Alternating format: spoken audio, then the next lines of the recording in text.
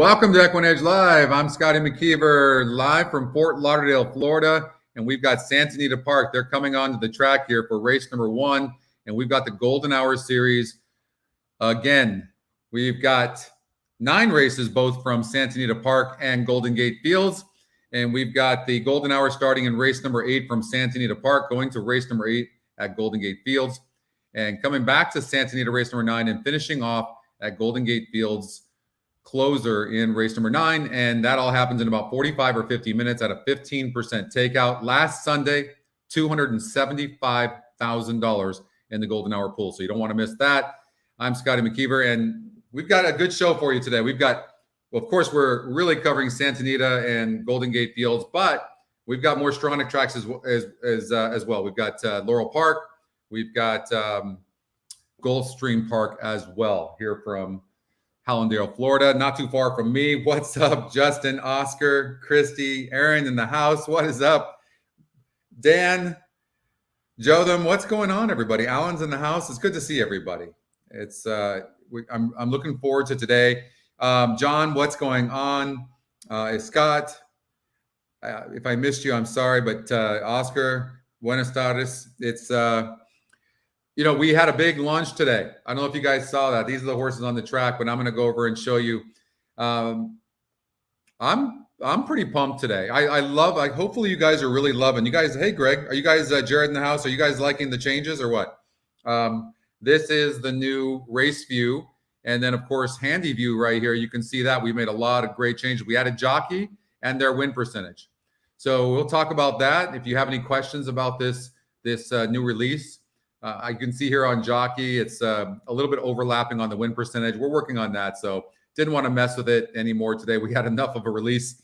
I think poor Brad and Riley on intercom must have had 150 different people going, hey, what's going on here? What's happening? We did have a little bit of issues, but we've it looks like we fixed that. So big shout out to Riley and Brad and Ruben, of course, and the team. So John, of course, and so big shout out to you guys as well. If you guys liking the new stuff, yeah, it's great, right? I've heard a couple of complaints about mobile a little bit. I can tell you, it's not been many, only about 4, but I think there's some positives to the mobile, and then there's a few areas where maybe we can revert back. So I can tell you that the team's going to work on that starting on Monday. So if you did have an issue with mobile, we're going to address it, but feel free to email me at scottypick6@gmail.com and let me know your thoughts. Try to stay clear from intercom unless you have a problem. We'd really appreciate that. So yeah, so neat tweaks for mobile, use the full view though. Yeah, the mobile's not easy. I mean, we don't have a lot of space. You can see we added the jockey, and so we had to do this toggle. Some of you didn't love this toggle.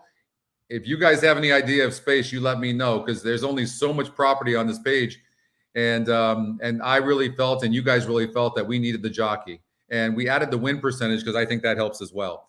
Of course, if you're new to the show, you know that we're testing out an algorithm that gives winners, hopefully winners today, that pops up. I'll let you know when that pops up. A horse just popped up at Golden Gate Fields. So that'll be fun. It's an algorithm we're testing out. It's not available to the public just yet. But whenever it does pop up, we will play those horses, okay? All right. That's the opener. Big shout out to Justin and Andrew. And all right, listen. Okay, look at this. Look at this. Scotty is now live, and you can join. Okay, that's pretty cool. I think Brad and Ruben are working on that now, and so that's new. So glad to have that as well. So just lets everybody know, hey, we're live for the show. What's up, Mike? Thanks for your kind words too, by the way. None of that stuff goes unnoticed. Always really appreciate the love. What's up, Patrick, Kent? Everybody's working really hard. I recognize anytime we make a change, even like here on RaceView, it's a little different. We moved the metrics away from the odds. That was my decision because I didn't like all the odds. Once we added EE Morning Line and didn't do the toggle of it, I didn't like all the metrics right next to it. It just was too much, and it was killing my eyes. And so I understand it's an adjustment though. So bear with us. If you really feel strong about something, your opinion, and then we'll get somebody else that has just the opposite, right? So we're doing the best we can. I feel like this release was amazing, and I feel like it's way easier to read, and I love Handy View now. I love this. This is our past performances, where you can see how clear it is. If you didn't see this, the win percentage is blue. So if you go up, you can compare and go, okay, this horse was 35% last time out. Now it's 50%. The genetic strength rate in GSR, it was 73. Now it's 64. So it's going down 9 points. So that's a negative. So you got a positive in the win percentage and you got a negative. Then you see the SOR of 58. Today it's 66. So the one actually is facing better today. Maybe it can handle that rise. I don't know. But can it handle the drop in GSR? So you see what I'm saying? So that's how you utilize that stuff. And then you look at other things like the top equine edge pick is the one. It's obviously the top win percentage. And then you can sort the metrics here from the dashboard, not the dashboard, but the race view here. And you can see that as far as pace goes, the one horse is the fastest horse in the race. But what I do like about the one is that it can rate. So not a lot, but it can rate. It's going to be on the lead, so it's not going to matter. What's up, Angela? So hopefully you guys like that. And let's see what do we got here. Okay. Oh, I thought we're gonna do a pick 5 real quick, but I thought this first 3 races was all chalk, and I'll do a $60 ticket. I'll start there. I do think the one's a single. I did think the 6 horse who's coming into the country for the first time for Phil D'Amato, Rispoli jumps aboard. Jockey trainer combination is 20%. So first time for Phil. I do think it's going to be very tough. You got the bug, Diego Herrera, who's getting a 5-pound weight break. By the way, we're going to add that. I know you don't see it here, but we're going to add that. I was talking to Justin a little bit earlier, and he told me that. So, but you can always know that Diego right now, as long as he has this bug, is going to get a 5-pound weight break. So I know that up here, we're going to add more and more. You can see we've added the jockey, and I don't know where we would put the weight yet. I might put it on the bottom of the name. I don't know. I haven't decided yet. I don't like to make things, I like them to be clear, concise, and not too confusing. So we try to be really diligent and cautious with some of the changes we make. So I do think the 1 is a single. The 6 is getting bet. It's 2-1 in the Equine Edge morning line, actually. This Kaysen horse has been off for a year and a half. The thing about these types of horses, if you're off a year and a half, most likely, not always, most likely you have a tendon issue. So you never really come back the same. I think this horse really had a lot of class before, so I don't know what to think of it. Plus, it's coming off a layoff. I do know it's got a good workout, and but it might need the race. I genuinely don't see anybody winning the race other than the 1, 4, or 6. So you can make that decision, but maybe the system is singling the 1. We'll see. In race number 2, I can tell you, in my mind, this is a 2-horse race, not a 3-horse race. I don't know how good the first-time starter is for Bob Baffert. And taking the Dubai World Cup today. I can tell you about Devil Moon, though. I can tell you if you look at the GSR Plus, this horse has never been on dirt, but on the turf, it has a 63 tab. On dirt, it has an 86. So 23 points difference. This horse is likely to be very, very tough to beat, and is probably going to be on the lead. Baffert's horse, first-time starter, draws the rail. So, but it's only these 2 horses. So we can click on the toolbar, click on X out the 3, lock the race, and regenerate, and it'll add more horses in the other legs. You can see it's just added a bunch of horses in race number 3. So in this race, leg number 3, race number 3, the 1 horse, Ute, Your Honor, or whatever that is, I don't know, Your Honor. Ute, Your Honor, U2, Your Honor, I don't know. But anyways, first time 2 turns, took a very awkward step. Did any of you see that race replay in the last race? Really, really bad step. It looked like the horse was going to run away. There was a very fast pace up front that this horse was a part of. And this horse was rating and relaxed. And this horse actually, up until the last race, was first or second in all 4 races. I think the 1 can run here. I think that the race is, I think, can only really be won by the 1, 5, or 6. That's my thought. But you can see my notes here. Big class hike on the 4. And well-bred, though, I take that back. The 4 could win the race as well. This is a tough race. You might just do an all in here, or you might single the 1. The Exactly Windy just broke its maiden, but it's going from a 46 SOR to a 68 SOR. That's pretty high. We're not doing fairgrounds today. We're not doing fairgrounds today. We've got all the Stronach tracks. So the one, they're going into the gate right now. And I can tell you that if we did this right now, regenerate, that's the ticket I'm recommending. Istanbul, the gray. Guildsman. Actually, I'm going to add this 5. Star Racer to complete the line. All right. All right, let's see if this one can get the lead. They're in the gate. We're going to go to Gulfstream, Jared. And they're off. Istanbul is very quick away from the gate. So too Cotopaxi. And Cotopaxi takes the lead as they get to the main course.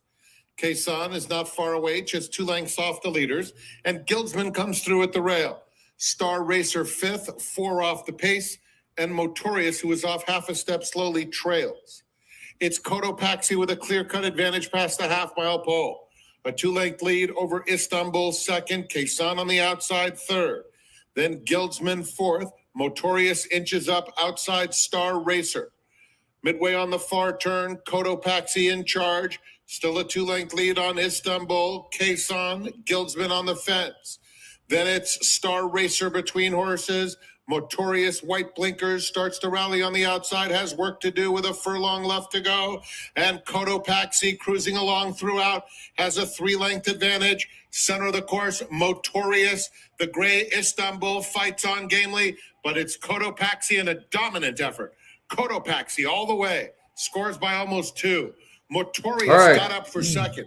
Guildsman. One goes gate to wire, just like we thought.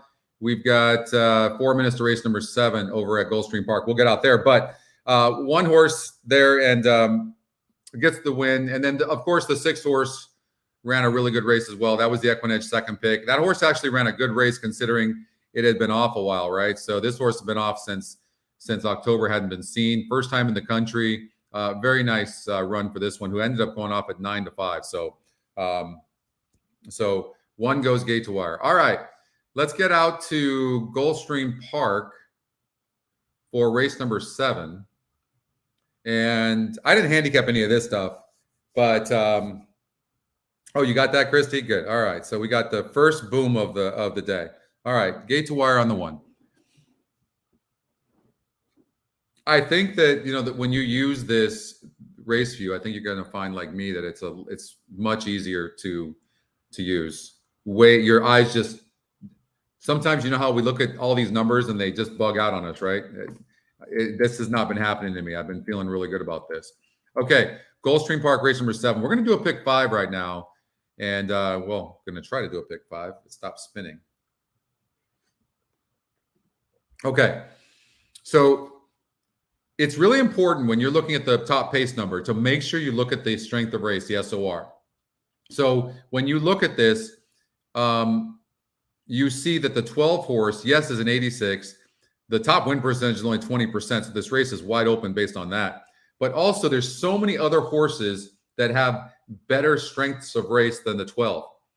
So even though the 12 has a really nice pace number, I would argue with you that maybe the 5 gets the lead because it's a 75 pace, but it's got a way higher SOR. And so, but it's a bit dead on the board. But I think this horse deserves a look. And you got Jaramillo. So I highly doubt that Jaramillo is not sending this horse. So I would take the 5 horse very seriously. I'm going to throw out the 12 and say the 12 from that post, 5 furlongs, and not much class is not going to gate to wire. So I'm going to eliminate that one already. And what else can we find here? Let's see. Why did I didn't like this layoff for the 10. And all it did was win against a group of SOR of 50. So I'm going to think, 1, this horse needs the race. And then 2, it got the lead and lost ground against a lot weaker horses that are lined up in here. So I think the 10 has a lot of proving to do. And there's a lot of speed to the outside of the 10 as well. So I didn't like the 10. All right. I think the 5 could go gate to wire, but we'll see. This 7 horse, the first time starter, 6-1 on the Equinedge morning line. the pace of the horse is a 56. It's 33% to win, and it's Equinedge long shot. I mean, holy hell. And you got Bourbon Ready, who's 4 to 5. I think the system's spot on with the 5 and the 7. In this race here, you got a 3 to 5 shot. It's using the 6 as well. And it looks like those two horses, but Lucci has the speed and the class. But this horse did win pretty easy last time out. So we don't really know, unfortunately, we don't know what the upside of this horse is. We do know, though, it's moving up really in class, and the 6 horse could go gate to wire. But I would use those two horses in here. How much time do we have? All right. We've got, we sort the pace. Big pace, I would not leave out the 4 horse for sure. This horse is 7 to 2 on the Equinedge, more in line to 3.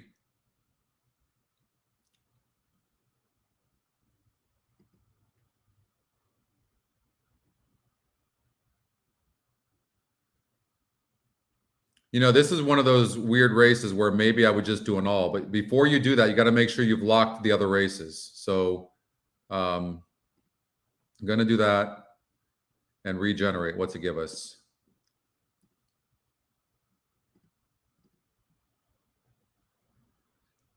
So the 8 horse, Celestial City, my note says can run some. And now it's going to probably get the lead, top Equinedge pick. You know, maybe something like that. Want to make sure I don't miss this. All right. Anybody else have an opinion? What's up, Nathan?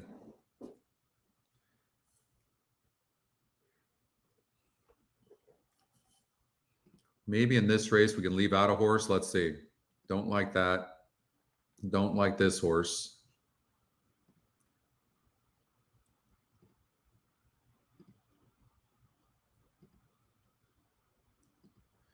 You know, I really think this 5 horse can run a really good race. I'm going to say leave out the 9. It's a $64 ticket. 2, 4, 5, and 7. I think the 5 can go gate to wire.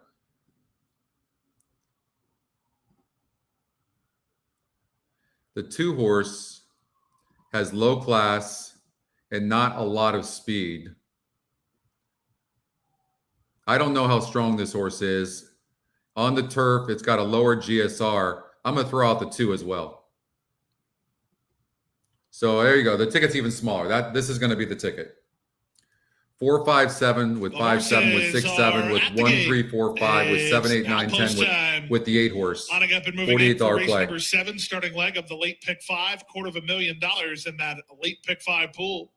Get him, Chuck. 5 to 2 respect for number Always 4. rooting for you. Artos as the public pick currently. 7 to 2 money for number Thank 5, you, American Steve. Starlet. We've come a long way. Of Mystic Eyes, who was the morning line choice. Yeah, we had a few live odds issues, and we had some upcoming races issues, but Brad's all over it. We are getting closer to that. That's proved a little bit difficult. What's up, Ronnie? I haven't seen Ronnie in so long. Ronnie Sizzle in the house. It's always good to hear from you, my man. Always. Fawning last all right, place. let's go. Let's see. We got the 4, 5, and 7. See what happens here. Good luck, everybody. Here's Poema. Hey, Colin. Artos, Comedic. Horse popped up at Golden Gate Field. I'll give that out in a second. Cardio Princess and Creative Girl to the outside. $75,000 up for grabs. It's the co-feature on the Saturday program, the Melody of Color Stakes. I'm going to be with you all the way through the end of Golden Gate Field's last race. So we're going to have a lot of fun today. Who knows? I might even get a bourbon. Hector Barrios riding Creative Girl. They take the outside gate.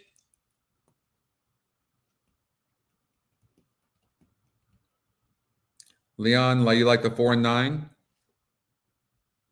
Creative Girl, not quite situated. Let's see. I'm playing against the 9 from that post position, and hopefully I'm right. I think the 5 could go gate to wire. 7's going to get a good trip as well. Buena suerte.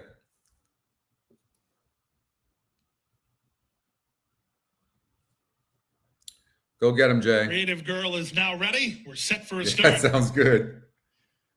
Racing in the Melody of Color Stakes. Level beginning.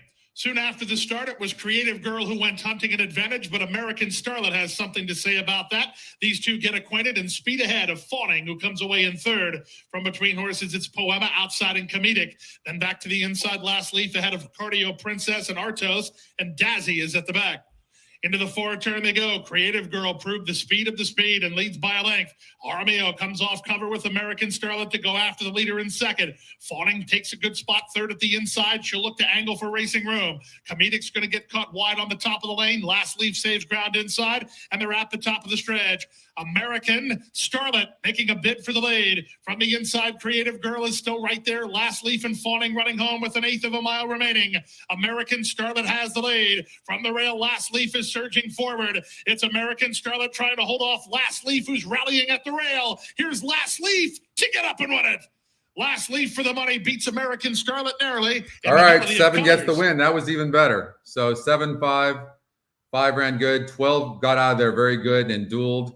The reason I can tell you that when you look at that, why did the 7 or the 5 horse have an advantage over the 12? Because they were both equally fast, right? And remember, I said the 5 might even get the lead, and it did early. All because of that SOR. So watch that SOR as well. That's the reason why I put the pace number and the SOR next to each other. Okay, so you want to watch for that, all right? So that's a good start. I'm not playing Oaklawn today, guys, but in race number 6, the 7 horse popped up. Okay, and a horse just popped up at Anita Park as well. So we'll talk about that. But that's a good way to start over at Gulfstream Park in that pick 5. 4, 5, and 7.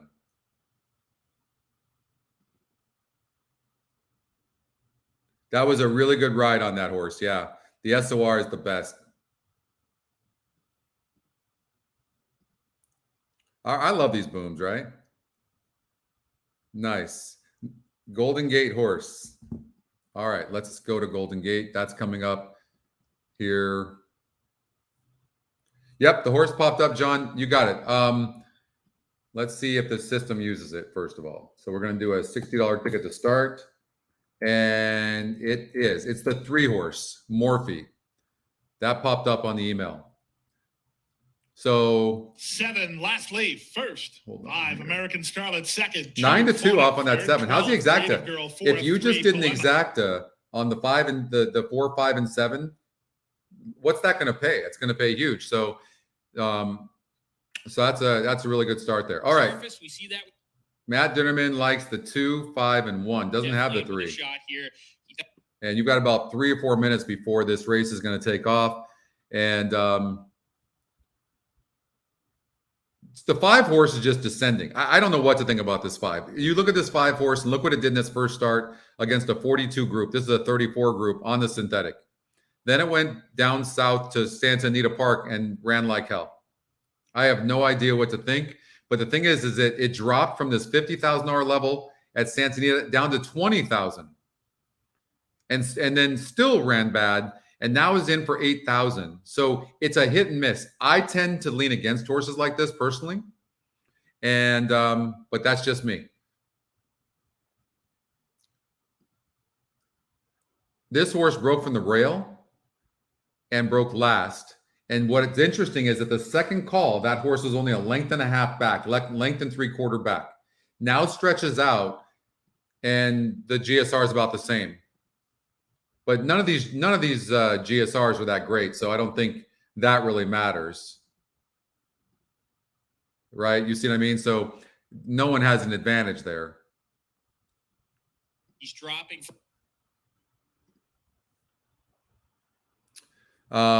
So again, I would probably, maybe do a 1, 2, 3 exacta box and try to beat the 5.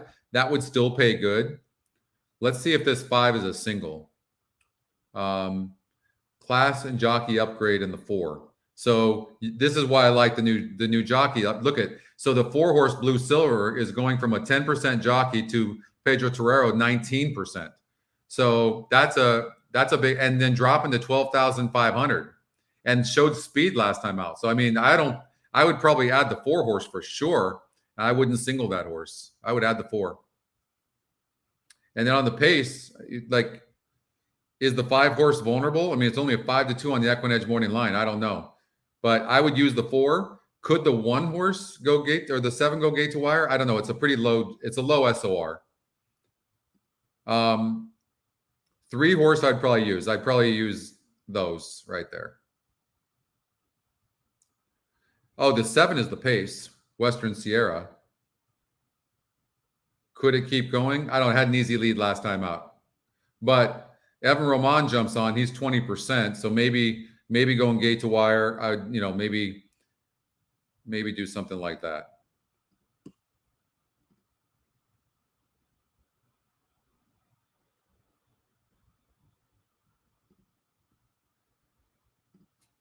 All right, so 1, 2, 3, we got those, and then the 4 horse 7-5 single, and then here top 2 win percentages. It's a wide open race. Hot Rocket, second time starter, certainly looks like a player in here.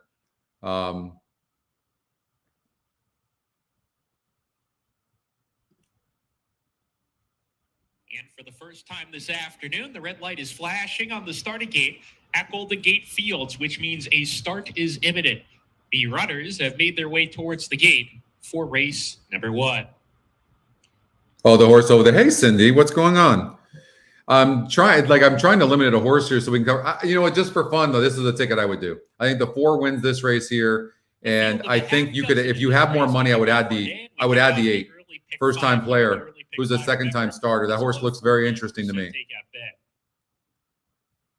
So, but you can see it's a wide open race.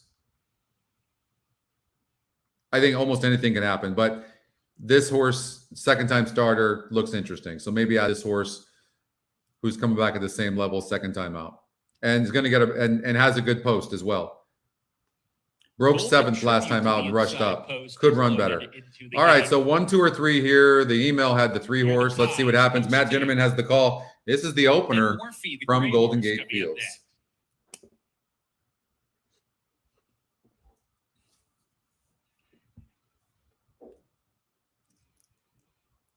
Working with Morphe to post 3.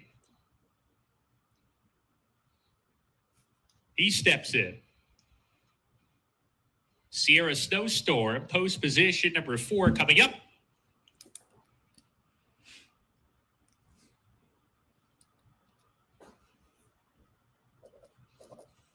Two back. Sink to post position. Hey, Van, what's going on? Second to last to load. You like the 3? And to round out the field, even Steven. Let's get the 3 to win. Horse popped up as Santa Anita as well. Even Steven's in. We're ready to go.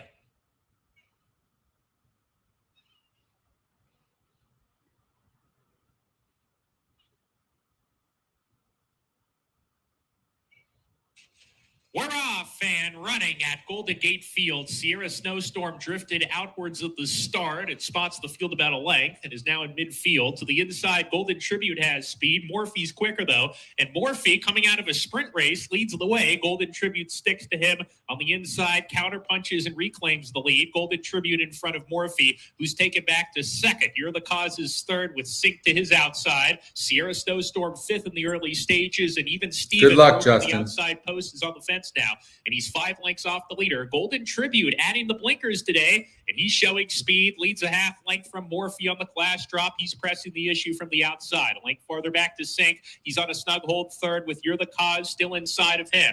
Sierra Snowstorm is next in the 5th spot, now under pressure, being sent along a little bit. Even Steven moves to the outside of that rival at the back. There's a half mile left to go, and Golden Tribute continues to pave the way in the opener. He's in front, a length and a tail. Morphe in second, goes okay as he hits the 4-turn run. Sink is following him, now niggled along. You're the Cause is pushed along, still on his inside, but under a ride down on the fence and a gap of a length to even Steven. Takes the second last spot from the weakening Sierra Snowstorm as they approach the quarter pole.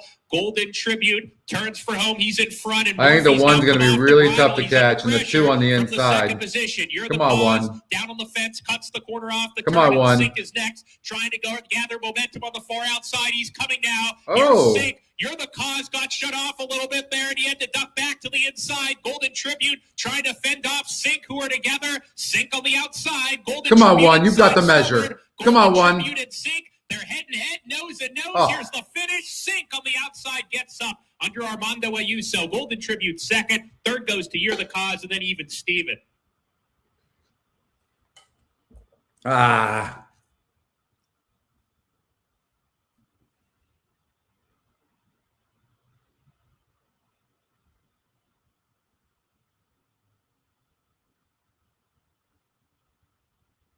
Did the 5 cut off the 2 or no? I really couldn't tell from that angle. You'd need to see it from the pan view.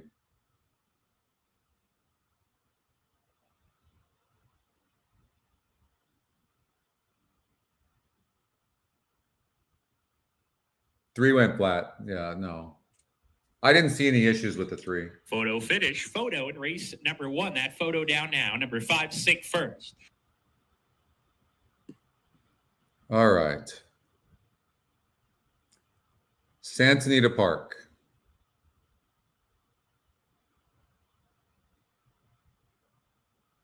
Yeah, it did. All right. We can't win them all. So it's really a matter of how good this 1 is. The 5 is completely live. We know that it's going to run a good race. It's just a matter of how good the 1 is. And it's a Baffert horse. It is drawn on the rail. So I think the key is how to bet it. And I'm thinking right now.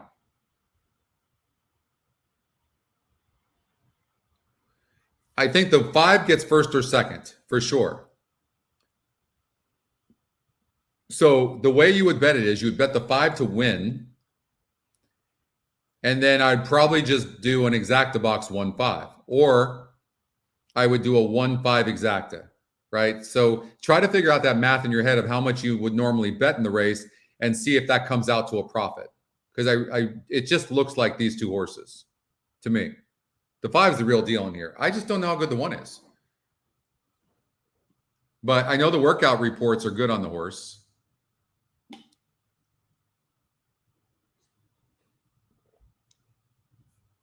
I know they're good.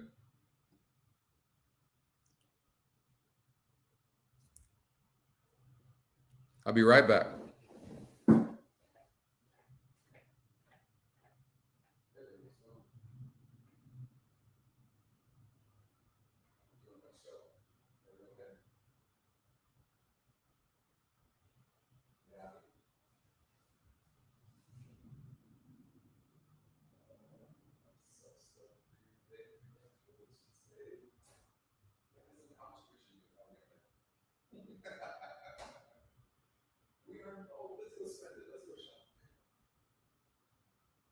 Okay, you own me. You own me. That's right.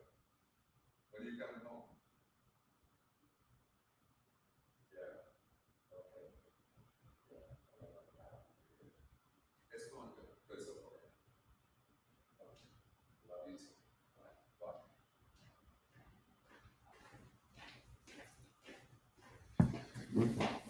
Bye. Okay. What's up, Bill?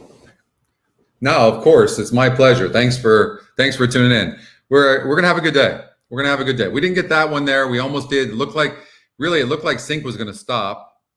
2 got shut off. That was a little unfortunate. I knew that 5 was not gonna run that good, but So I think what we have to do here is figure out like how to bet this race. I really, truly, in my heart, believe the 5 is gonna be first or second. The 1 could break bad from the rail. We'll see. I don't know how good it's breaking. I know it has talent. I didn't think the 2 and the 3 were much, and the 4 and 6 I eliminated. So what is the best way to bet this?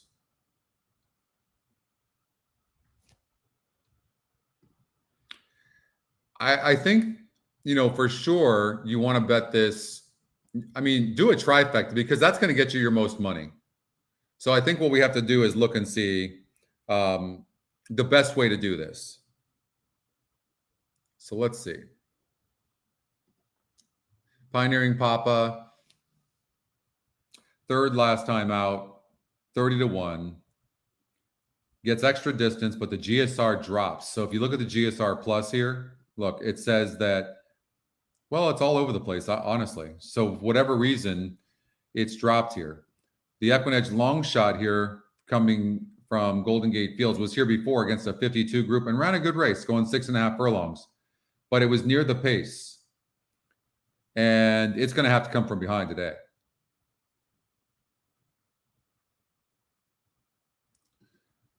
So the thing I like about the Equinedge long shot to fall into the money is that it's not going to be dueling with the 1 and the 5.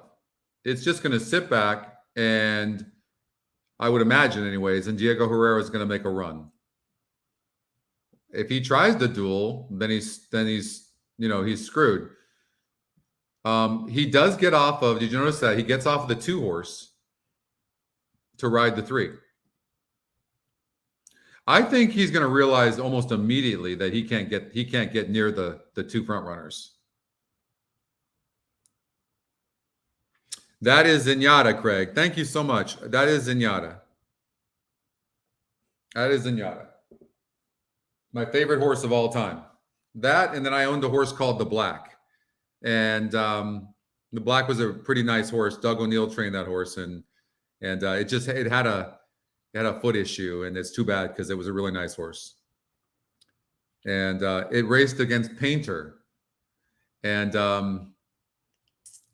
it was a nice horse. It was a nice horse. Didn't get the best ride in that race against Painter, but it ran good. All right.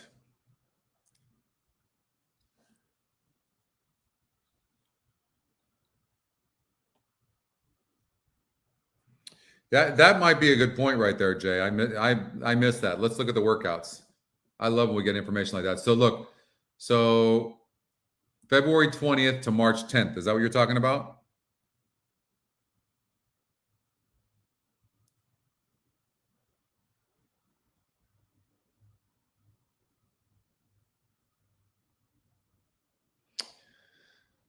That's interesting spacing right there. I don't know, but the last workout was really good. Thank you so much for that. I really appreciate that. The team appreciates that. It was Brad was up all night long pretty much getting this release, because you can't do these releases. You have to do them late at night. So, but 4 minutes before this race at Santa Anita, and I can tell you that I've been watching this 5 after that last race. So this horse had issues last time out, and you can see it's going from a 65 GSR to a 79, and this horse is bred for dirt. No doubt about it. This horse actually might have a future. I'm going to say that the 5, I think the 1 and 5 are going to be dueling the entire way. I think because of the post, I think 5 is going to beat the 1. I really do. I would do like a 5-1-3 trifecta cold. Same as the Equinedge picks have it. And then maybe you come back with an exacta 1-5 just as a cover bet. That's how I would do it.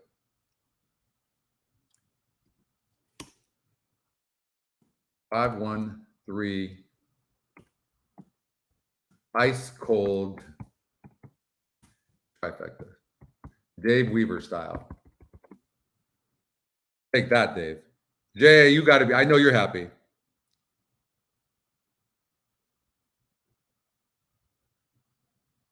I very rarely look at workouts. I don't like to get influenced by them. I really don't like to.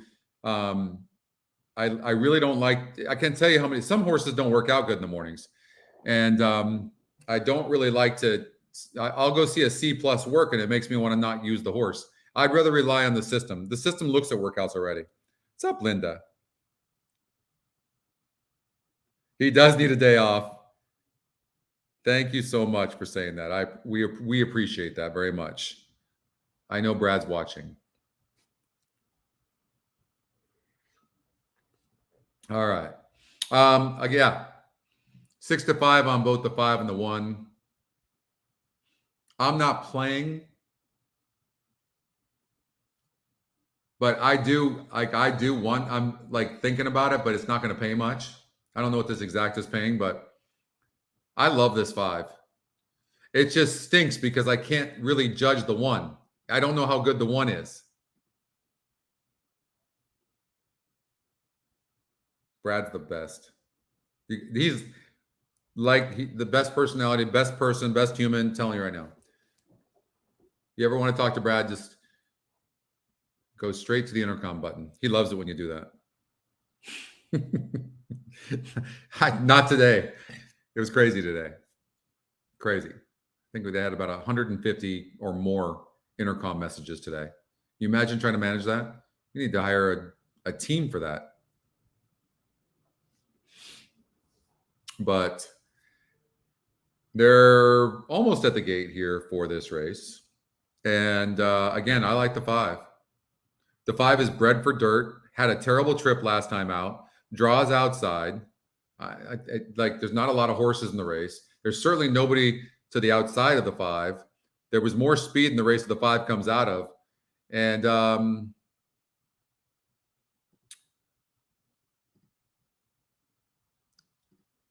the only thing I will say, and I don't know if it's the owners or what it is Mandela uses Hernandez. I think he's using Hernandez today, but he takes Hernandez off of the 5. And sometimes maybe if the horse has trouble or something like that, maybe what happens is they just feel it's bad luck and let's change jockeys. So Mike Smith jumps aboard for Richard Mandela.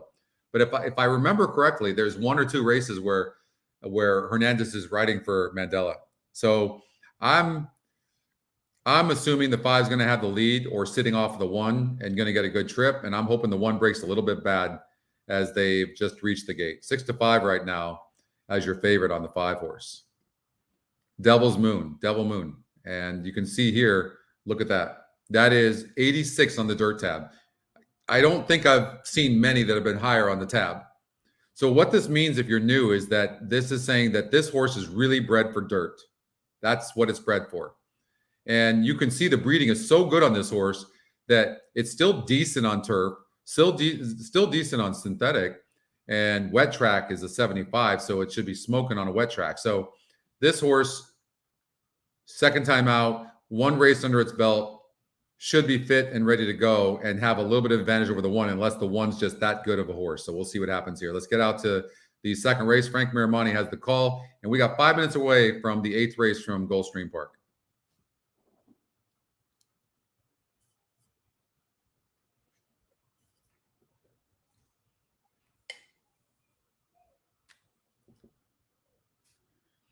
Royal Orb to the outside. Hey, Curtis.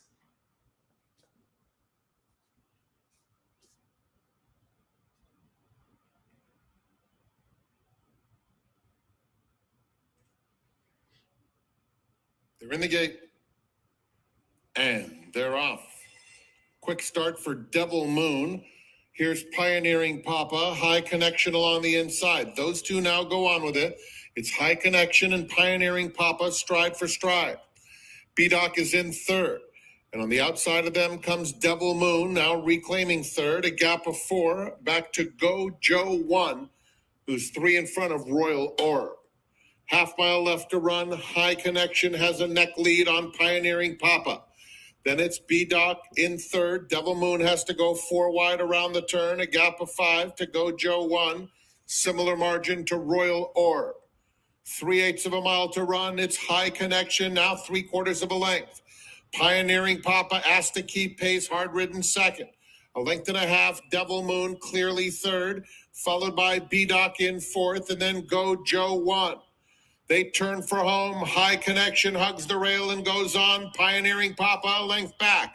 2 more to Devil Moon in 3rd, and now with an 1/8 to go, High Connection waves goodbye with big strides. Long gone is this firster, High Connection, romping home. Wow. High Connection will win by about 7 or 8 when the smoke clears, maybe more. Pioneering Really Papa disappointing 2nd, effort from the B-Doc 5. 3rd, I really can't then make Devil sense of Moon it. and Go Joe 1 Perfect in a trip, photo broke for good. I don't know if there's an issue with the horse, just did not run good. That was disappointing. But the 1 horse High Connection gets the win. Hey, Manny, what's going on? Yeah, that was impressive effort. That was just really, I don't know. I really don't know what that was. Really strange effort from the 5. Was so loaded in that last race, I can't even tell you. This is a nice horse too, so something is up with this horse. All right, let's get out to Gulfstream Park, race number 8, and see if we can find a winner in a vertical bet. All right.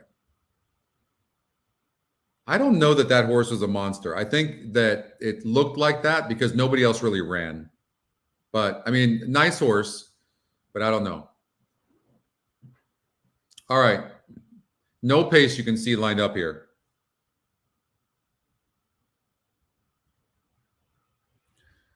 I don't know. I don't know what that's all about. You'll see that all the time, and these horses will run good, but that was really weird. I mean, I saw the past race. I mean, the horse was loaded, so I don't know what happened. I really don't. Had a perfect trip. I was a little worried about the 3/8 pole when I'm seeing him really not make a move. And I'm like, I mean, he should have been so much better than that, so I'm not sure. 4 to 5 on Bourbon Ready. So in this race here, we've got the 7 and the 5. And they're both getting bet. I think the 7's a runner.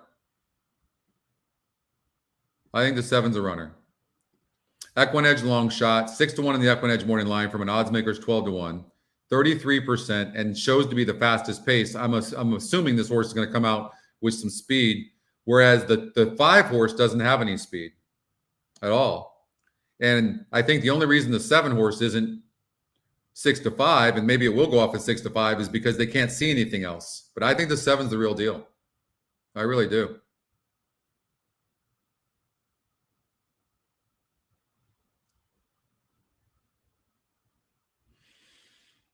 So let's see if there's a bet for us.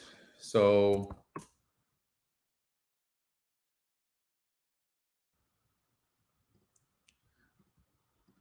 I'm going to say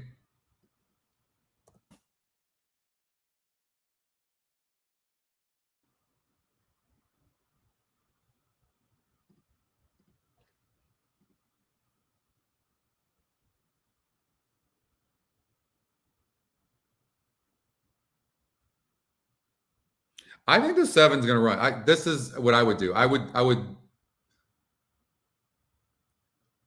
do a win on the 7. I would do a trifecta with the 7 on top. But what you could do is come back with a 1, 2, 3, 4, 5 exact over the 7. Could do that. It is, right? First time starter, Equinedge long shot, top win percentage and top pace number. It's insane.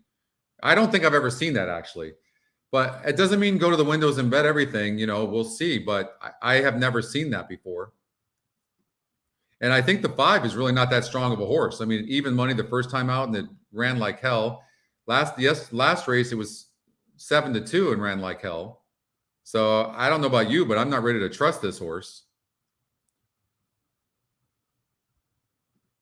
Especially in a race where there's 5 first-time starters. There's no way. I don't know. I think I bet the 7 to win, and then maybe come back with an exacta 1, 2, 3, 4, 5 with 7. I don't think the 5 doesn't necessarily need to even be second. I recognize it can win because we don't know how strong the first time starters are, but maybe there's a price to be had. The 1 horse is the Equinedge second pick. George Weaver can get a winner here for sure.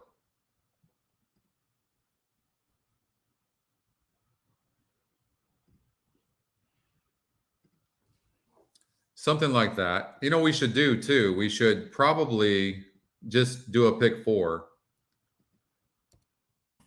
singling the 7.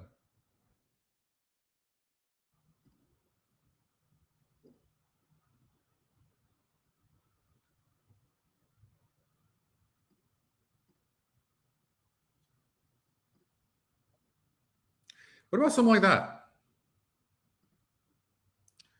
If you single the 7 and you win would be big.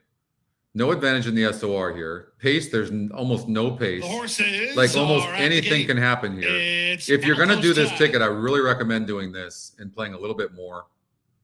Let's see here. I would really recommend that. It's not worth leaving out some horses in a race that looks wide open. maybe the 8 can go gate to wire from that post. Certainly a possibility. Now for race number So you 8, might want to single the horse, and I eight can run for some. the bettors have So two maybe what key you do is if contenders you here. do this ticket Five and then do Bourbon one Ready where you're with single 7 the by 8 Crazy on Neighbor. a couple of bigger ones, like multiple 5 times. with race That's experience, what 7 the way I'd making a recommend that. career You debut might want to tonight. do a daily double here, 7 And over the line 6, goes 7 as well. blinding light, Let's see if we can get this racing 7 away home. from Come on, one time for us. Now, win no joke. Here's the West Point colors on Bourbon Ready.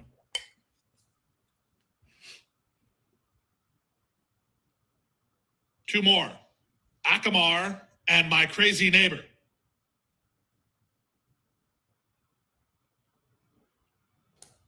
My Crazy Neighbor and Corey Lannery draw on the outside to complete the line. 5.5 furlongs. We are set for a start. And they're off. Level beginning. Soon after the start, it was Blinding Light who headed off for the early advantage. Splitting horses, Our Admiral is on the go. Beaten for speed is this favorite Bourbon Ready. He's ahead of only one, and that's Akamar, who's last of all as they speed past the half-mile point. With the advantage, Blinding Light on top for Jaramillo, on top now by almost 2. Win No Joke is second. Our Admiral is now third, picking it up well in tight between horses is Bourbon Ready. Outside of him and My Crazy Neighbor. Driving through it, the rail well ridden is Away From Home, and the trailer is Zakamar as they pass the quarter time in 22 and 4. Past the 5/16, Blinding Light has the lead by a length and a half. Win No Joke is second. The favorites are third and fourth. My Crazy Neighbor has to go outside. Bourbon Ready elects to stay inside as they straighten for home with less than a quarter of a mile to come. It's still Blinding Light to target. He turns for home on top 2.5. On the outside, My Crazy Neighbor tries to make a late impression toward the rail and Bourbon Ready. My Crazy Neighbor starts to gather in Blinding Light, who needs the wire. Blinding Light reaching. My Crazy Neighbor's got him. My Crazy Neighbor in front. Blinding Light was second. Bourbon Ready finished third. 5-2. Fourth in 105 and 3. 5-2. That post position, if you don't think post position plays a role in all that, that horse had the absolute perfect trip. If that horse was in the inside and didn't have that clear trip, doesn't win that race. So we always have to look at post, but that's huge, huge.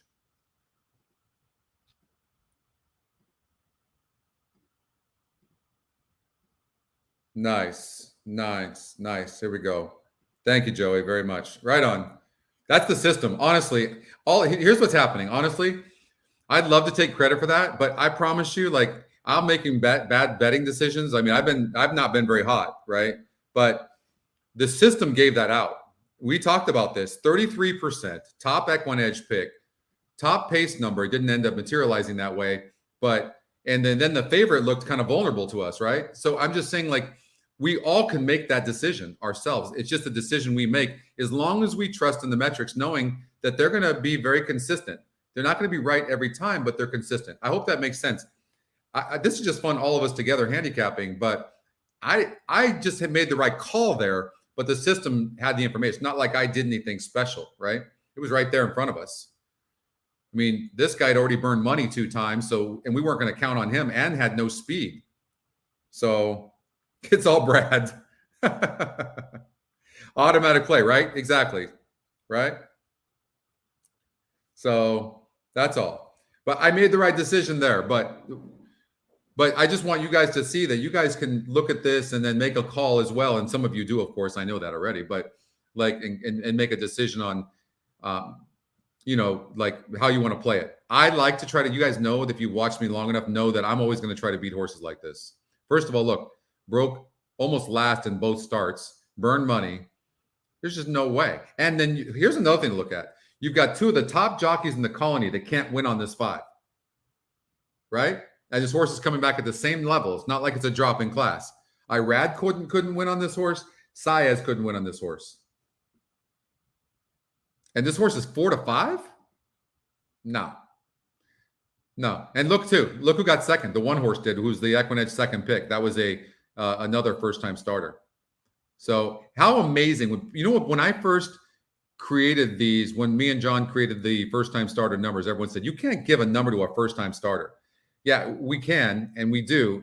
And look at the algorithms. The Equinedge picks had the 1, 7, and 5. They came in first, second, and third. How crazy is that?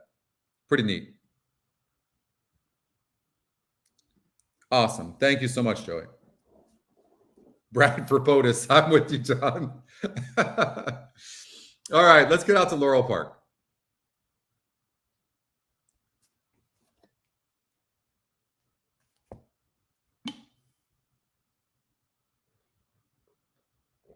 Agreed.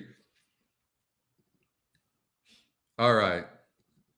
Thank you guys for pushing for the likes. If you haven't liked the show yet, please like the show. It really helps our channel, and we really appreciate that.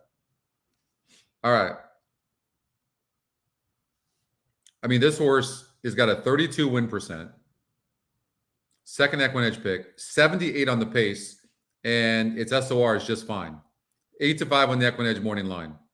The 2's getting bet, no question, but this is a huge pace advantage, right? Let's see here. Cruz back aboard. Cruz has won the last 2 races on this horse. I think this horse's form is just really good right now. The other thing we look to see if there's any pace on the outside of this horse. Well, of course there's not. It's the lone speed. I think the Equinedge long shot, the one, looks like the type of horse that could just come from behind and get a piece. I don't think it can win, but I think you could get paid here on the one at 14-1. So watch for that. It's just going to be how you play it. I think the 5 wins. If the horse is going to beat the 5, it's going to be the 2, and then the 1 probably gets up for 3rd or 4th. So now you just got to bet it the way you want to bet it. Oh, they're already taken off, aren't they? Sorry. Anybody tell me that? Treasure Trove by 3 from Money Ride and Plot the Dots 3rd to the outside. Now 2.5 furlongs left to go. Then it's Dixie Draw ridden at the rail for 4th position. Bobby G is 5th. Top of the stretch with a 1/4 mile left to go. Treasure Trove bid early in the race. Has to hold off Plot the Dots to the outside. And a resurgent Money Ride down to the inside. Treasure Trove. Here's Plot the Dots and Money Ride coming back from more out of the inside. A furlong that left race to didn't go It is anywhere Plot we the thought, Dots did in it? front. Did the Plot 5 the break Dots, bad? Treasure Trove, Money Ride. Dixie Draw is 4th, 16th left. Must have Plot broke the bad, Dots right? And Kevin Gomez. What did I is miss? clear. Plot the I didn't see the Dots, beginning of Treasure that, but Trove I'm guessing the Logo for 5 broke 2nd, bad because the Money 5 Ride had for such a 2nd, dominant Treasure Trove 3rd, pace then it was advantage, and Dixie to Draw not even be 4th, on the and lead is Bobby just G. crazy. That was weird. 5 took back on purpose? On purpose? What's wrong with these people? Nah, he had a broke bad. That makes no sense. Look at this. He's always been on the lead. Why would he take back? He had to have broke bad. So strange. That is really strange. You remember I'm always telling you to watch out for these horses that get claimed. So when you see this in red like this on the jockey trainer combination and you see 29%, you watch, you're going to see, usually you're going to see improvement. And that's exactly what happened here. Right. So watch for that. I would say, maybe trainers that are 17% or above, take that trainer change very serious, especially when there's a good jockey trainer combination. All right. Golden Gate 2.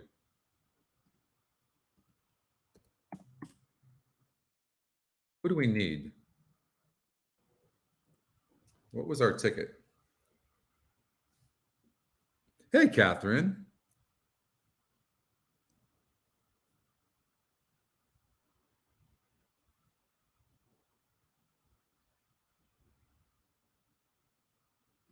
No, it just depends. There's so many factors. It's a wonderful question, and I understand it can confuse people. If you think about what it has to do, the system, especially when the multi-legs are very competitive, if you think of it from that perspective, and you're putting in a $48 ticket, I mean, you're probably only 2%, 3% to hit it anyways.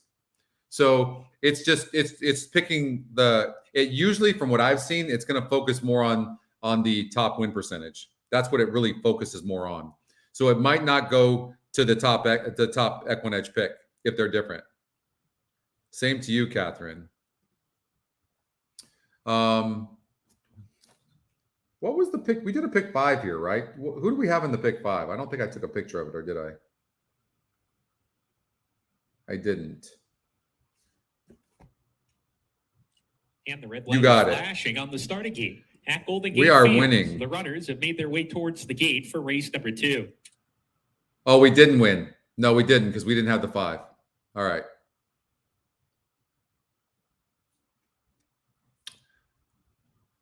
So Eddie's She's a sister, the runaway, 4 is horse, loaded to the inside post.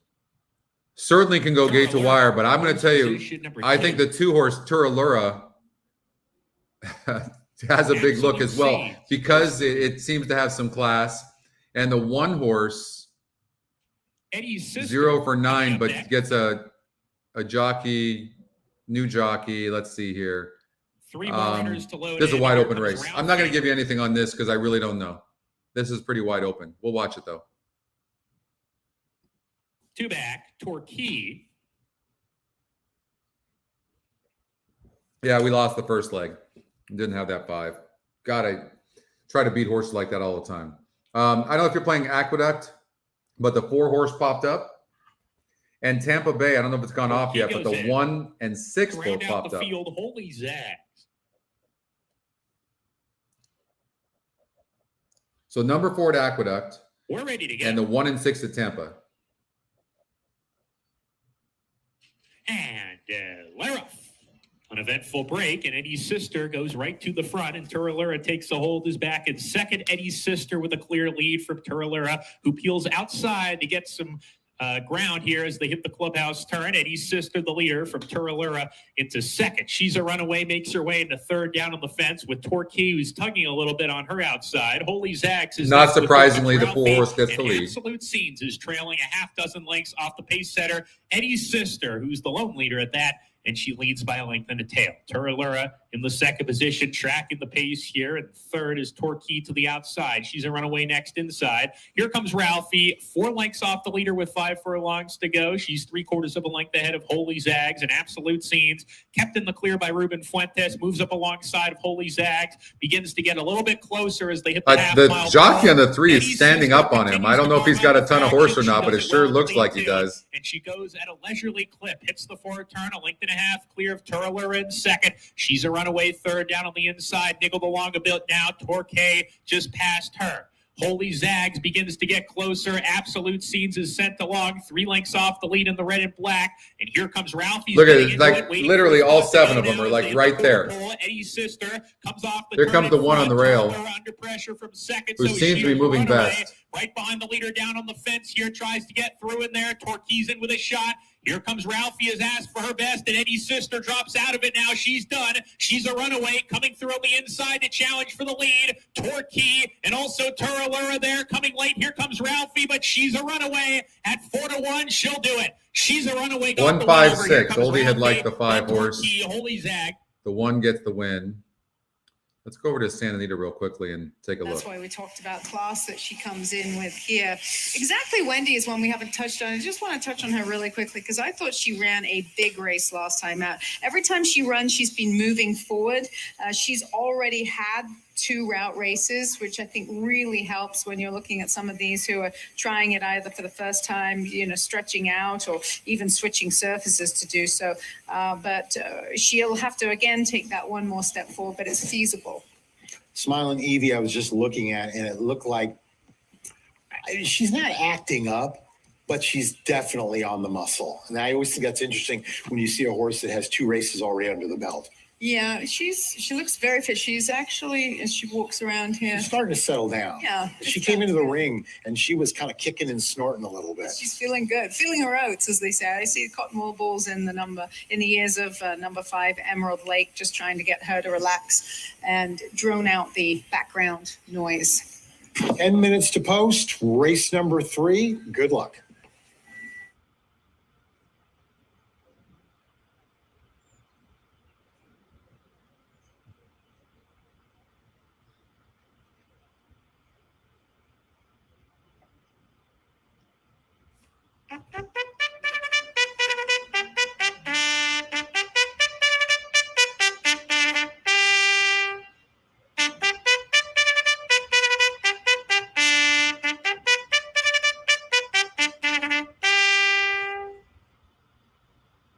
Field heading onto the track for the third. Thank you, Aaron. Named for Antoine Peterson's 55th birthday. 9 minutes to post. Thank you, Steve, very much. During the month of March at Thank Yamaha you. Resort and Casino at San Manuel, you can win a BMW M3 or up to $100,000 cash Did you have LASIK surgery, Cindy? Did I see that on Twitter? 6,500 slots, hundreds of exciting table games, a new hotel, and countless dining options. Yamava Resort and Casino at San Manuel. Look at Frank doing a commercial there. I like it, Frank.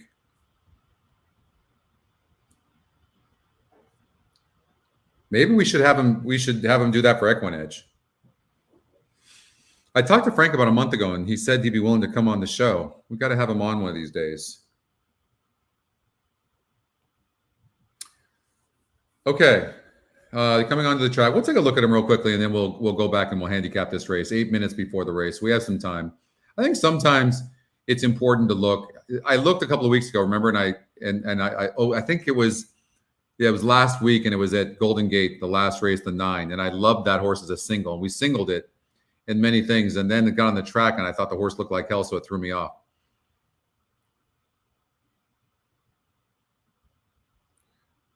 Yeah, so yeah, Cindy got some Lasix, some anti-bleeding medication. So I think from what I understand, Cindy, it just takes a while for your eyes to adjust, correct? But initially, it's kind of a, you're blurry, right? I know. Yeah, I can imagine. It's going to get better. It really does. Thanks, Jeff. I really appreciate that. Yeah, we've had 2 people complain that they don't like this. They don't like they liked the metrics next to the odds, but for me, it was hurting my eyes. It was too much. I needed a separation from the metrics and the odds. The odds are the odds, but one person in particular is not very happy about it at all. I mean, I get it. Everybody has their thing on what they like. And I think that eventually what we're going to be able to do is give people the ability to change their screen however they like to see it, doing the best we can. It's just impossible to please everybody. Impossible. All right.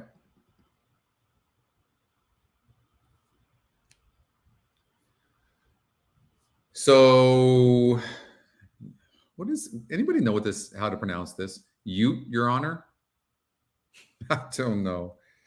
This has happened to me a couple of times when I was working on TVG. I was so embarrassed.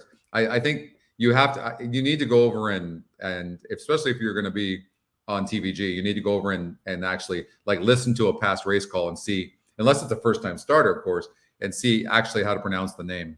But imagine being on live TV and you're like, Your Honor, you too, yeah, it's bad. Thank you so much, Rodney. I like the separation as well. So here's the story. I felt like is that what it is? Okay. And so is it, just say yes, Your Honor? What is that supposed to mean? I mean, I've seen My Cousin Vinny, but I only seen it once. So here's the thing with the 1. I'm not going to tell you guys what to play here, but I feel like I analyzed this race really, really good. The 1 horse can rate. It can. But it's going 2 turns for the first time. The GSR drops a little bit. Jockey trainer combinations, you got pluses and minuses. The jockey trainer combination is 44%. Only 9 samples though, so not a huge sample base. The Equinedge morning line is 2-1, but so is the 5. The 1 horse is going to be on the lead, has a big pace advantage, so I don't think it's going to even rate anyways, and it's on the inside, so it's sending. Turf is not a problem. The last race this horse had, it took a really bad step, and it was really close. There's 2 long shots, and this horse sitting right behind those long shots, and there was another 7 lengths back to the horse that was in 4th at the time. So going really, and then comes around them like a good thing, and then took a weird step, and Hernandez kind of grabbed the horse a little bit. And so I don't know what happened, but this horse is going to be on the lead, and I think it's going to be very tough to beat. It's 9-5 right now. Utes. Oh, okay. The judge, what? Joe says youths very slowly. So he says Utes. Got it. Utes, Your Honor. Okay, I remember that now. You can't please everybody, so you got to please yourself. There's an old saying too, I got mine, you get yours. I never used that. I know a lot of people have asked for a late pace. I got to think about that. I don't think it's going to do what you think it's going to do. I really don't. I mean, you see what the early pace is, and then you handicap from there. If we showed you something and showed who's going to finish the best, then you might just play that. This horse finished the best. It must be the winner. It's not necessarily like that, right? So I don't know. I have to think about it. I have to think about that. I'm not opposed to it, but I don't think it. We're going to get so many different metrics on here. It's going to be confusing as hell. These girls warm up, and I just love the It's appearance. so I love the opinions. I honestly do, but sometimes, you know, it's coming from more of an emotional than a logical position. The 2-horse EE Morning Line, big class hike, lost to the favorite last 2 races. So this horse actually was the favorite and lost. I didn't like that. Hernandez jumps off as well. I just don't think Hernandez would jump off. So I didn't love this horse. 3-horse. I don't think it's classy enough here. I really don't. I think you can do that. Exactly Windy broke its maiden, but now and barely, and it came from behind, no speed. And that was a 46 SOR group, and now it's in a 68 group. I mean, could it do it? Yeah, I mean, but it's also got to come from way far back. I don't know. I like the 1, 5, and 6 personally. I think the 5-horse. I can tell you this for sure. The group that the 5 faced last time out, I know it says 76, so it's probably pretty clear to you, but it was good. And it was only a 4-horse field. I know, but those other 3 horses were solid.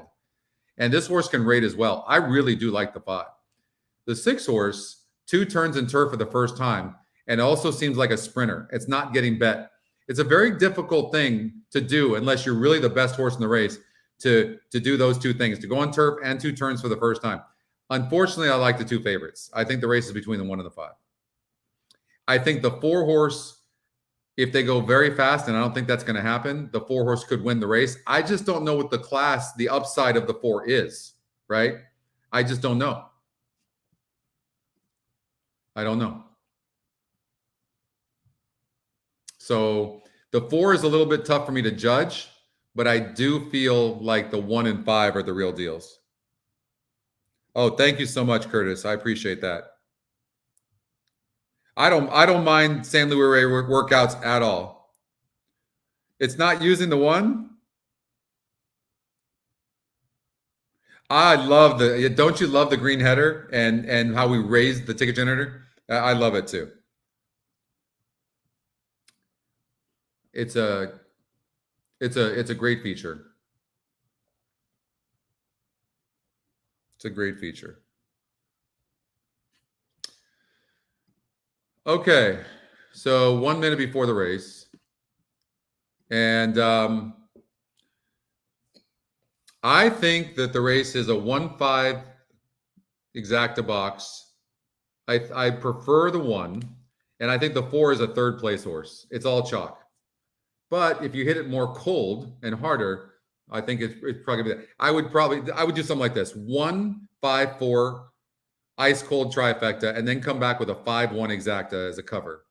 It's probably how I would do it.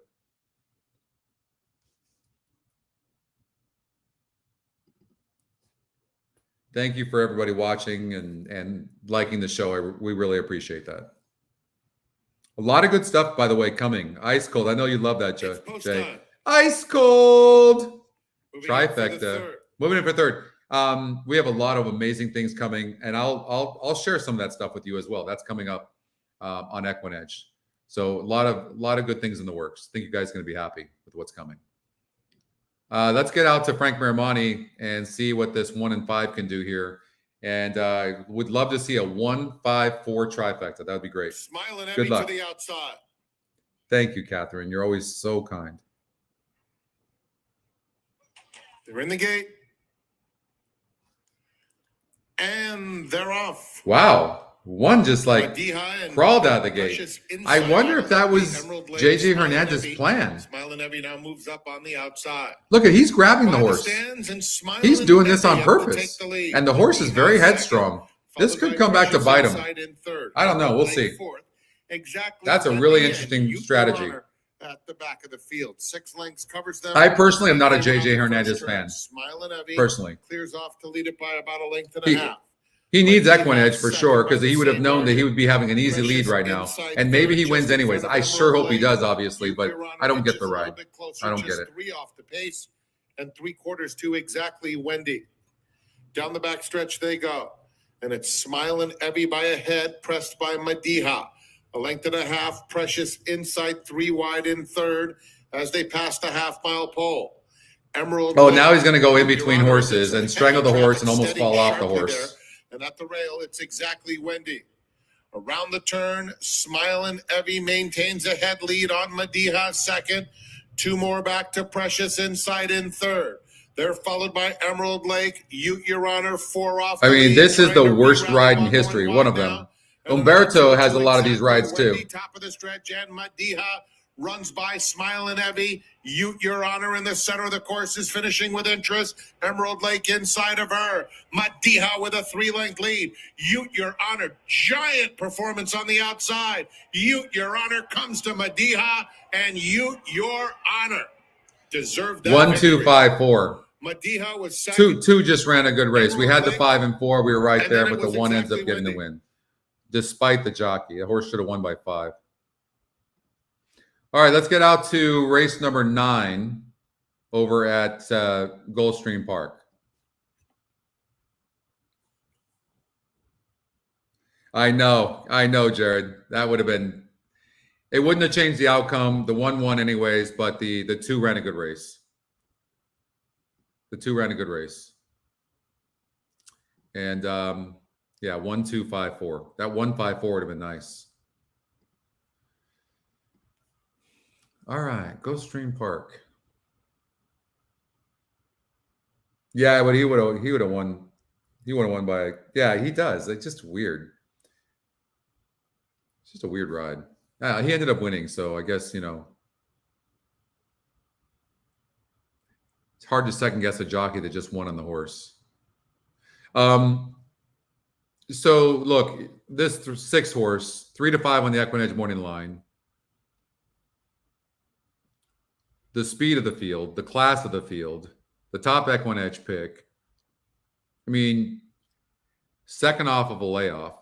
Actually, this is a layoff too. That does make me nervous. I don't like that. But the horse has proven to run fresh. You see that? But this horse obviously has its issues. And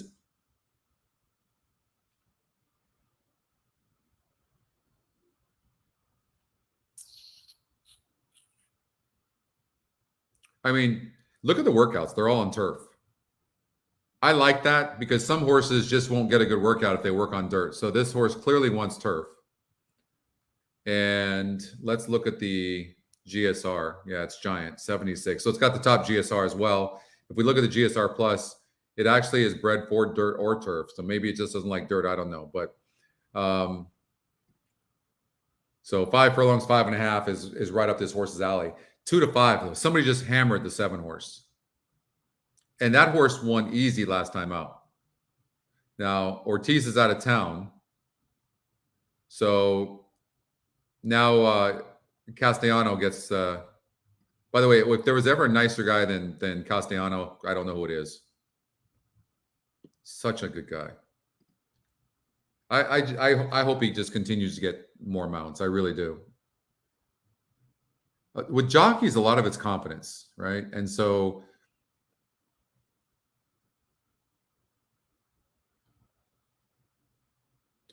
yeah, he is. I don't know. It's my opinion, but Juan Hernandez is overrated. So good question on the asterisk. So the asterisk is the front runner algorithm, okay? And we took it out because it just was confusing people, and it really wasn't obvious. It was really not as accurate as it needed to be.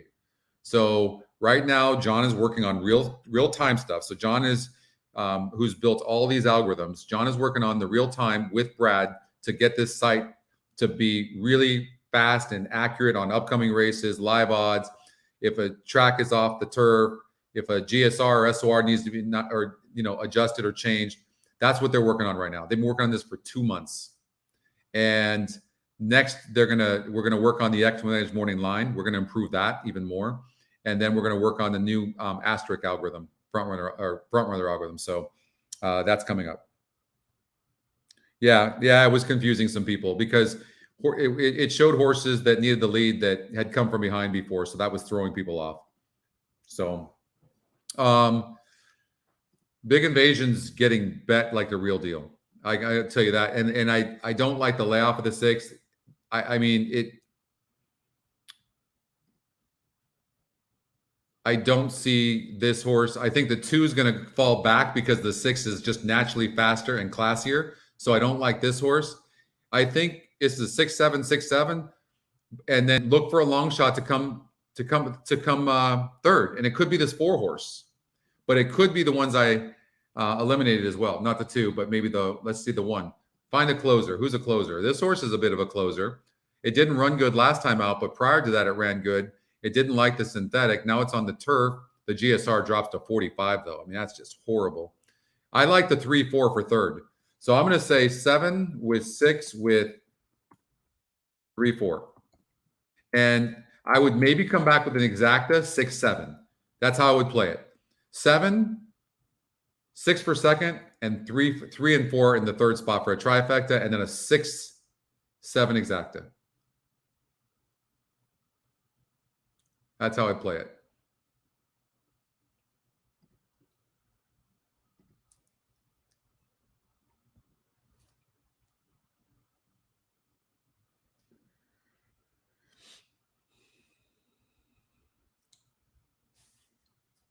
So a horse just popped up at Golden Gate.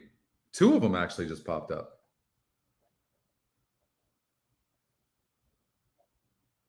Interesting.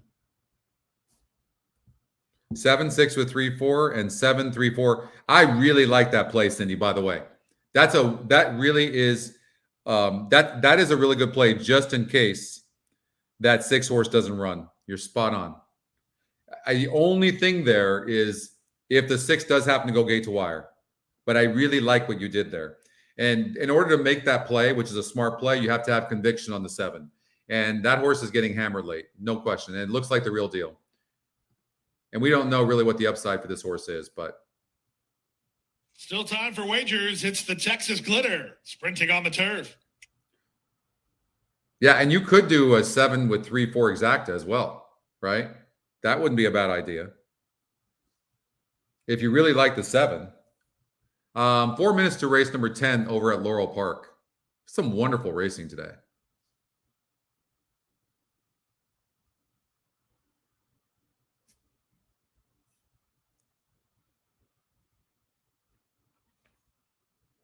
Don't forget, we got the golden hour today. There was 200. Did you guys know there was $275,000 in the golden hour pool last Sunday? It's really growing. 15% takeout, 4 races, pick 4, and 2 at Santa Anita Park and 2 at Golden Gate Fields, and it all happens in about 45, 50 minutes. Pretty incredible. These pools are growing. People are really loving the bet. And the takeout, of course.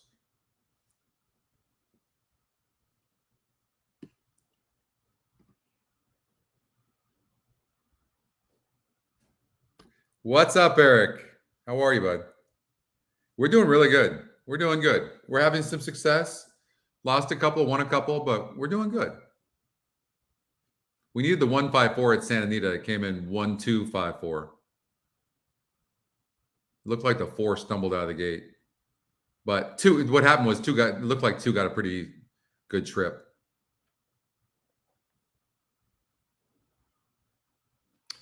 You know what? Why don't we look at Laurel Park race number 10 while they're walking to the gate over here at Gulfstream Park? Let's see if we can find something. So first thing I see is wide open on the win percentages. SOR, the strength of race, there's really no advantage here. On the pace, it looks like the 3 horse really has a big pace advantage. And if you look at the record at 6 furlongs on dirt, you have to look at current form. You really do have to look at current form. 6 furlongs, dueled outside. I never liked that. I just don't like that. 6 is going to get a very good trip, has tactical speed, has the top SOR. This 6 could end up running good here at 4-1 right now. Cutting back in distance from 8 furlongs, where it had the 2-hole, obviously had trouble. Drops in class to 5,000 here, although the SOR is the same. And this horse didn't run bad 4 back. I think this 6 might run better. It's getting bet to 7-2. Interesting horse. Very interesting horse. It's 25% as well. Look, last time the win percentage on that horse was 16%. Then 8, then 7. Interesting horse. Let's look at the 5. Had the notion. Just want to make sure we don't miss the race. You know, this horse seems to do best on the lead. It really does. I don't see where this horse really has done very well coming from behind. And it's not getting the lead here. So it makes me not like the 5. The 4 horse gets a new jockey, does not break well, but did break from the rail last time out, gets some extra distance. The horses are at the gate. This is not a good breaker, but It's if I had to almost say time. that it's the Equinix long Lining shot, up and moving that in one for horse race is going to be in the number 9. money, it'd be the 4, for sure. First leg of a late pick 3, the Texas But 3 to Glitter 5 Stakes. on the 2 horse on the Equinix Heavyweight morning battle line between the outside door and can rate. I think the 2 is long gone. Big Invasion. I would bet the 2 maybe over the 3, Sesco. and then the 4 horse to get for 3rd. I'm going to get off the 6. I don't know, something about this horse I don't like. All right, Rich Candyman, then Lucci. see what happens here. Who are we rooting for again? 7 with 6 with 3, 4. Lucci, second choice now, co-favorite at 4-5. They're at the gate over at Laurel as well. Big Invasion, who has Javier Castellano and the outside gate. Oh, yes. You've got a great memory, Steve. Oh, the crystal chandeliers light up the paintings on your walls. All right, here we go. Racing in the Texas Glitter Stakes. Come on, Lucci, 6. quick off Get an the easy block lead. From the outside, Come Big on. Invasion taken in hand, moving through at the rail. Easy Bueno, lead. Bueno, splitting horses. That's Rich right. Candyman. 7 get a good Last trip. is Don't Tricky bump into Tricky. the 4. And the early 4's trying to get trailer was out. running Barone Come on, Jesco. 4. Chill out. They make their way past the half-mile point with Lucci in front by a length. Big Invasion. We're now not, moves Jerry, it we closer cannot look at second. Turfway. We got it. This is a Stronach show. Not I much room for apologize. Rich Candyman either. He's racing a joint 3rd. 3 back to Barone Chesco, who comes away second last. Stop with 3 2. furlongs for Stop run. 2. Tricky Tracky 4 is get last, 3rd. and the 2 favorites are 1st and 2nd. Lucci by a neck. Big Invasion closer 2nd. Bueno still 3rd. Rich Candyman is 4th. Tricky Tracky from the back, and they're at the top of the stretch. Stay up, 6. Stay up, 6. Come on, 4. Get 3rd. And go on with it. He Come does. on. He takes a clear Stay lead up, from 6. Lucci, who's fighting the good fight, but is just outgunned by Big 7, 6, Invasion. 4. Big Invasion. 7, The 6, Texas 4. Stakes and a authoritative winner for Reed's Thoroughbred Racing. Call it 4 in the end. Lucci 2nd. Brits Candyman 3rd. Tricky Tracky was 4th in the Texas Glitter. There we go. Oh, remember that, Colin? How great that was? Oh, I used to. Oh, man. We had so much fun with that. You were about to lose your job. That was so good. So good.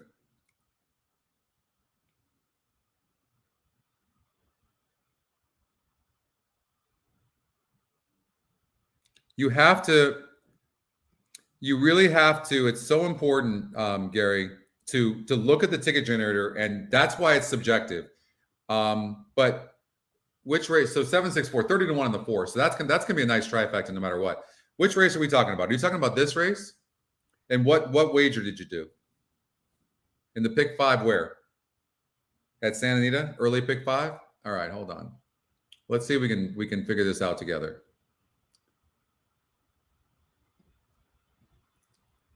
How big of a ticket did you do? $100. All right, let's see.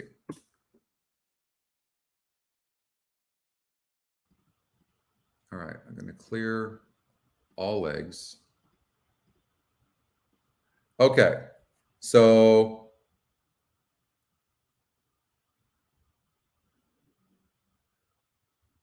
which race didn't it use the 1 are we talking about?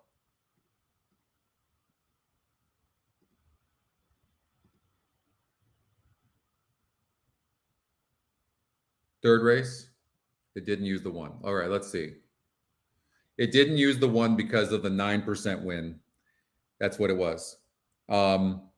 And so it was a wide open race on numbers. And so it ended up using the 2, 4, 5, and 6. And so that's a tough one, Gary. Yeah, it's such a tough one. I get it. I mean, the race was like wide open. I mean, all the horses were pretty much right there. The 4, the 1, the 2, the 5 was right there. Yeah, it didn't use the top equine edge pick, but it was the lowest win percentage. And these new algorithms seem to lean towards the win percentage than it does the equine edge Big picks. Invasion. That's what I've Second, seen. Number 6, Lucci. Third, number 4, Brits Candyman. But Fourth, number 1, Tricky I am Jack. going to bring this example though to John, but just really watch that carefully. Okay, really watch that carefully. I mean, that's why it's subjective and why I give you guys the ability to make those changes. But I get it. I get it.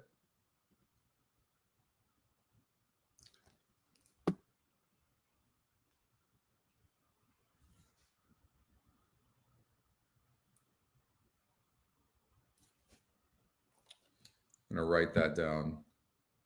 We've got Golden Gate race number 3 coming up. Let's see real quickly if there's anything. 4 class jockey upgrade. I like the 4 horse here. 7's going to be on the lead, but I think the 4 can run huge. And the 7's going to be on the lead. Of course, saddling Hot Rod Charlie. I like 4, 5, 7 in the evening in Dubai, and of course this morning here is on what the I West like. Coast to a second place finish in the Dubai World Cup. Here, My Boy Cat has gone in. So is Split Aces working with him on the outside post, and Blue Silver loads to post position number 4. That's Blue Silver to the middle gate. 2 more runners to load. The Chief has tricks. He'll be the last one to go in. Split Ace is still working with that rival to take his spot. Split Aces goes in, and the Chief has tricks to round out the field.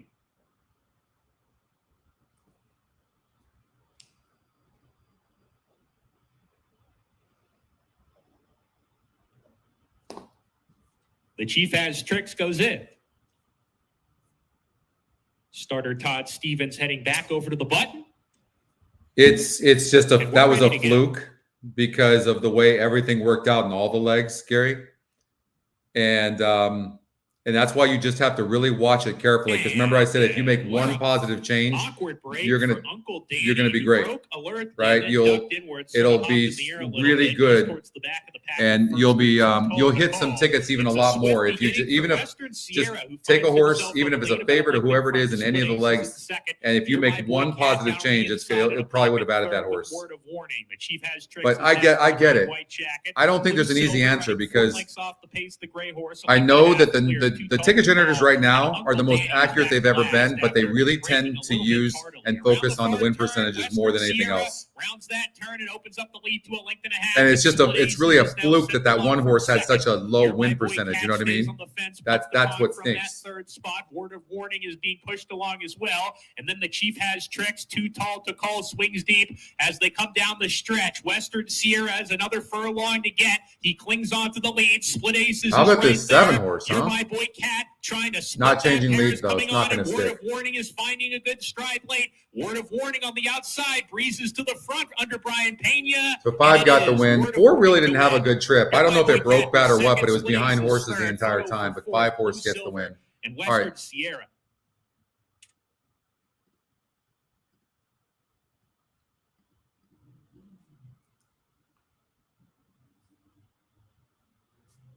I don't know why the volume's not working on this, but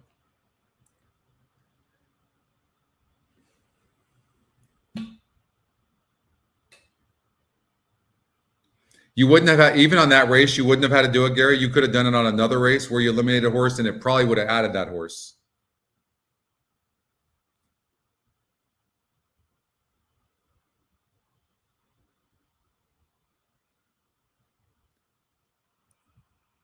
And we'll take a look at that because I think we have a little bit of time. 652.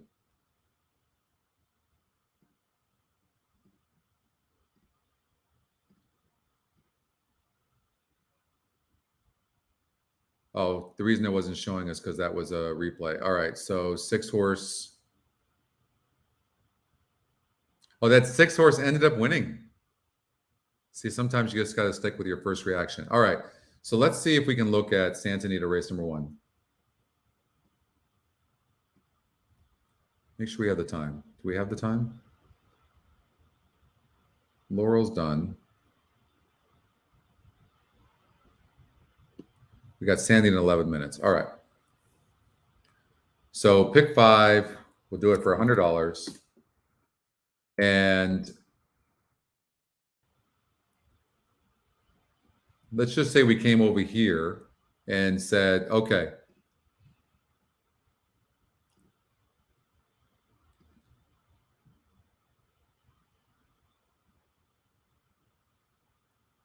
No, we wouldn't eliminate there. I don't know what you did, but let's see. I mean, I could literally add the 5 and the 9 in here. I mean, there's a number of things I could do. Like I think these horses, look, it's not even using this horse on the 1 horse. I mean, it's so wide open. And it would even use less horses. There's no easy answer. This is why it's all subjective handicapping. Bays Meadows. Yeah, I don't think there's an easy answer there. It's just going to come down to subjective handicapping. That's all it's going to be. So I think the sequence was tough. You know what stinks about that? When the sequence is tough and then favorites win, that's the worst. I miss Bay Meadows as well. I do too. Okay, so let's do a pick 6. Anybody want to play a pick 6? Let's do it for $60.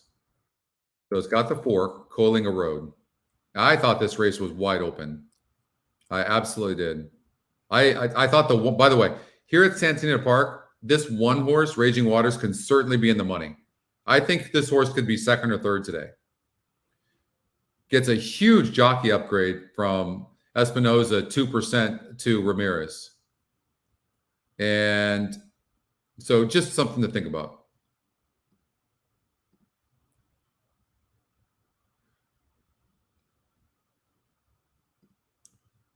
Coalinga Road is off since April. Bit of a money burner. Training good, though. Jockey-trainer combination is no bueno. Has class to fit for sure, and I have mixed feelings. Is this a horse that should be 1 to 2? I think people are taking this because they don't know what else to play. How about this horse? This horse is 3 to 5 on the Equinedge morning line, area code.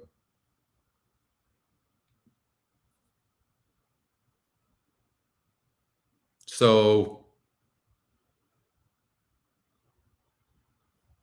I also thought this 2 horse, Thirsty Always. This horse can rate. Not a lot, but it can rate. And it's coming off, it's the 2nd off of a layoff. And it's dropping huge in class from this $50,000 level to the $20,000 level. And I mean, there's no way of knowing how this horse is going to run. What I do like is it's got 3 subsequent works since that last race. Gets off the turf. The GSR goes back up from 54 to 66 and gets easier competition. I just wouldn't leave the 2 out. I just think, I don't think the 1 can win. So, but I like the 1 for the exotics. Okay. So I would probably do that. I'm sure I just put the 4 in the winner's circle, but I can't do it. I think this race is wide open as well. So I'm using that.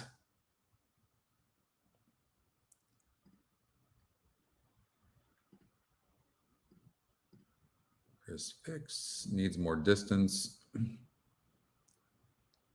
Cutting back. So this 8 horse,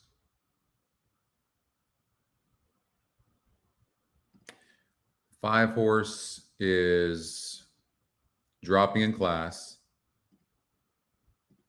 Ramirez jumps aboard.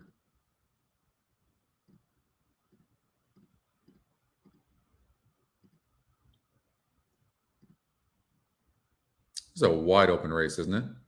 I mean, look at this race. Memes. This horse got the lead last time out against a much easier group. I'm not liking this horse at all. Deservedly is another one who seems to need the lead and is dropping in class. So, but it is 21%, but 7-1 on the Equinedge morning line.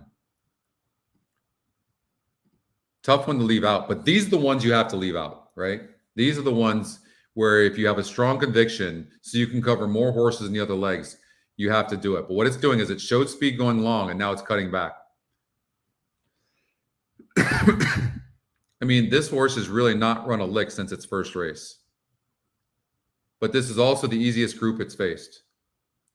So I can't say this horse can't run better. So I would do this. Is the 8 a single? That's what you have to ask yourself. 7-5 going to Vegas on the Equinedge morning line. It's only 30%. And it lost as the favorite last time out. It was 25%. Today it's 30%.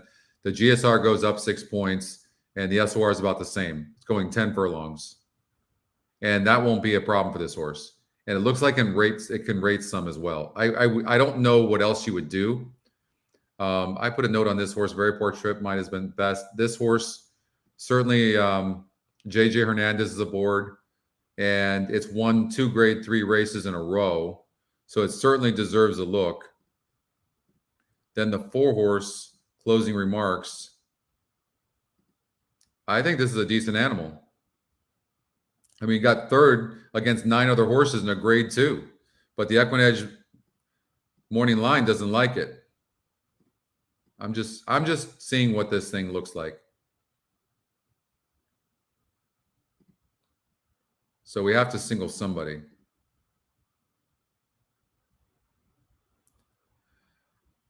And I like the 2 and the 3.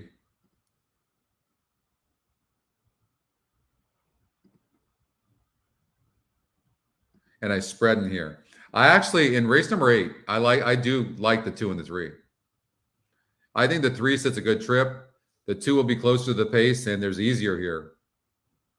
The 3 is 1 for 1 at the surface and distance and has a 73 GSR. The 2 horse has 3 wins in 5 tries, but it's a 64 GSR. And the 3 has a low win percentage, but the top win percentage is only 22%. I mean, absolute grab bag.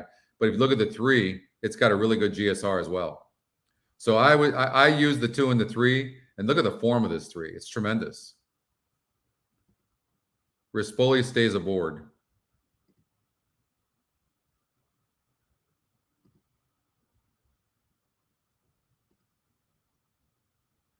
I'm leaning towards the 2 because of the distance. I mean, this horse, this 3 horse,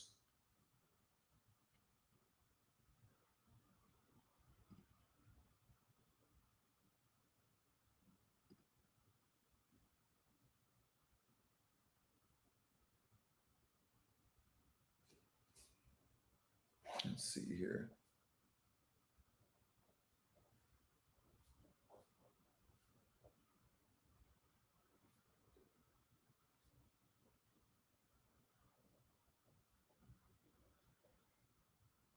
All right. Yeah, I mean, Rispoli at least doesn't have Pratt to think about. T5 to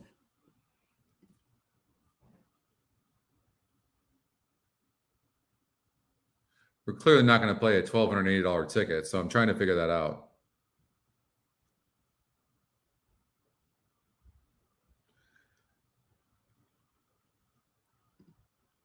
So I'm just going to recommend this. 1, 2, 4, 1, 4, 5, 8, 9. Best.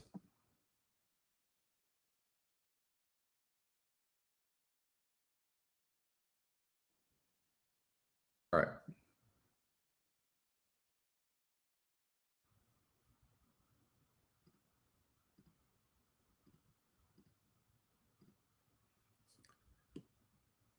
So you'd probably have to cut back from there.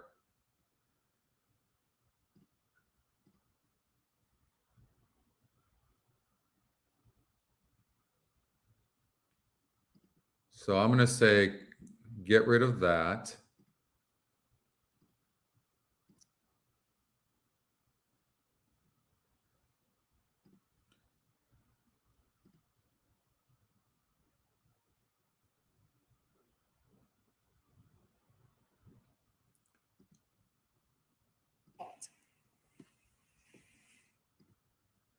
Okay.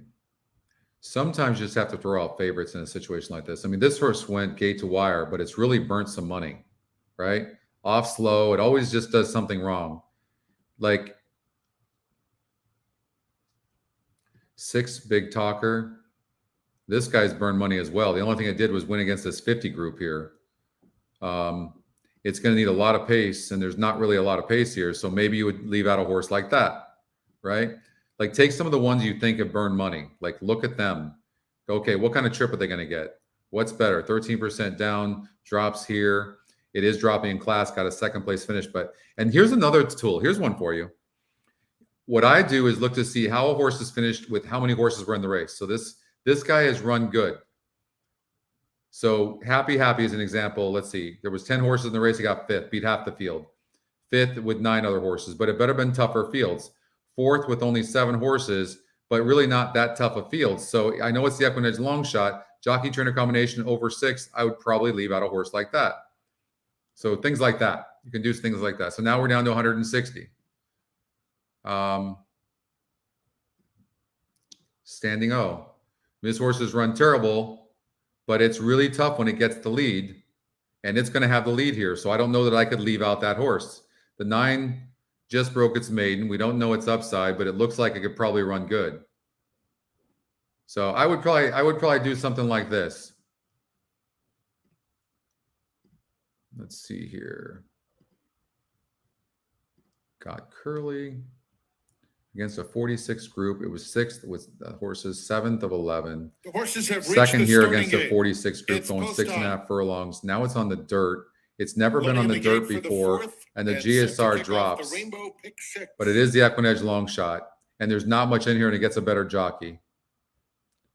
So I don't know that I could throw that horse out.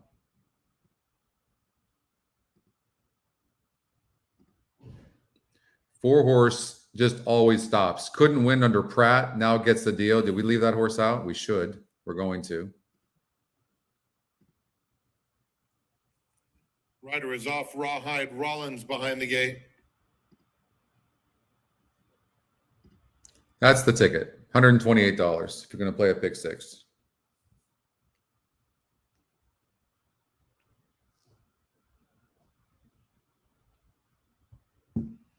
Got it. 2 with 2, 4, 5, 6 with 1, 3, 4, 5, 9 with 1, 5, 6, 8 with 4, 6, 7, 8 with Your 2, attention, 3 with please. 9. Number 3, Rawhide Rollins is now a late scratch. So 3 at this 4th race. has been scratched out of this Scratch race, number 3, and is the only Rawhide horse we had thrown out Rollins. Check your anyways. tickets I now. wish it was one of the horses we used. Really good races, Evan, over there for sure. We're covering all Stronach tracks though. But the racing for sure is good. Is great there, no doubt.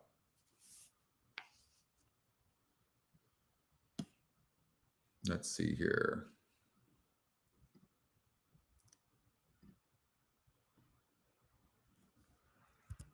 So we have everybody here, don't we?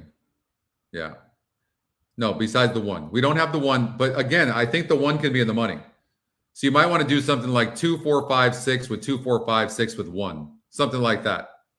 Could be fun. I don't think the 4 has to win here off this layoff, and it's burned money before, a lot of money. So I think its form is so good that it sucks people in to bet it. Back here at the starting gate, we heard Frank mention. But I don't necessarily think it has to win. Rollins. He actually All right, I'll be right back. reared up and fell down with the Jock Pereiras aboard. Jock is okay. He's up and walking. He walked over to the ambulance. He's been checked out. He's absolutely fine. And Rawhide Rollins is okay. being trotted back with the pony. He obviously boiled over at just the wrong time. As far as these other horses back here, they're just waiting the go sign. Everyone behaving very, very well indeed. The 4 is right in front of me. That is Coalinga Road. Umbi Rispoli riding for Carla Gaines.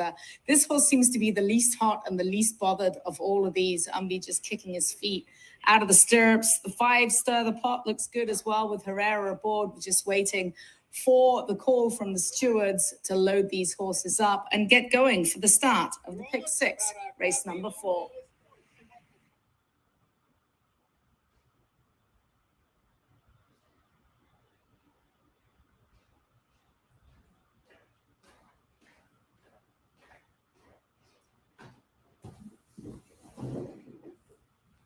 What did that trifecta pay in the last race we hit? The 7-6-4. What did that pay? I don't think anybody said.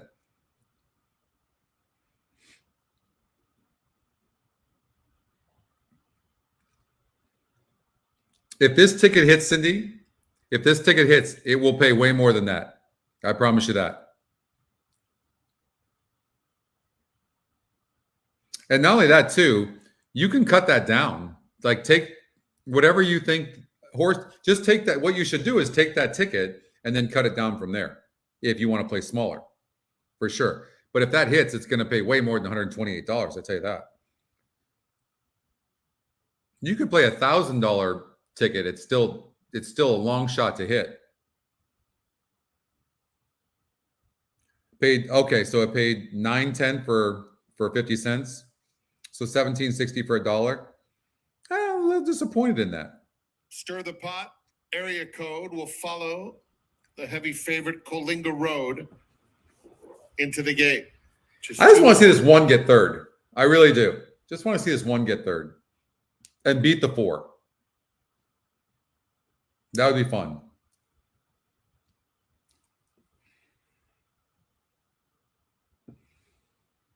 They're in the gate. And they're off. Very even start. Stir the Pot is going to the front. Quickly opens up a length. Thirsty Always. Coalinga Road racing between rivals. Area code is on the far outside. Raging Waters trails past a half-mile pole, where Stir the Pot leads, racing off the rail, has it by 2 over Thirsty Always.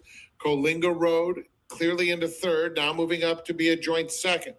Then it's Area Code, 4 off the lead, joined at the rail by Raging Waters. Stir the Pot takes him to the 5/16 with a 2.5 length cushion. Coalinga Road has to pick it up in second. Then Thirsty Always third. Raging Waters tips to the outside. They turn for home. Stir the Pot. Coalinga Road closing in now within 1.5 lengths at the rail. Thirsty Always and Raging Waters. Coalinga Road takes over past the 8th pole. Raging Waters moving up on the outside. Stir the Pot fights on. It's Coalinga Road. Raging Waters. Coalinga Road gets the job done. Raging Waters rallied for second. Stir the Pot. Thirsty Always.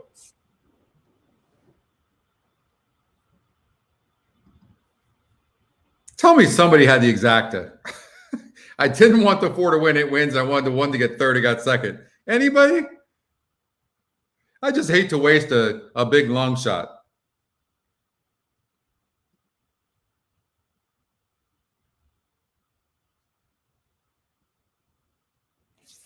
It actually got bet down to 10-1.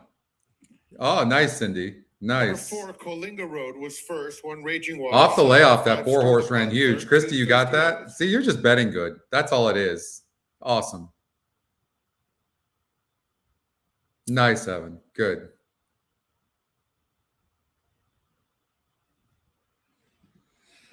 That'll pay bigger. I don't know what that exact is, but that's going to pay really good. Nice, nice exact and trifecta there. I mean, you've got 3 to 5 over. I cannot believe how that horse must have been training phenomenal. I cannot believe how heavy that 4 got bet. I really can't.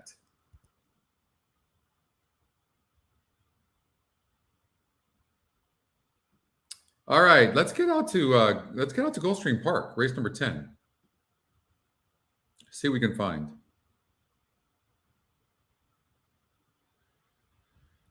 Again, can't stress enough to look at that SOR, right? Not just by itself, but all the factors. So when I look at it, I see you've got the 9 horse who's Equinedge's second pick. It's 15%. It's got no speed, wide post, which isn't a good place to be. But it does have a strong GSR. I look at this race and I just think to myself, holy hell, this is a wide open race. That's what it looks like to me.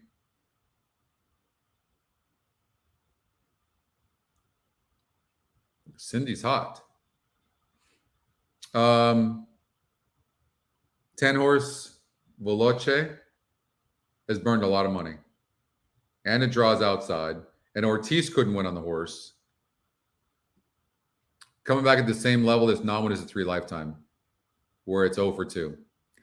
I mean, not for a win bet for me.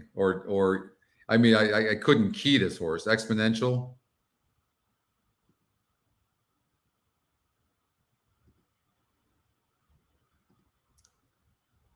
I mean, arguably, Exponential had a bad trip, but Castellano ends up on the 10. Was he taken off? I don't know.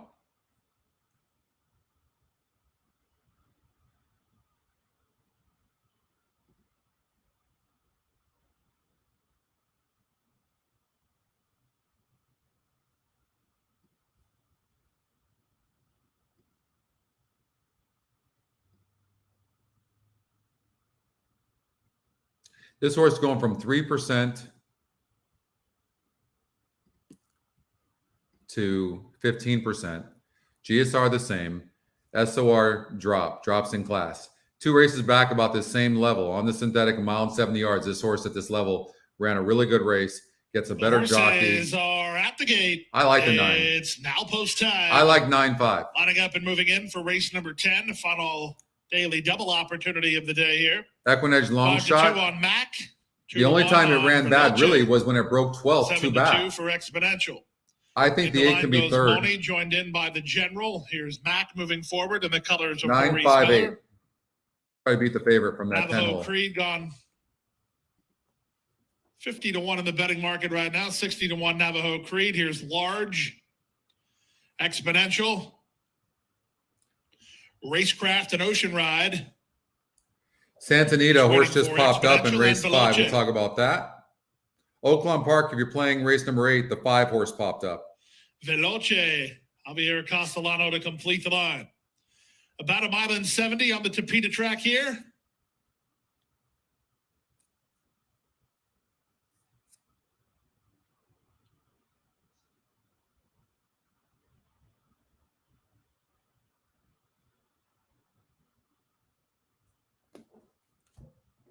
Rider steps off Veloce.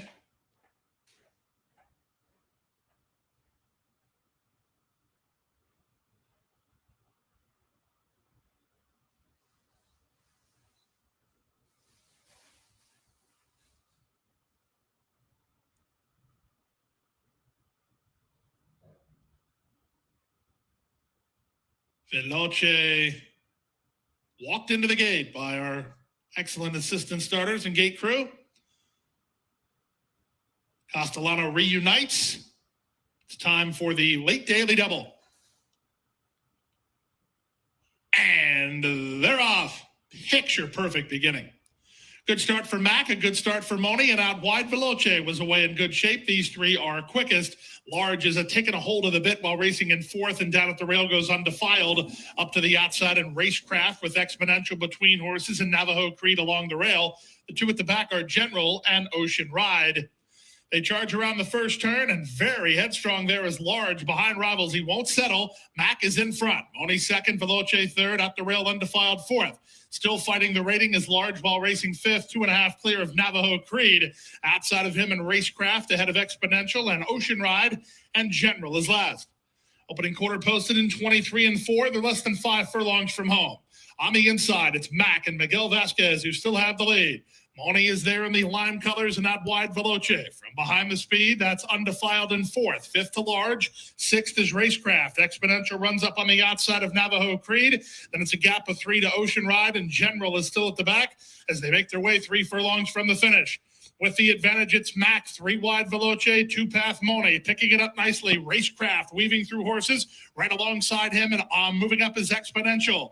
Dropping back a touch is Undefiled as they make their way to the top of the stretch. Mac has the lead. Racecraft now moving to challenge on the far outside. Exponential backpedaling Veloce, 3 across the course as they straighten for the final quarter of a mile. Racecraft and Edwin Gonzalez, they have the lead, and they lead now by almost 2. Exponential on the outside strides into second. Back to third is Mac, but as they approach the 16th pole, it's all about Racecraft. He's long gone. Racecraft to win it by 3. Exponential second, Mac third, Boney fourth, and then Veloce. 9-5. 9-5.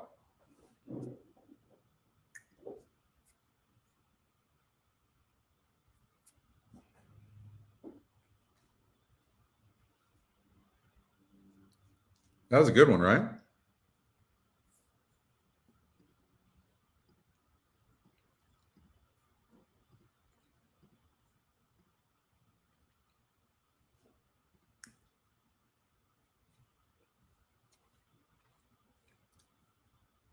That was really good. Spot on. Would have been nice to get the 8 for third, but we got the exacta. All right, let's get out to Golden Gate Fields for race number 4.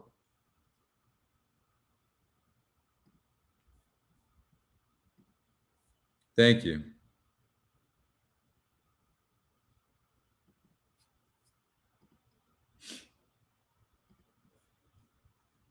All right.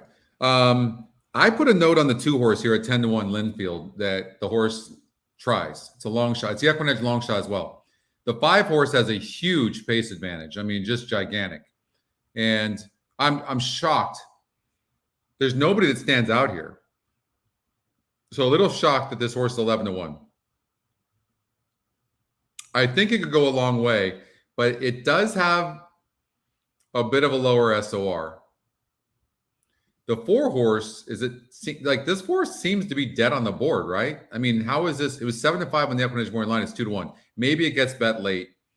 It is tactical. This is a pretty wide open race.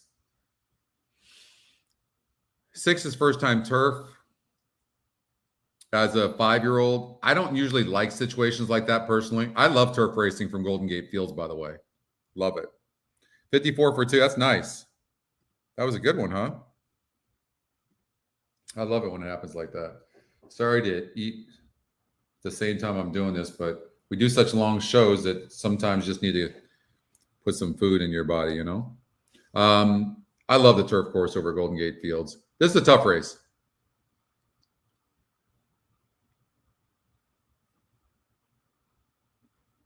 What's up, Deb Martin?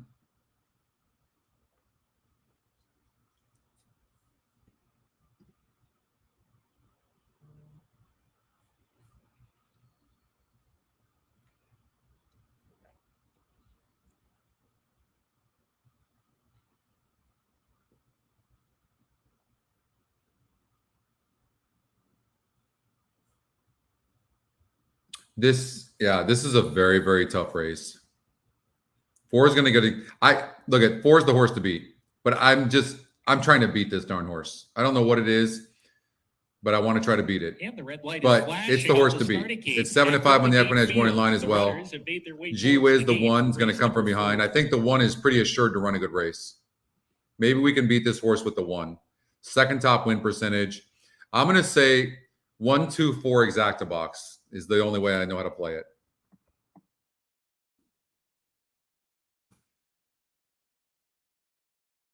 Conservative play, but if the 2 gets in the money, it'll pay good. I kind of like the 1 a little bit.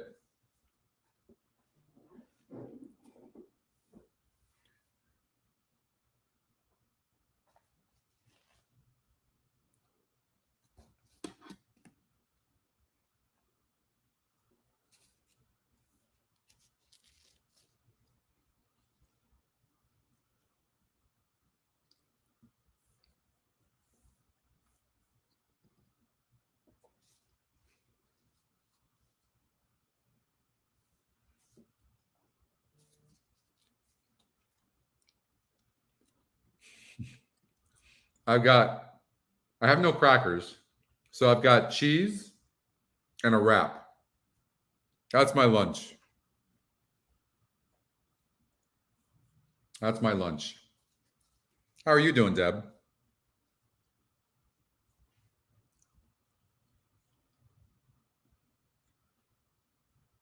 Five does look very good.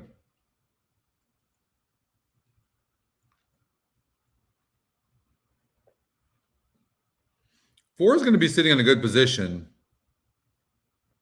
I love Pop-Tarts, but not cold. I like the raspberry and the strawberry Pop-Tarts, but heated up. But those things are so bad for you.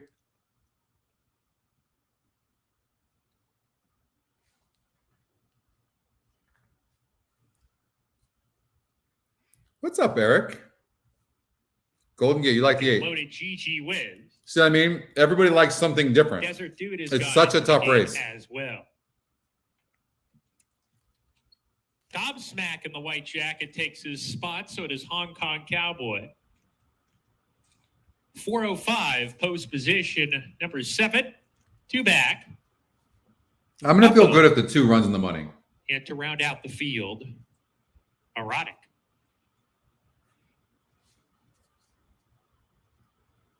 Zero nutritional Here's value. Erotic. Does that really matter, though, Steve? We're ready to go. I don't think it's the nutritional value that's the problem. I think there's like whatever they put in it. I swear our government's trying to poison us, but that's for a different show. Line up early. Gobsmack has some speed. Uppo's going to take back. Hong Kong Cowboy is being asked to sit off the pace here. They come out of the chute, and Desert Dude emerges from the pack, has the lead, not going all that fast early here from 405 in second. Erotic is third, just ahead of Uppo, and then comes Hong Kong Cowboy, kept in the clear on the outside as they approach the clubhouse. Wow. Linfield is That's next, followed by amazing. Gobsmack. And GG Whiz is the back of the pack. Nice hit. As they race around the clubhouse turn. So it's Desert Dude, the one to reel in up top. You see where the rail's out right now? I didn't look at that, but that's something really important to look at. When the rail's out like that, I don't know what it is, but it is out. You can clearly see that. It makes it very difficult to come from behind, especially the more horses there are. There's not a ton of horses in here, but you need to get a really good trip.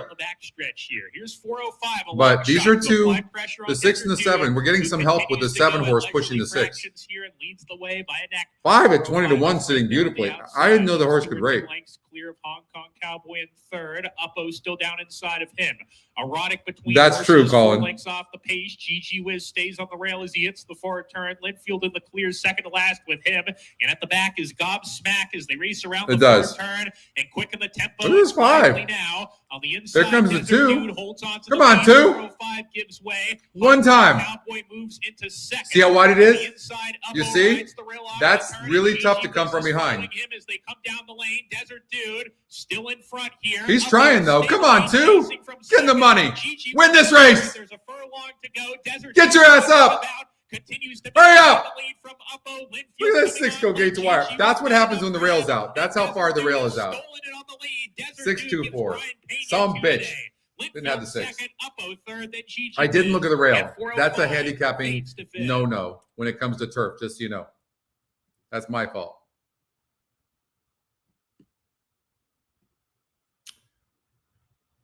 First time turf, but it went to the lead. This is why this is a problem. Okay, the jockey on the 5. Hello, he takes the horse back. Can you guys please look at the racing form?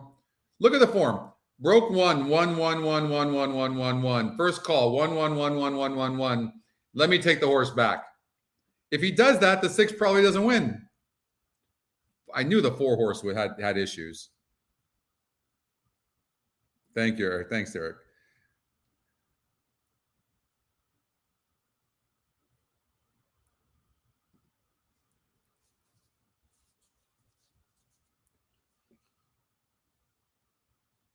A long time, huh?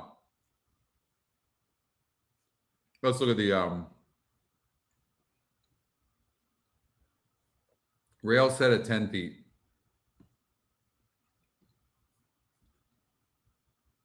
Six, 2, 4.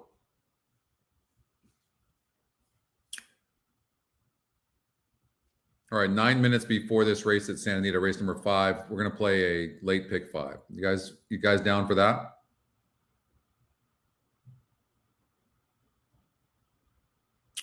And there's no rail set, which means, speed, come from behind. It's fair either way. Play the best horse.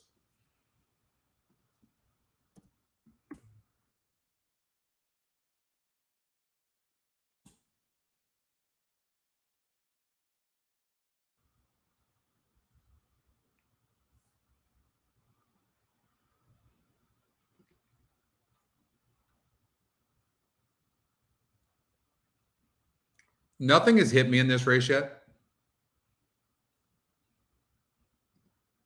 So Rispoli is going to be sitting in second position. Has the second top SOR, but no speed.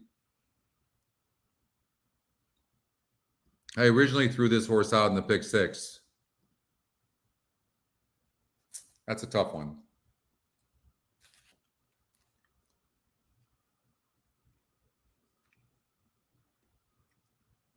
Exactly, Anthony. But that rail, I guess 10 feet is a lot. I've not studied the Golden Gate Fields turf course, but 10 feet you wouldn't think is that much. But it sure looked way out to me.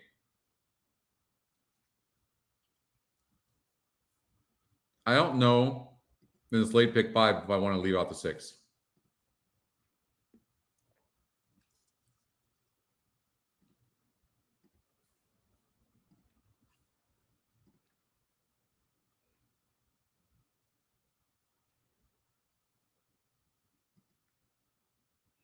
Look, I'm going to tell you, look, if you feel like having action, maybe play this ticket. Okay. There's nothing I really love in the late pick 5 or, for that matter, the pick 6, but I did like the 2 and 3. I wish I could find a single between these two, but I can't.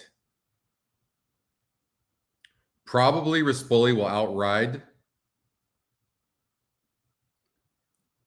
Emig. Oh, that's right. An email horse popped up, didn't it? The 8 horse. Who scratched. So no.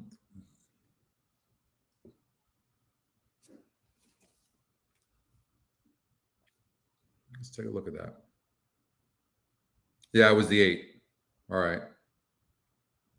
Horse popped up at Turfway Park, race 1, the 2 horse.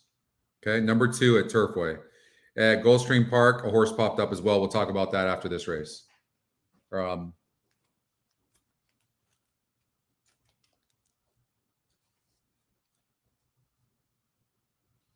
I need a drink. I might get one. I don't know. We got the golden hour coming up soon. I'm excited. I love the golden hour wager. 275,000 the golden hour pool last Sunday. 15% takeout is all. And what's great about it is you don't have to wait 2 hours for it. It's all done in like 45 minutes.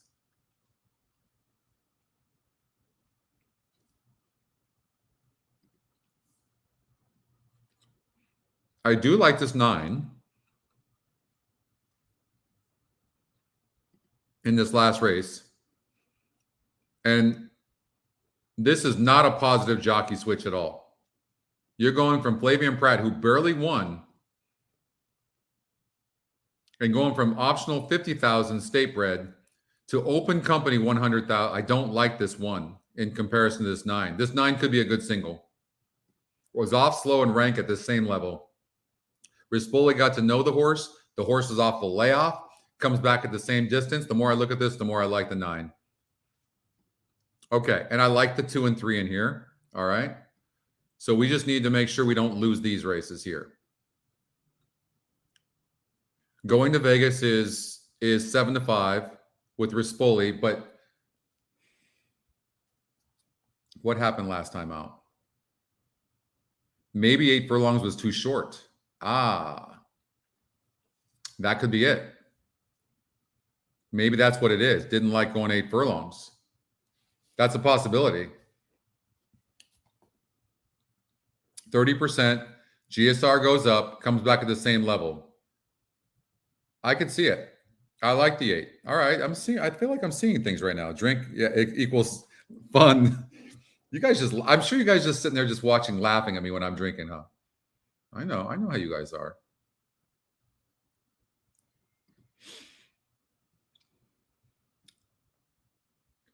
This horse, look, it barely won against a 60 group, but 2 races back, it went gate to wire against this. I mean, it did its job. I mean, look at this horse, 80 GSR. I mean, it's a good horse. It's a good horse. Going to Vegas is a very good horse. 16, 18 and 24 races. The horse's form is good. When did it run bad? It ran bad when it went to the Breeders' Cup Fillies and Mare Turf with an 80 SOR group.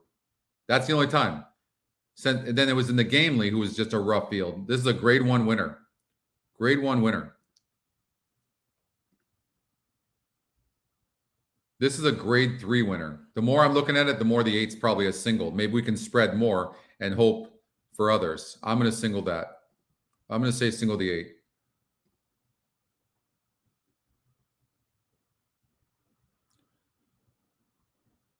Yes, this horse did well in this race. I get it, the Del Mar Oaks, but that was against 3-year-olds. Since then, runs good, ran a decent race. I like the 4 horse to be second. I'm going to say 8-4, but yeah, but 8 will be a single. And based on that, we should be able to spread out and cover more horses. Or play a smaller ticket. Touch Brown.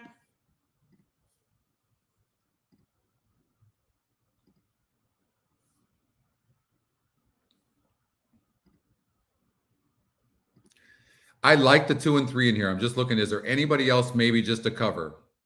Finestra can rate, ran good last time out. Vladimir Serin, the pace is fast. This horse is very fast as well. And this horse is going to be pressing on the 5. No doubt about it. No doubt. And that's a little bit scary.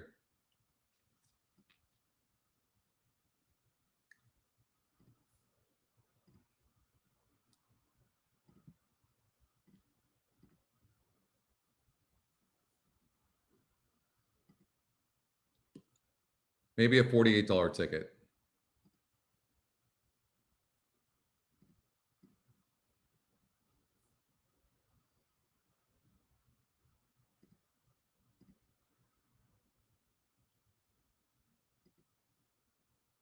Yeah. I think this is the ticket.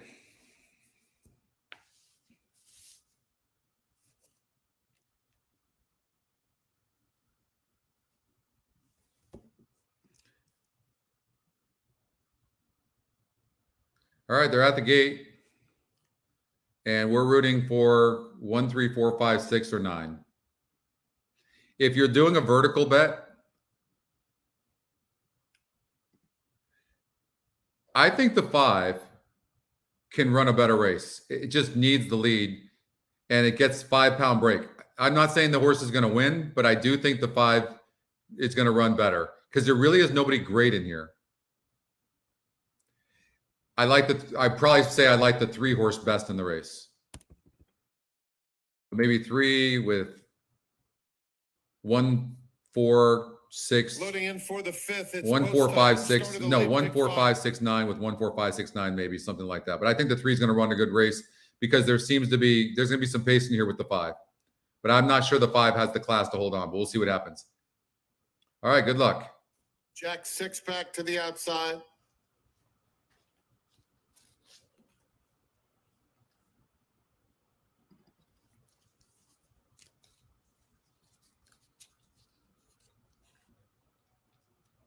All in. And they're off. Worse Reed Sanchez out alertly, but is now at the back of the field. Anita New Mercedes now up to take the lead with Standing O in second. Center These of the jockeys course, are Jack unbelievable. 6-pack moves up. Who's takes on the 5? second spot. Then it's Big Talker racing in mid. Does that horse look like it wants to race? Slow early on. If I Told You is next. Worst Reed Sanchez, Touchdown Brown, and Happy. Into the first turn they go. And it is Anita New Mercedes, narrowly in front. Jack Sixpack is in second, followed by Standing Out, tucked in at the fence in third. Big Talker fourth, 4 lengths off the lead.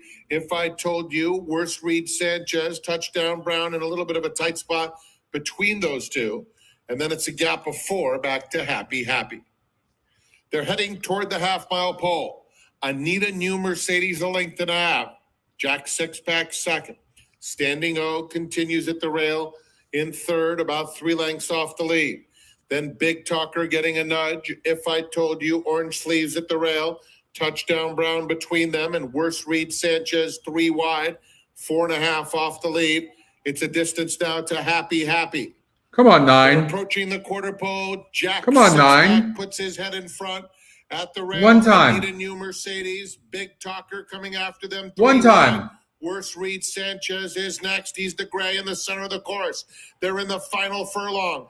And at the rail, Anita New Mercedes clinging desperately. Big Talker up alongside. Big Talker takes the lead. If I Told You comes out of the pack and starts to chase nicely. Big Talker has the lead, though. And Big Talker, another for Reese Bully.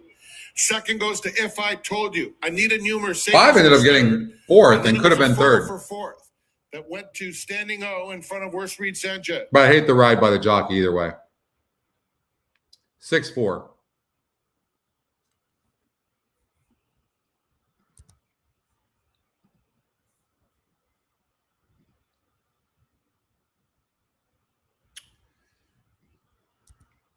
Well, I liked 3 best, but Big Talker won the race. We added the 6.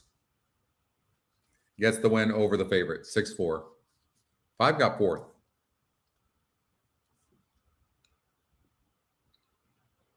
We added the 6 in the pick 5. Big Talker first, 4 If I Told You second. We didn't have it in the 7 pick Anita 6. New Mercedes third. Photo for 4th and 5th.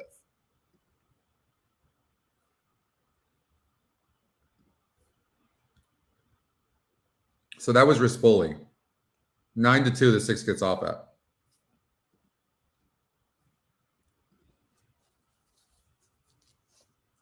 All right, let's go to Gulfstream Park, race number 11.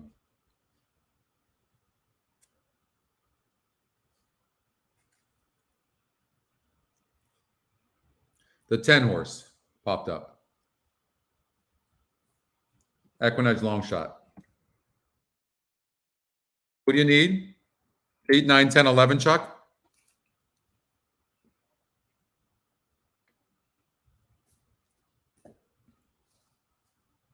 Yeah, 6 was much better.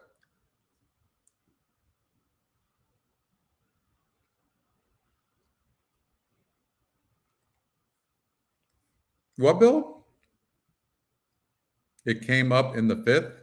What came up in the 5th?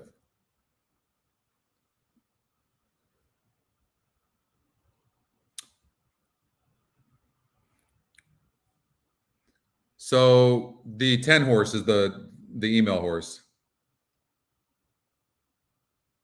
Oh. You did say that. I remember you saying that. Cindy needs... Okay, you guys need the 8. 3, 8, 10.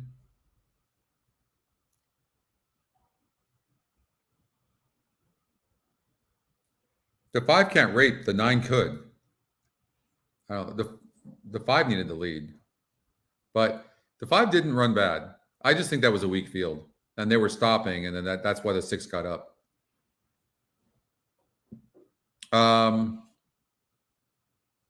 Look at this pace. There's literally no speed in this race. The SORs are all similar.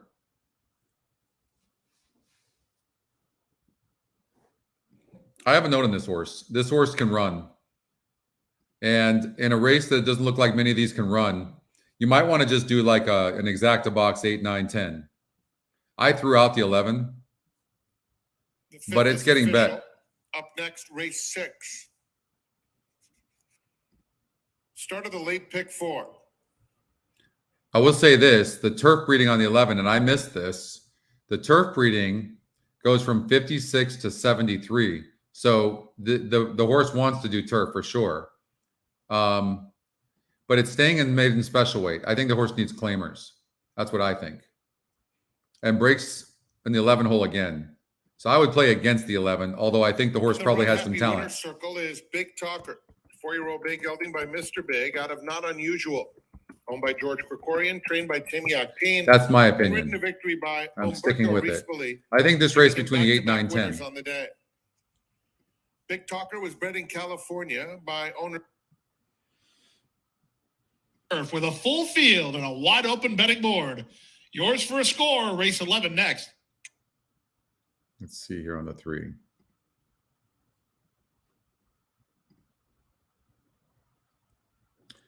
%3 to 7%. GSR drops. SOR is about the same. And the horse is a terrible breaker. And there's no speed in the race.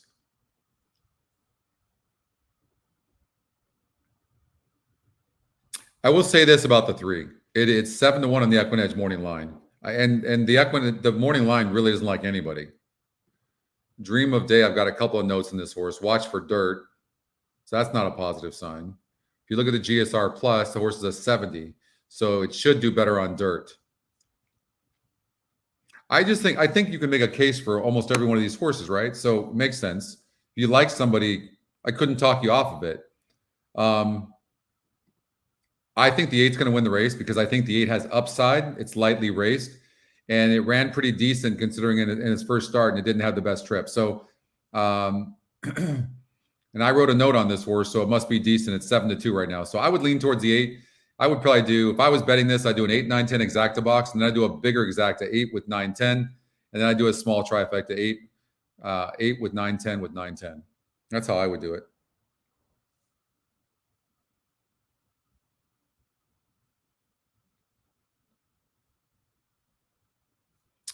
Go get them, Catherine. I'm rooting for you. All right, so the horses are at the gate. They just stepped on the turf course. Time. Deep and competitive field assembled for the Saturday finale. 7 to 2 favorite right now is number 8, Celestial City, under jockey Javier Castellano. There's been some money for the 7, Dream of a Day, 5 to 1. Thanks, 5 to 1 Catherine. on the Me 9, too. Callaway Me Park too. for trainer Bill Mott. 5 to 1 on 12, Road Trip to Nowhere. Luca Panici rides with an outside draw for Lupe Preciado. 7 missed race number 5. We've got the golden hour, which comes up in race number 8 from San Anita. So we still have 5 more races. Money off the morning line was the 6. 4 more races, excuse me. So Todd Pletcher has a Misael Jaramillo riding. All right, let's see what happens here. I like the 8 over the 9 and 10. Let's see what happens. And good luck to you guys. I know you guys are alive and your pick 5. Let's get it. 10 race card for you. We hope you'll join us. Amarillo now stepping in the line. Here we go. Tap the gavel.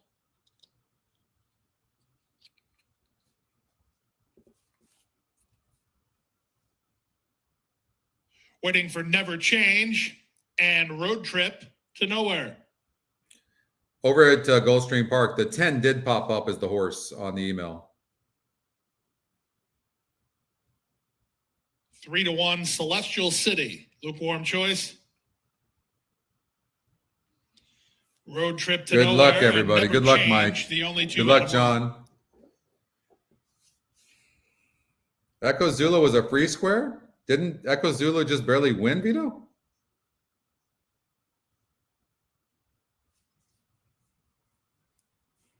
And the colors of Nicholas Camerano Jr. I really want to see the 8 horse break good. Line. Really want to see the 8 break good. Come on. Come on, 8. Second time starter should show more speed this time and be tactical. And runners away. Ralphie Boy comes out firing with Ribbon Falls at the fence, moving up on the outside, tap the gavel, looking for some forward position. And Hilarious Affair is on the go early. It's a real cavalry charge for the early lead. Even into the top flight went Twirling Blues. Back from between horses, that's Ralphie Boy, who won the break. 3 wide is the favorite, Celestial City. 2 back to Amarillo, racing ahead of Callaway Park in the Judd Mott colors. 3 in front of Never Change. And then the 2 at the back of the group here, they are Tap the Gavel, and at the back is Pier Roar. They're not going that fast. They go. Hilarious Affair has the lead. Leads by a length over Twirling Blues in second. Up to the outside, Road Trip to Nowhere is now third, racing into fourth and Tap the Gavel outside of Ribbon Falls. Then Celestial City racing with Ralphie Boy. By a hair, Amarillo. yeah. Two more, that's Callaway. No, Park. that's true, Callaway Vito, Park's but you had way to out sweat the that center one, here for didn't you? Morrison racing about 8 lengths behind. A length and I would a have half singled Echo Zulu as lagging well. Behind our Dream of a Day and Pure Roar.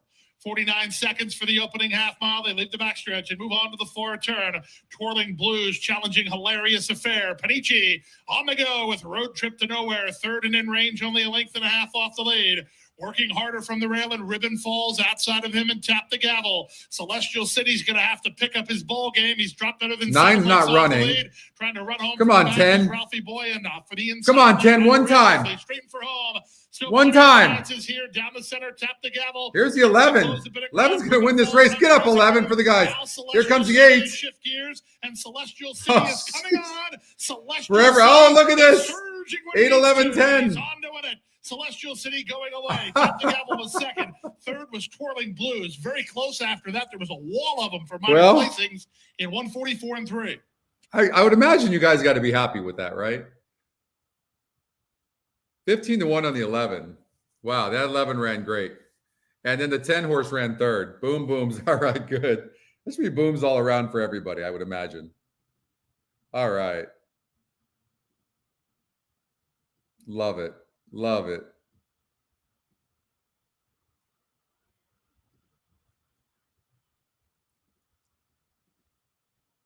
Yeah, that's awesome. That's so good. 8, 11, 10, Jared. 8, 11, 10. Nice, Jeff. Way to go. Way to go. Guys, so great when that happens. I love when you guys all win like that. It came in 8, 11, 10 for sure, Jared. You got it? You got it, right? 8, 11, 10.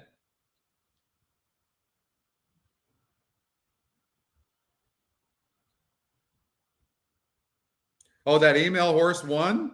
Did it really, John? 6-1, huh? Did you bet it?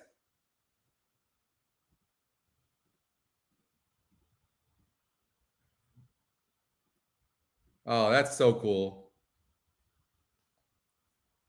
That is so great. I'm going to get a scotch now, just in tribute to you guys, for sure. Of course. Of course. No, it was a group handicapping, really.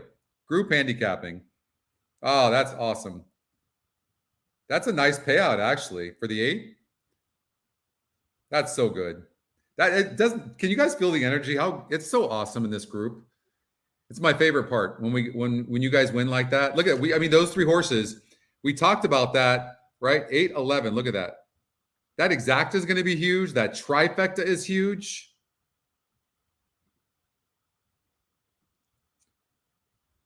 God, so good. Okay, I'm going to go get a scotch. I'll be right back. Thank you, Gary, very much. Thank you so much. It's so nice. I'm so happy for you guys. So neat. Cold exacta and tri-chuck? Wow. That's big. Big. So good. You got it. Exacta $91 for $1? That is sick. Nice, Jared. Way to go, Jared. That is so awesome. That made the entire show, honestly. Winner is and we don't even have, we haven't had the golden hour second, yet. Number 11, Tap the Gavel. Third, number 10, Twirling Blues. Fourth, number 12, Road Trip to Nowhere. Fifth, number 4, Amarillo. It is awesome. 11, we all win. Yeah, 10, make it a double. 12, it will be. Celestial City with a good stretch kick in 144. That is so amazing. Returning to the winner's circle now, Celestial That's City, cool as hell. a 3-year-old. Okay, I'll be right back. And a Lunar Evening by Malibu Moon. Bred in Kentucky by Stuart Jenny III, owned by Stuart Jenny III, trained by Shug McGahee, the winning jockey Javier Castellano. Javier Castellano notching his 3rd riding victory of the day.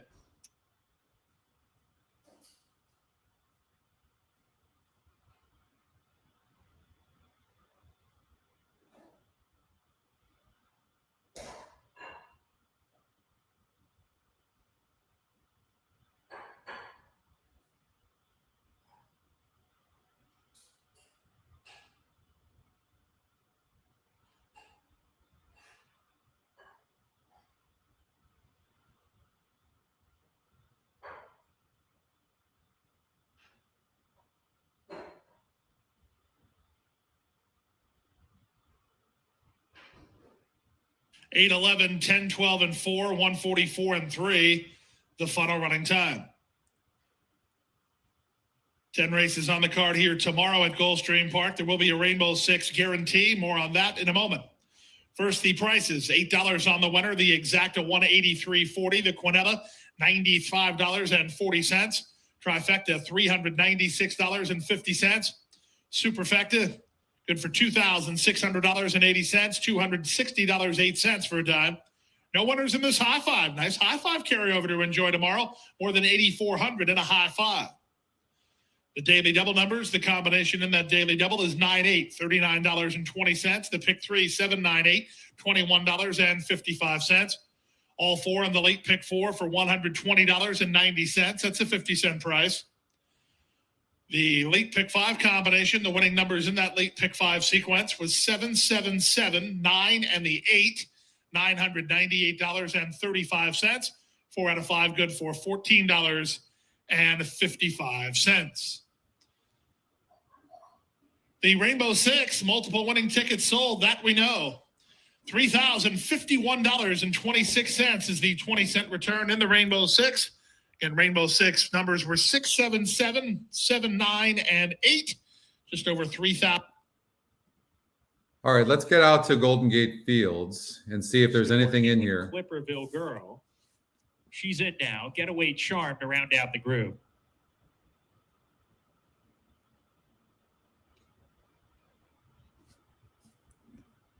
We're ready to go.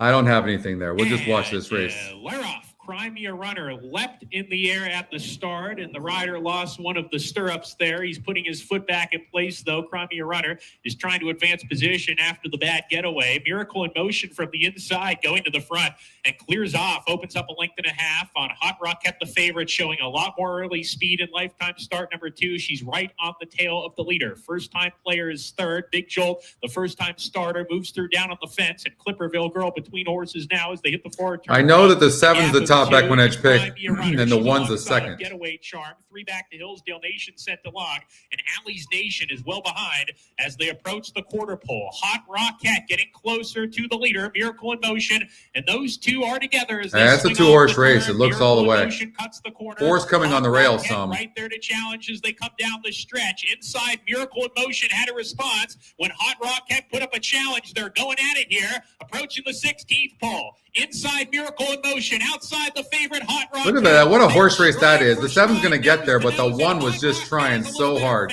7-1-4-8. Outside out finish, Miracle in Motion, and a good effort. Both fillies ran great races today. Big Jolt was third, then first-time player, and Crimea runner looks like she got 5th. Oh, awesome. That is so great. That was the email horse that popped up, right? The 10 horse, right, Chuck?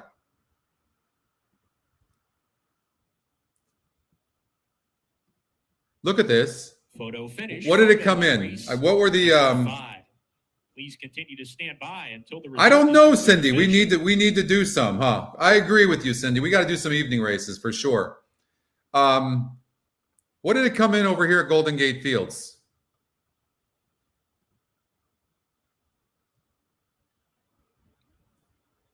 $714, correct?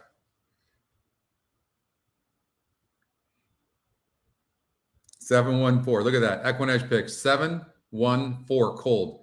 I just don't know where you can get that from. Like I've been handicapping for 38 years, and I've just never seen anything so uncanny. This happens all the time. Great call, by the way, by Matt Dinnerman. Two of the best race callers in the industry, Frank Miramani and Matt Dinnerman. And Matt Dinnerman is he's got another 40 years to go. That's right. That's what we should call it, Gary. That's what we should call it. By the way, this trifecta is going to pay good. 4-5 over 9-2 over 7-1. Okay, who's got a guess? Oh, don't look and cheat either. I know how you guys cheat. I'm going to guess for a $1 trifecta.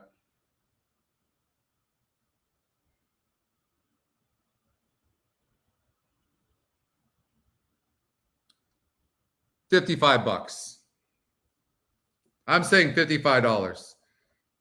I'm just waiting for you cheaters to put it up there and tell me the exact. You're going to be like, no, it's $49.25. That's what you're going to say because and you're going to say, no, I didn't look at it. I just guessed it. I love Matt Dinnerman, John. Oh, I think Matt's a fantastic race caller. I really, truly do. I really do. Straight up, no doubt. I love Remington Park races as well. I do, Rodney, because like I think the racing is fantastic. $32 for 50 cents or $1, Colin? Oh, is that your guess or did you already look? Bill, you're guessing 130? Elliot's guessing $24. No, that's not true, Richard, at all. Look at, there's Michael, 3170. Is that the exact number or are you guessing 3170? Oh, let's look here. Hold on here. Trifecta. Okay, you looked. Cheater. 3170 for $1. I guess 50. 5. I was off. Jeez. That actually didn't pay very good. We'll take it, but still. All right, Santa Anita race number 6. I'm just, if we hit one more race, I'm breaking out the cigar. That's it. That's it. Mom, don't text me. I'm breaking out the cigar. You're in California, so there's nothing you can do about it. I love you, Mom.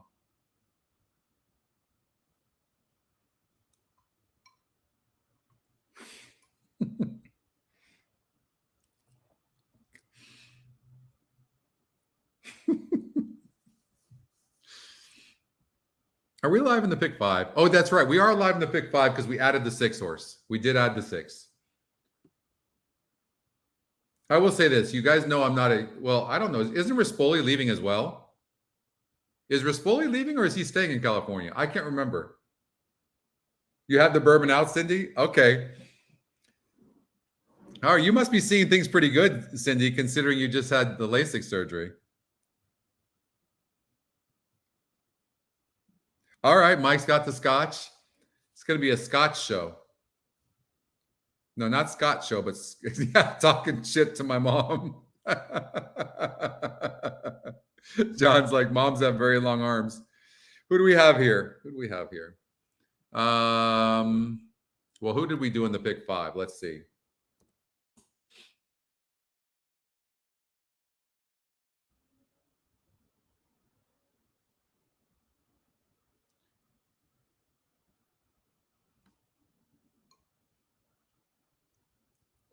One, 5, 6, 8. 1, 5, 6, 8 is what we used. All right, let's handicap it. Let's handicap a vertical. So we got 1, 5, 6, 8. 1, 5, 6, 8. And start new wager. Trifecta.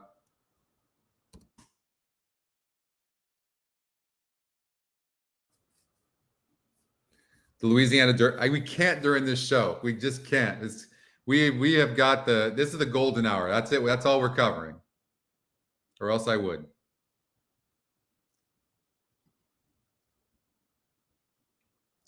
Why is it popping up this? We did, no, wrong race. Okay, trifecta.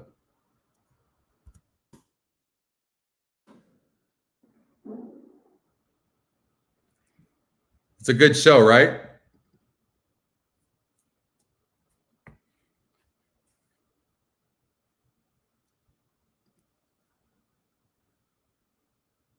Got 5 minutes before this race. All right. Clear all positions. Boom. Okay. 1, 5, 6, 8. The 4 popped up because it's the top win percentage. But I didn't like the 4.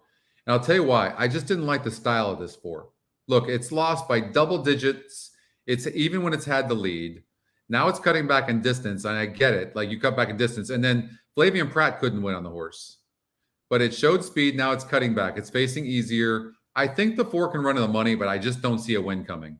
So I'm going to call 4 in the money.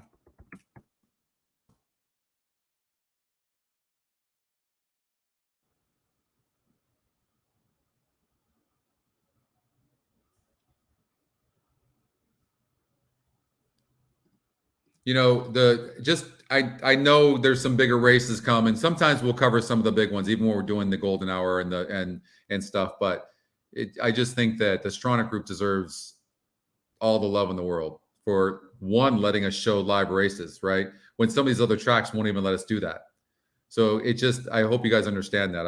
I want to do it with you guys, but it just makes no sense.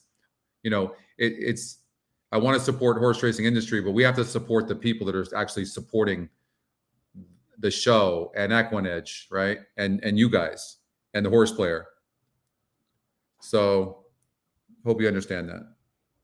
I know, Catherine, but I just can't. And it just, I think it would be rude to switch over. You know, Stronach Group they take care of us as well for doing this show, right? So we have to support them.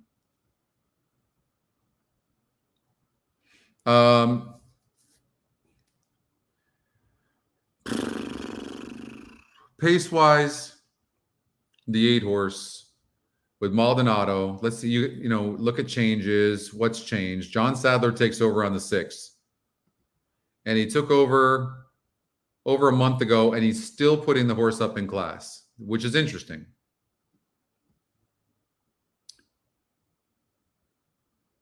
He doesn't have to, but he is.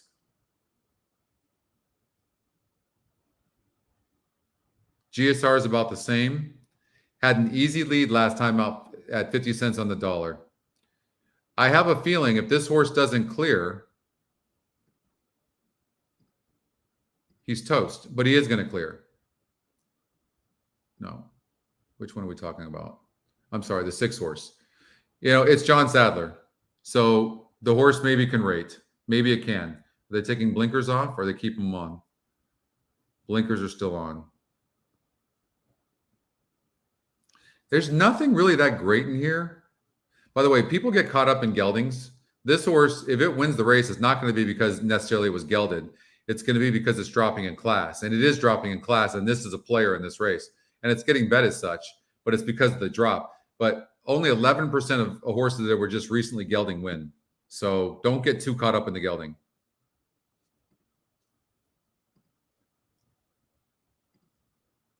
Jockey trainer combination. Herrera gets off the 7 horse. And that should mean something only because there is a weight break. So in this situation, especially since the SOR was a 34 in that last race, it is cutting back in distance, but it was still a 34, and it's probably not going to get the lead here. I would lean against the 7 horse. And we didn't use it in the pick 5, which I'm glad. So I would more, but Herrera, I don't know that he's there yet to win from the rail. We'll see. But I think the 1's going to run a good race. The more I'm looking at this, really the more I'm starting to really like the 8 horse to go gate to wire. And I will say this. Look, this horse is going on the dirt, second off the layoff, but it's dropping in class from 62.5 down to this $40,000 level on the dirt.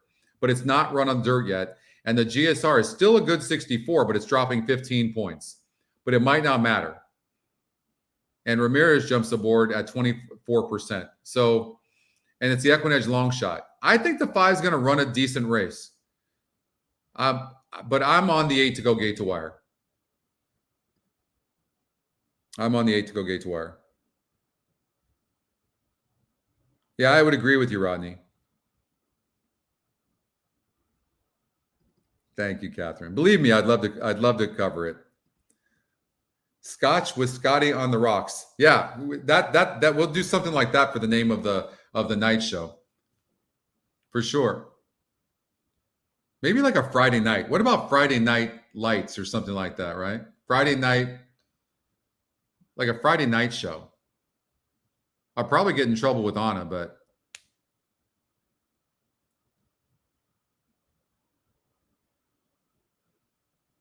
you like the 7, Richard? I'm a big Johnny Velasquez fan. He's not the same jockey as he used to be, though. He really isn't. He's not the same, but he's still darn good. A couple of horses popped up. Oaklawn Park, race number 10, the 1. Remington Park, race number 1, the 1 and 9 popped up. Holy shit. The 8 popped up as well at Remington Park. 1, 8, 9. That's unusual to get 3 horses pop up like that, but That's what happened. You're alive to the 8-horse, Mike? We are able to cover Remington Park. Remington Park is one of the tracks that supports us, and also Sam Houston, I believe, we're able to do as well. So I think we can do that. Mike, who you are? You're on the favorite here. You like the 8? Is that what you're saying? I think the 8's going to probably go gate to wire. I think the 6 will run a good race, but I think the 8 is likely to go gate to wire.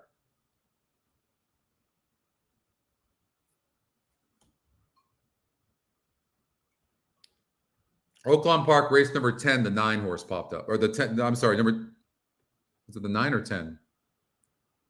I don't know. One of those popped up.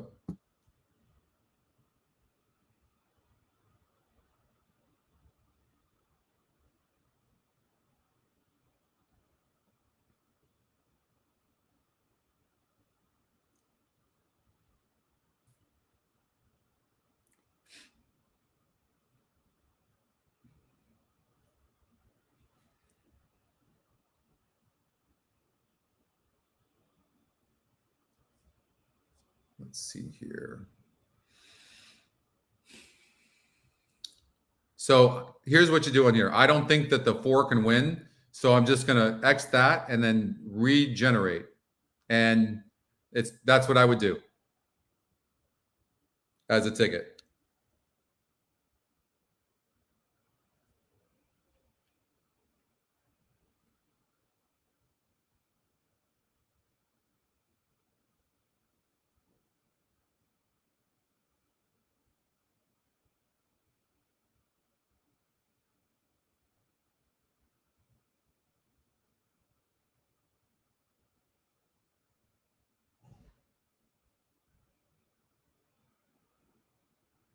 So I'm on Twitter, and so if you're watching, there's a few saying, "Hey, I don't understand the difference between Equinedge picks and the win percentage picks."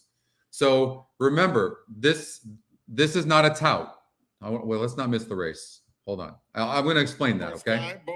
I appreciate the question. And when you're new to Equinedge, I'm sure I know it's confusing. I get it. About 3 lengths off that battle.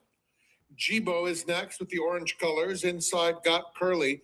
Then comes Dance. I missed the I was at the Hollywood Park program at Night J almost every single time up in the Turf Club. Has it a little more than a neck over Memes in second.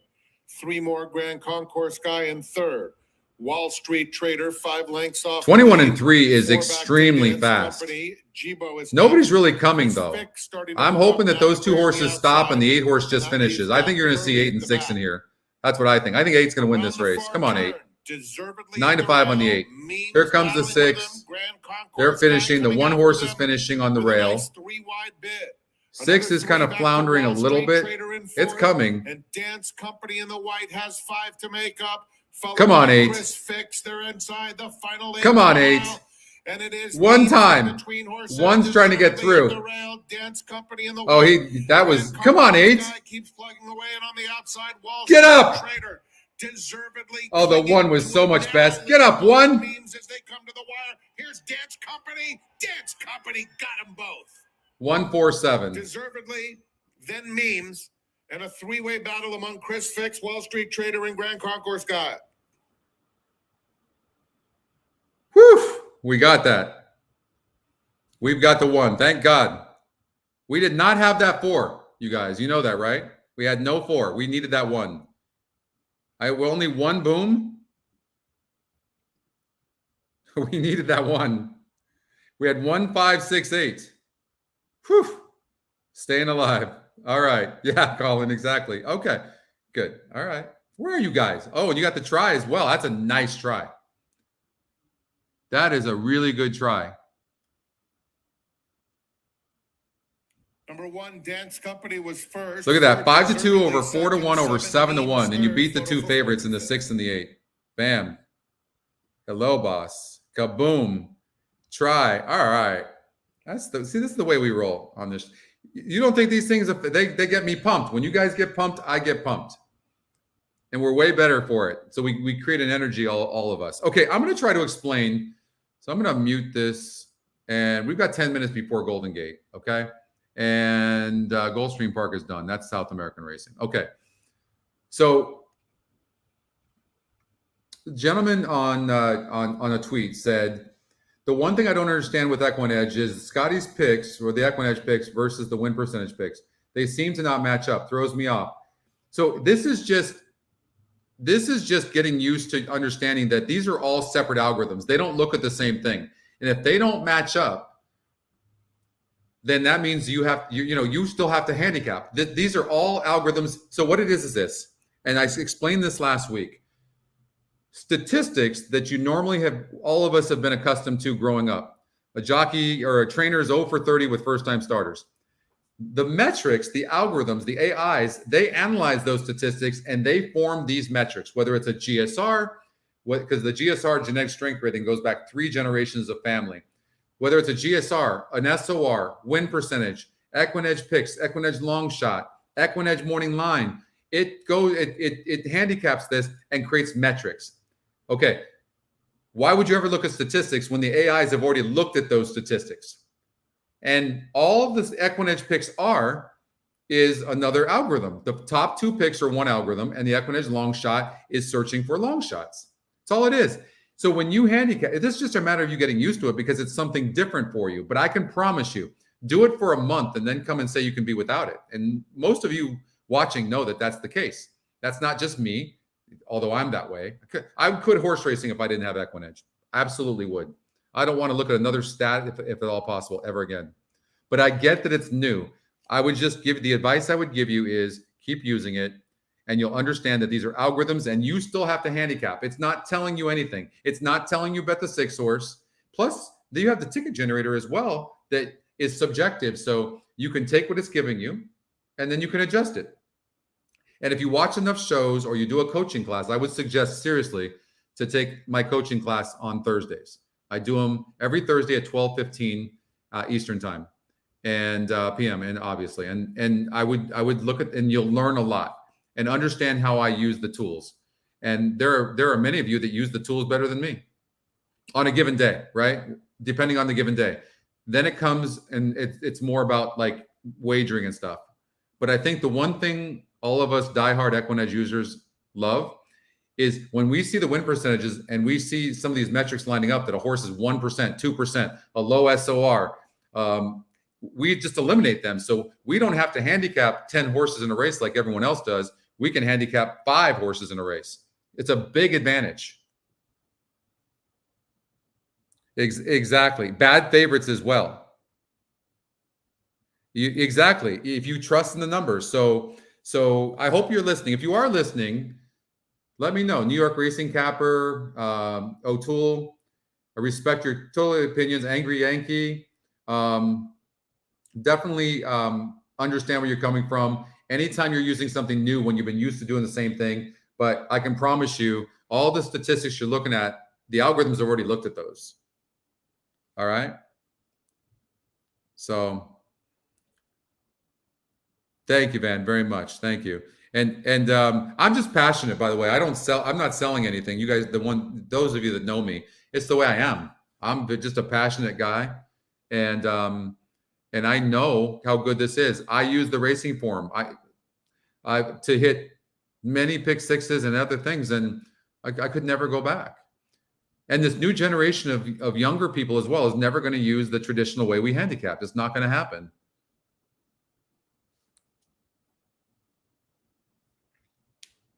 And yeah, thank you, Jeff. There's a ton of tutorials, the shows, YouTube, the intercom button down here on the bottom right. If you click on here, you can type in video, you can type in GSR, right? You can send us a message if you're confused. So yeah, many things you can do.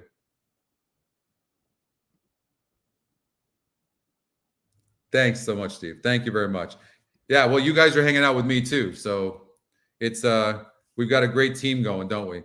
But to be honest with you, I have a real passion for people like this that are handicappers, and I know if they give this a chance, they will love it. and it just takes patience and understanding. And so I just hope that they will take the time to really learn it. So the Equinedge morning line is the job of, it's the same as it is. The job of the Equinedge morning line is to judge what the horse is going to go off at. No doubt. Just the same as the odds maker's job is to do. Okay. Not who he thinks he's going to win. What is the horse going to go off at? Well, Equinedge morning line does that as well. It just does it better than anybody on steroids, for sure. That being said, you can utilize it. I give you an example. If one of the horses is 20-1 on the odds makers morning line and 9-2 on ours, you could play a horizontal and you include that horse. And I know many of us have done that, right? John, thank you for that. Thank you very much. That goes straight into well, let me try to explain this. So John just tipped us $25. And what we're going to start doing, I hope maybe 1-2 months from now, we're gonna do the retired racehorses. We're gonna do the PDJF. I've got to call into Mike Joyce, but because he's really high up in the PDJF. As a matter of fact, I think he runs it. But and what we're gonna do is we're gonna take these tips and we're gonna donate to that. So Mike's gonna call me when he gets back from Dubai. But so really, thank you very much for that. It means a lot. It's not the amount of money; it's just the principle of it. Thank you. It means a lot to us. There are a lot of hardworking people behind Equinedge trying to make this work. But the Equinedge morning line gives you a lot of advantages, but its main job is to predict what the horse is going to go off at. But within that, you learn a lot. So, all right. Golden Gate Fields. I probably rambled a little bit there, didn't I? Don't get me going. Okay.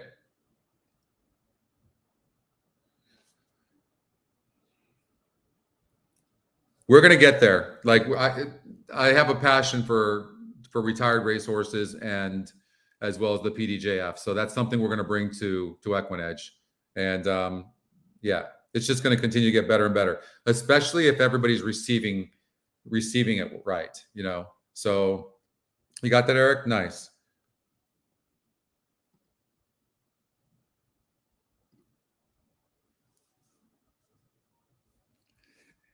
Yeah, I hope I make it. I've only played like 3 times and I've not fared very well online trying to qualify. I had 2 entries last year, so I've got some work to do, but I've been so busy with everything we're building here at Equinedge. So always rooting for Rodney. If you don't know Rodney, you want to follow him. Rodney, what's your Twitter? Rodney's one of the good guys. Really, really, genuinely.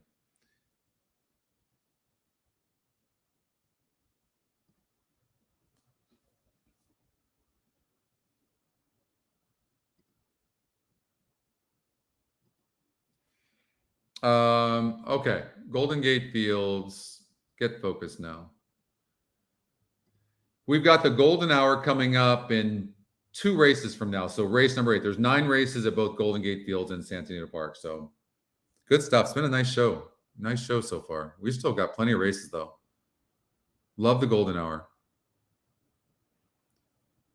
I always worry about a horse like this, like the 5 horse, that has almost no speed coming from so far back. To me, it really has to have a much better SOR, or there needs to be suicide pace. And that's not what we're seeing here. And plus, look at this horse has barely won this race as the lukewarm favorite, then burned money here and didn't run good here at 10-1, 9-1, got second. I mean, it runs. It's kind of, don't you see, doesn't this look like the type of horse that always tempts you to bet it, but it burns you every time? To me, that's this type of horse. Its sire, Bold Chieftain, though, was fantastic. You guys remember Bold Chieftain? Do you remember who used to ride Bold Chieftain, right?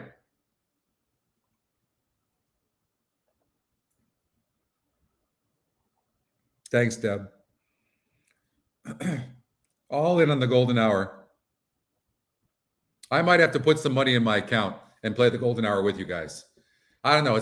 I always say, you guys always want me to bet, or many of you do, but I always say it's a better show when I don't gamble. Ghostface likes the 1 horse Seattle Bold. Okay. The 8 horse I don't like. And the reason is it needs the lead to win. and the one horse is got more class and just as fast. For that reason, the one could go gate to wire still because of the class. If you look at it, first of all, that GSR last time out was a 53 and the SOR was a 64. Now it has a 63 GSR, so 10 points higher, and the SOR drops 8 points. So that's what you're looking for. If the 8 wasn't in the race, I'd be all over this one. But I still think, so for me, I can eliminate the 8. I think the 8's just going to stop.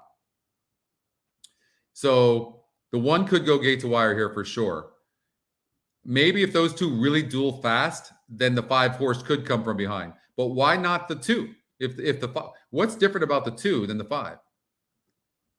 Right? I don't see a difference. So this 2 horse can run as well at 3-1. The 3 horse here, Bill McLean takes over. You must like this horse. Bill McLean's a good trainer.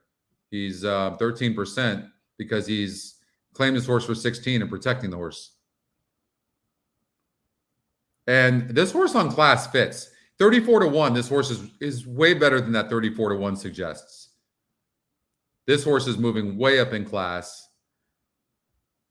Won last time out against an easy group.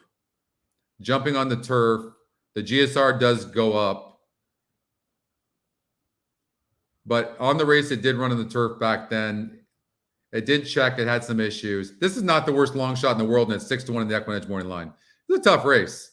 They're at the gate. I would probably, for me, because I don't love anything in here, I'd probably take a chance on the 1 horse going gate to wire. And I think the 4 is going to run a good race too. The first one to load in. Governor's Party taking his spot in the gate. But I like the 1, Seattle Bull, to go gate to wire. Let's see what happens. Seattle Bull.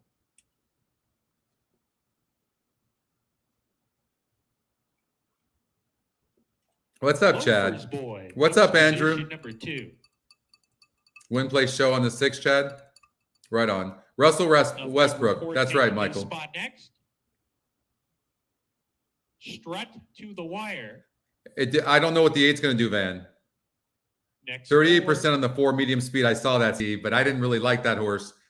I'm still on the 1 horse. I'm hoping the 8 breaks. And don't forget, look where the 1 is and look where the 8 is.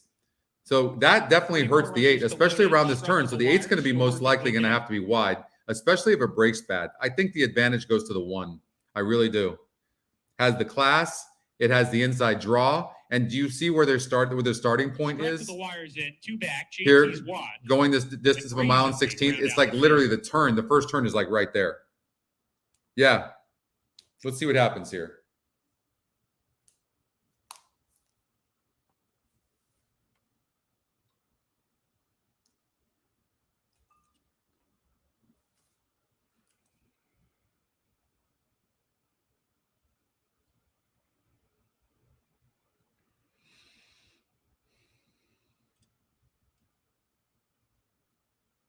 JT's watch is in and brazenly to complete the lot.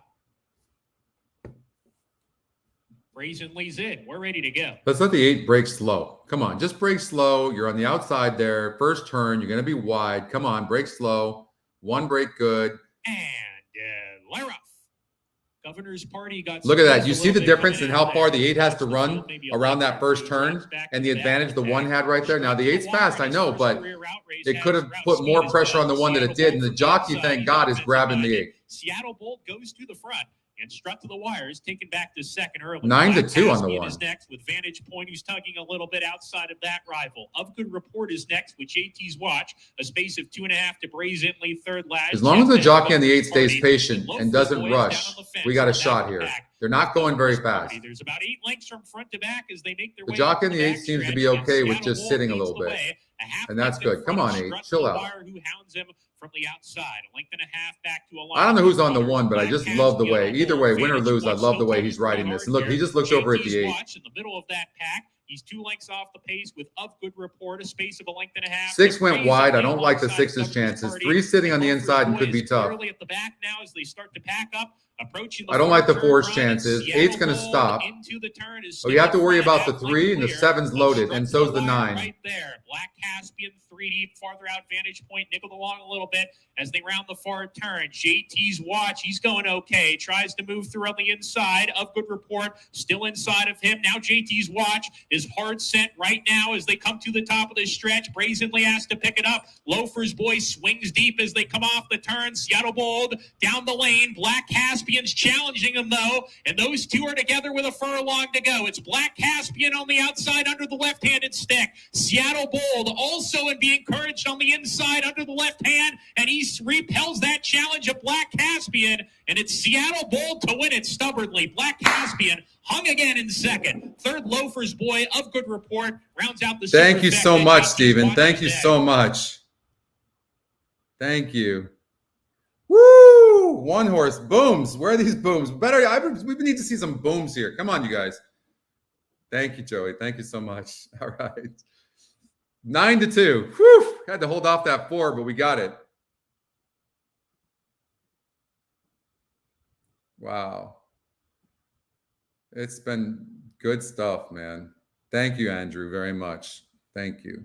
Number 1, Right on. Seattle Bold first. Photo finish for second, third, No. and fourth. Please continue to stand by until the result is declared. Thank you, official. Jared, very much. Thanks, Michael. The 2 was, for sure. Boom. Lasix on, John. Yep. 9-2. 9-2. Look how good those pools are. 431,000 in the pool there. It's awesome.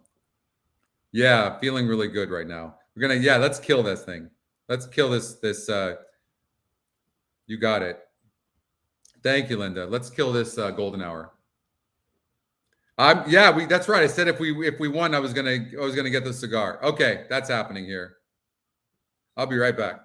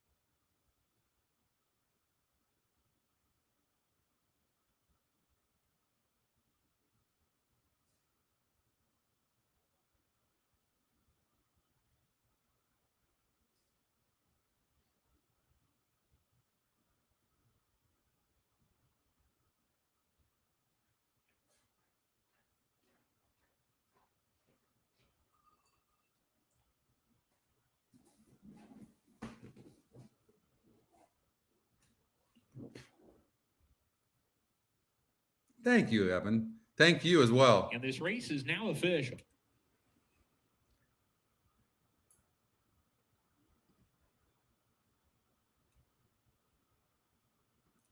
Way to go, Jared. That's you betting, brother. That's you, all you, man. I don't know. We've been doing so good. And now entering the winner's circle is number 1. Thanks, Steve. He's a 4-year-old dark. I don't know. Thank you, guys. Thank you. This is all of us together, really. We're just, the energy's really good, and that helps me. I need the energy. I really do. It makes a difference for me. Because I honestly get bored, and it's nice. You guys are making it. Thank you so much.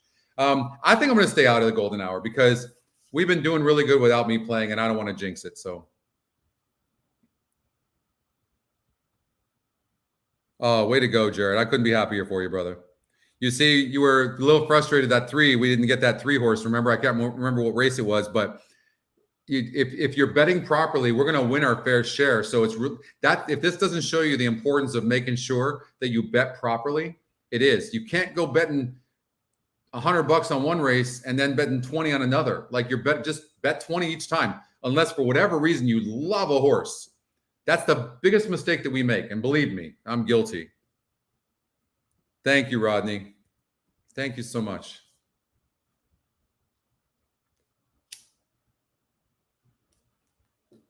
Sorry, Mom. All right. Santa Anita.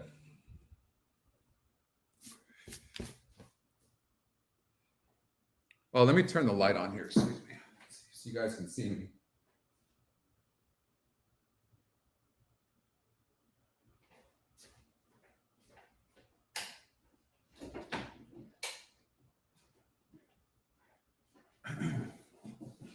Okay.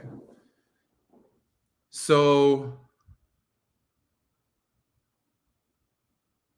by the way, I was on the Peter Fornatale show yesterday on the podcast. So if you get a chance, go check out that podcast. We covered today's Golden Hour. So I kind of have an idea of what I like here, not in the 7th race, but starting in race number 8 in the last 4 races at Golden Gate. Betting is everything. It is. Nice, Anthony. Way to go.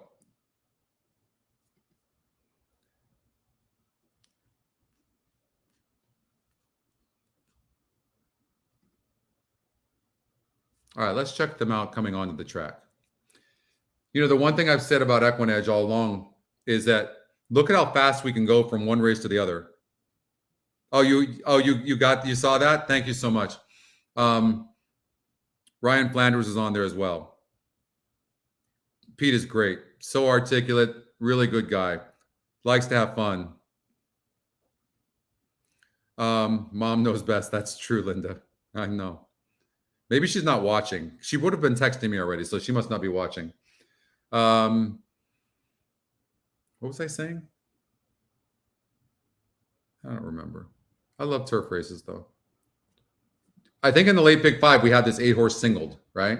I think I came to the conclusion of this like last minute.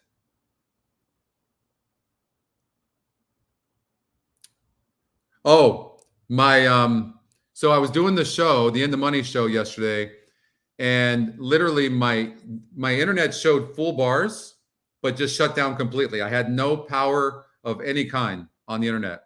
And so I think it was about 10 minutes I was out and they waited for me and it just magically came back. It was the trippiest thing. I didn't know what to do because I had all bars. And so luckily it wasn't a live show. So they were able to kind of stop it and then re-come back. So that's doing a live show in that situation. I probably would have just had to get off this show. Which one? We singled it. Yeah. Oh, there's Joey O'Toole. Okay. Did you hear what I was saying? I was talking to you.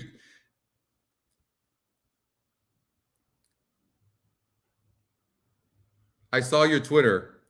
O'Toole, you go by Joey? I saw your Twitter. I was Joey O'Toole. Gotcha, brother. Did you get my explanation on what you had asked on Twitter at all? If you didn't, check out the coaching class. You might be surprised. Okay, lose the cigar, John. Oh, just relax. Cigars relax me. You got it. You got it. Good. And I'll be glad to explain at any time. If you want to go in the coaching class on Thursdays or this show or whatever, you'll learn and understand that the Equinedge picks are they're just algorithms. And so they're just one of 32 algorithms on our site. Okay. So you don't want to get caught up on any one thing. What you're looking for is to find your own way of handicapping with our system. And you find the different metrics. One's for breeding, one's for pace. The pace number, by the way, we have some of the top handicappers in the country that will use Equinedge just for the pace number because it's by far the best pace number in all of horse racing. It's not even debatable, and I don't mean that in an arrogant way. Bring any pace number to me. Let's go head to head with it. It wouldn't even be close. I'm not even going to mention names because I don't want to be tacky, but our pace number is monster.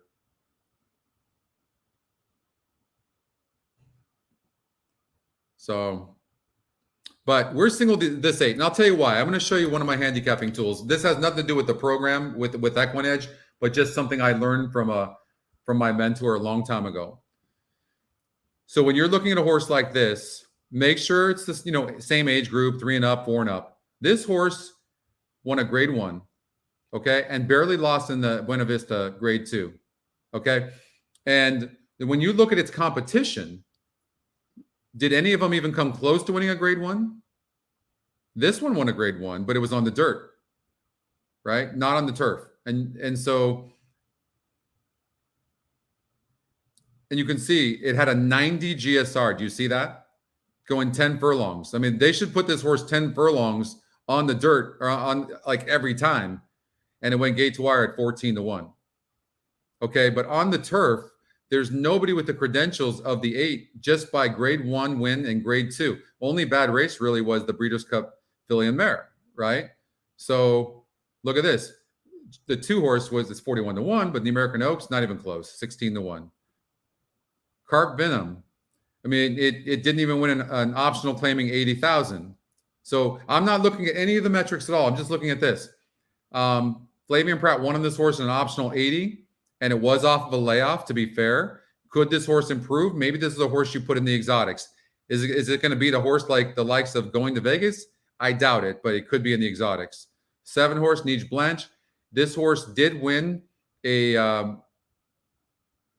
grade 3, the Santa Barbara, but that's a grade 3. There's no comparison between a grade 3 and a grade 1. And the last couple of races were against grade 3s.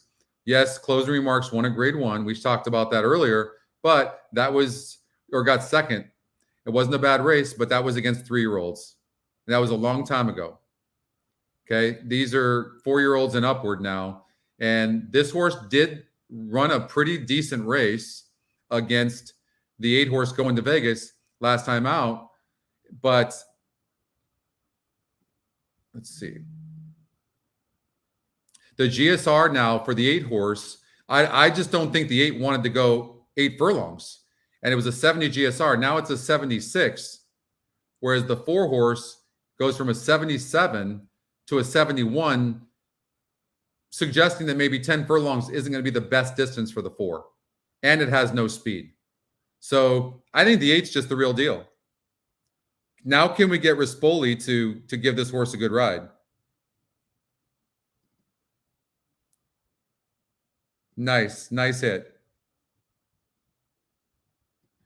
I'm a pretty impatient bettor, if I'm being honest, John. I am. Where I made my money, and I made a lot of money on pick sixes, but when they got rid of the $2 pick six in Southern California, it kind of changed the game for me because it forced me. Pick sixes forced me to put in my ticket, and I'm done. And I could always handicap.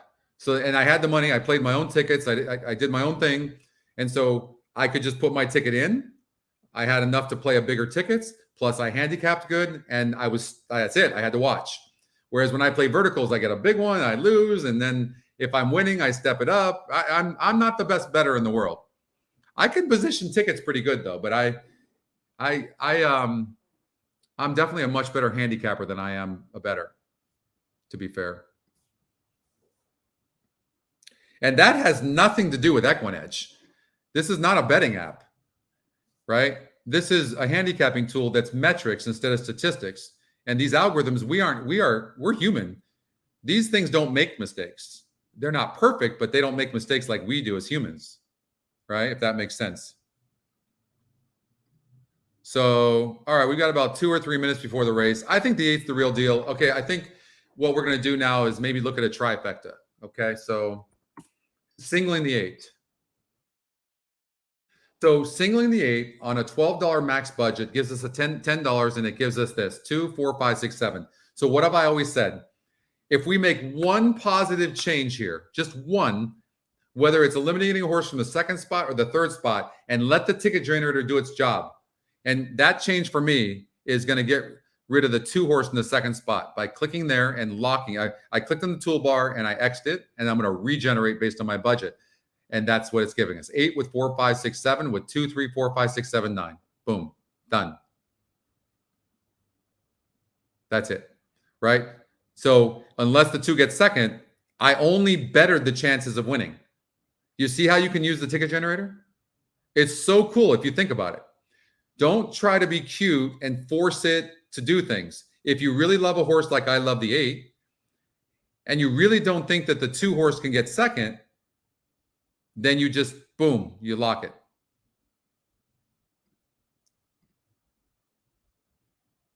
All right, this is a big step up for the 2. And you can see it. Look at the SOR. The horse ran good in a 58 race, ran good in the 60 race. 72 race, no bueno. 60 race, barely wins. Now this is a 72 race. No, not for me. Not for second. Maybe it gets up for third, but that was my determination right there. I make a positive change, hopefully, by saying it can't be second, and then I just regenerate based on my budget. If I'm right about that, my chances of winning are way better.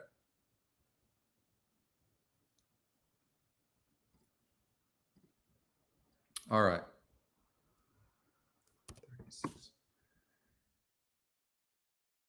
That's the pick 3. It's literally a $2 pick 3. Because I love the 9 in the last race as well.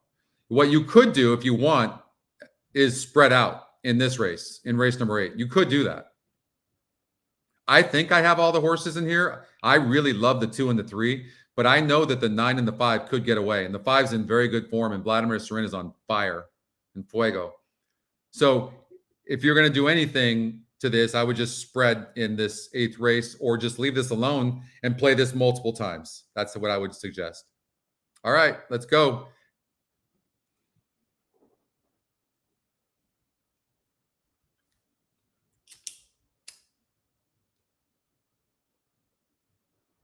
Closing remarks and going to Vegas, walking up.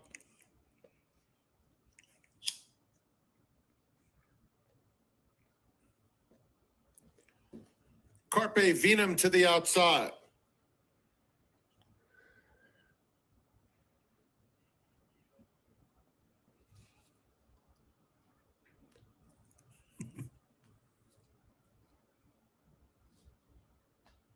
They're in the gate. And they're off in the Santa Ana. Quiet Secretary is going out for the early lead, hugging the rail and opening up a couple of lengths. Queen Goddess came away in the top flight too. And on the outside, it's going to Vegas with Neige Blanche. Charges dropped is on the fence. Just behind them, it's Closing Remarks. Keyflower, who was off half a step slowly, is now a little bit keen. And Carpe Venum will do her running from behind. They're covered by 12 lengths by the stands the first time, and it's the long shot Quiet Secretary with a 4-length lead. Queen Goddess second, going to Vegas, settles in the perfect spot third, and Charges dropped is just inside of her. Then comes Keyflower on the outside of Neige Blanche. Closing Remarks is next, and Carpe Venum. Around the clubhouse turn, and Quiet Secretary widens even further. It's about an 8-length lead. Queen Goddess second by 4. Going to Vegas, biding her time in third, with Charges dropped and Keyflower side by side, and Neige Blanche is just behind that pair. Then Closing Remarks, and Carpe Venum is still at the back. Less than a half mile to go, and Quiet Secretary has been loose throughout. 6-length lead on Queen Goddess second.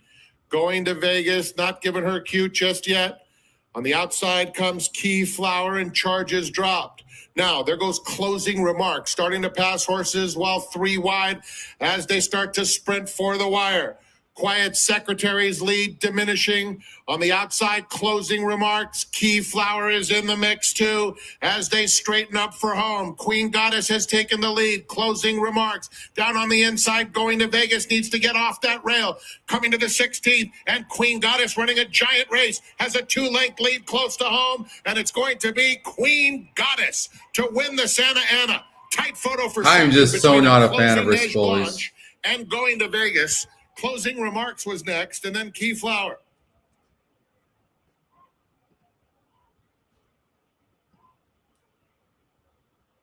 I am just so not a fan of his. I think he gave that horse a horrible ride. Equinedge long shot gets the win. It was a terrible ride. Cindy, you got that 6? Nice. 6, Queen Goddess was first. It's a Yeah. photo for second. I mean, just a horrible ride. He got outrode there by Espinoza. I mean, terrible. 6 is a nice horse, don't get me wrong, but it should never won that race.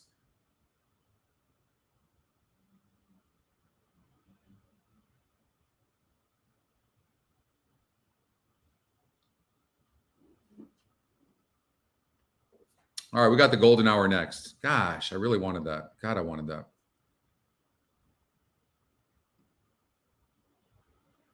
It was a really bad ride. I hate to blame jockeys, but seriously, like it's like every time with Rispoli, every single time.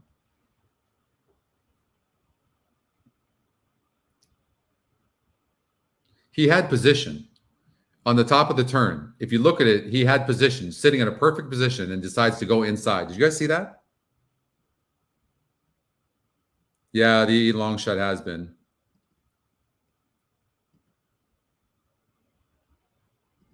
It's like, why did he go to the inside?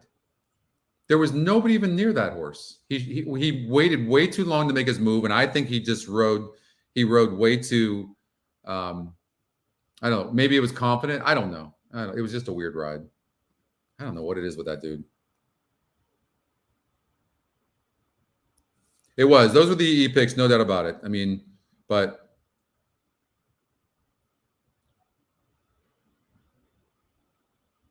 this is going to be a good exacta, Charles, for sure. And you see that what's really cool about that is, even though I didn't get that, and many of us didn't get that because we had the 8, people did have it, right? Because they're seeing that and betting. I don't think it's a dead heat at all. I thought the 8 held on for second, but maybe I'm wrong. Yeah, he just gave the horse a bad ride. The 6 was good, and there was a long way. Like the 6 ran a good race, no doubt about it. I thought it came in 6-8. Did the 7 get third or second?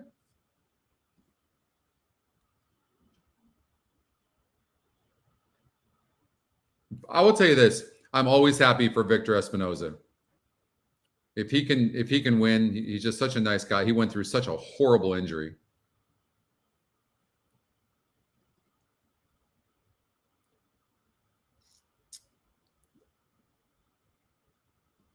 Think the 7 got it? 6-8-7. Okay, 6-8-7-4. Well, 7-1 on that 6. So for those of you that had that, I'm really happy for you. You got that, Bill? Nice. All right, let's get out to Golden Gate Fields. All right, we start the golden hour next. You can't say never mind now. That's a strike. That's strike 1. Huge pace advantage, right, for the 8. Chieftain's Lady, another horse out of Bold Chieftain. 7-2 right now. And here's what's cool. I will say this. This is what's really neat about the pace numbers. But we don't know if Julian Catan, who's jumping on the horse for the first time, does he know how fast this horse is or not? We don't know. If he has equine edge, he would know to send the shit out of this horse, wouldn't he? He is off the 2 horse. I think this horse is getting overbet. Although this horse 4 back against a 58 group went 8 furlongs on the synthetic track. Circle is Queen Goddess, a 4-year-old dark bay or brown against a 58 group. This is a 50 group. Story owned by Eclipse So maybe he just didn't like those other conditions, and maybe on the stretch out, maybe the 2 is going to run good. Written by Victor Espinoza. All right. Queen Goddess was. You like the 1? 33-1 equine edge long shot. Don't like that horse. Escape the City.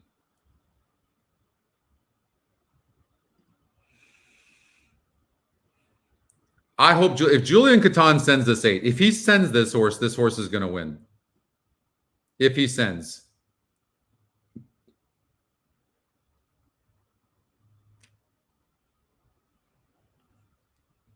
But the 3 is the horse to beat. I think this is all chalk. I don't like I like the 1 for like 4th. I think you could play a superfecta and key the 1 in 4th. You would do something like this: 2, 3, 8 with 2, 3, 8 with.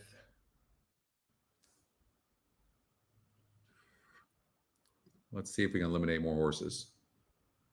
This horse is well above its head. Look at the changes. Make sure nothing's changed. Blinkers are off the 8. I love that. Off the 8. And the horse is still the fastest horse in the race. Does it like to win? Not bad.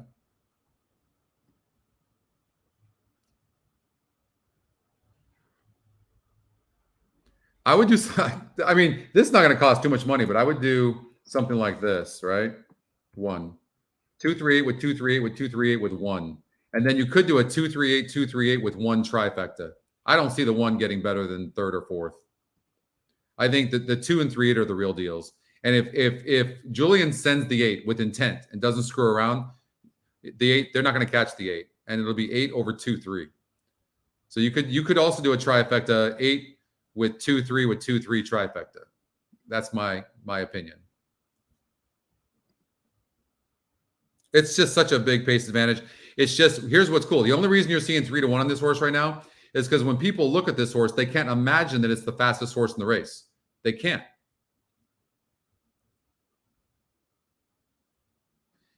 The only negative, but the thing is, Bold Chieftain could go long, obviously was going long.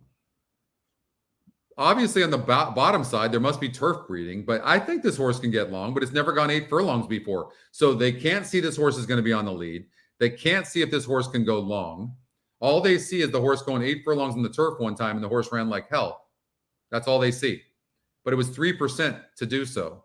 And there really is no, the 2 horse is 39%, to be fair. And it would face a 68 group last time out of 14 to 1. If you throw that out, I mean, this is a big drop in class, but the Equinedge Morning Line actually favors the 3 horse at 8 to 5, and it's 6 to 5 right now. It's those 3 horses. One of those 3 is winning, or I quit. Never play horse racing again.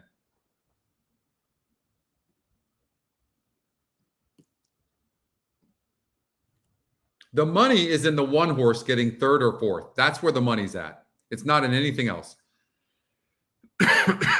It's not in anything else.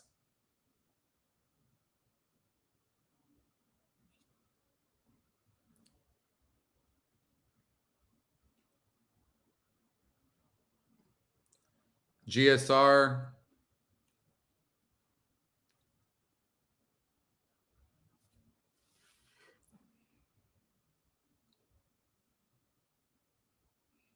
I mean, look at the 3 horse. In 15 tries, has won 9 races. Look at this. Been in the money in 13 of 15 tries.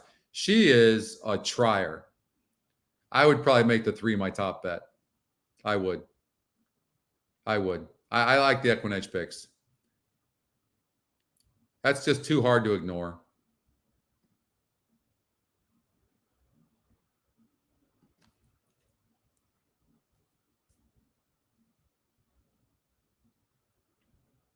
I know, James, you're right.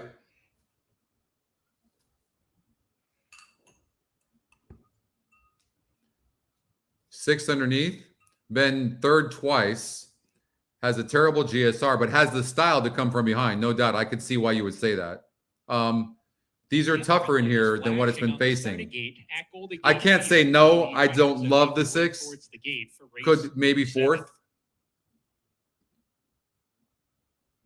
To be honest with you, if there was a horse that's going to be in the money, like 3rd or 4th with a 5, I would use the 5 because the 5 horse is at least dropping in class, and it's 5 to 1 on the Equinedge Morning Line. And it's come from behind before against a similar group here, 8 furlongs in the synthetic, 4 back. Then it broke from the 10 hole against Tougher, throw that out. Then the race after that, I'm not sure what happened in that race. It lost by 3.5 lengths, and then last time it was a 58 group. I actually think this 5 horse will run good. I do. 2-3-8 with 2-3-8 with 1-5 with 1-5, something like that if you're playing a superfecta. But I think the 5 is going to run a good race the more I look at it.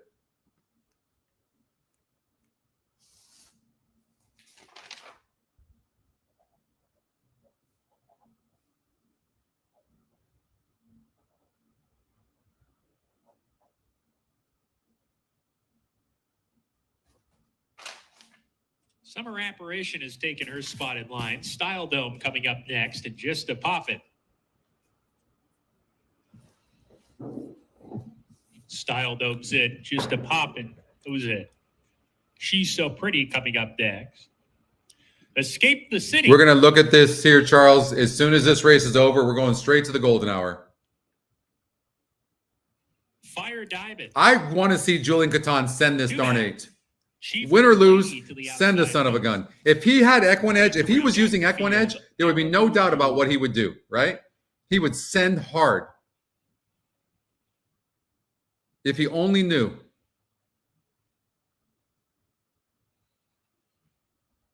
Come on, Julian, send this 8. We welcome in our friends at TVG tuning in.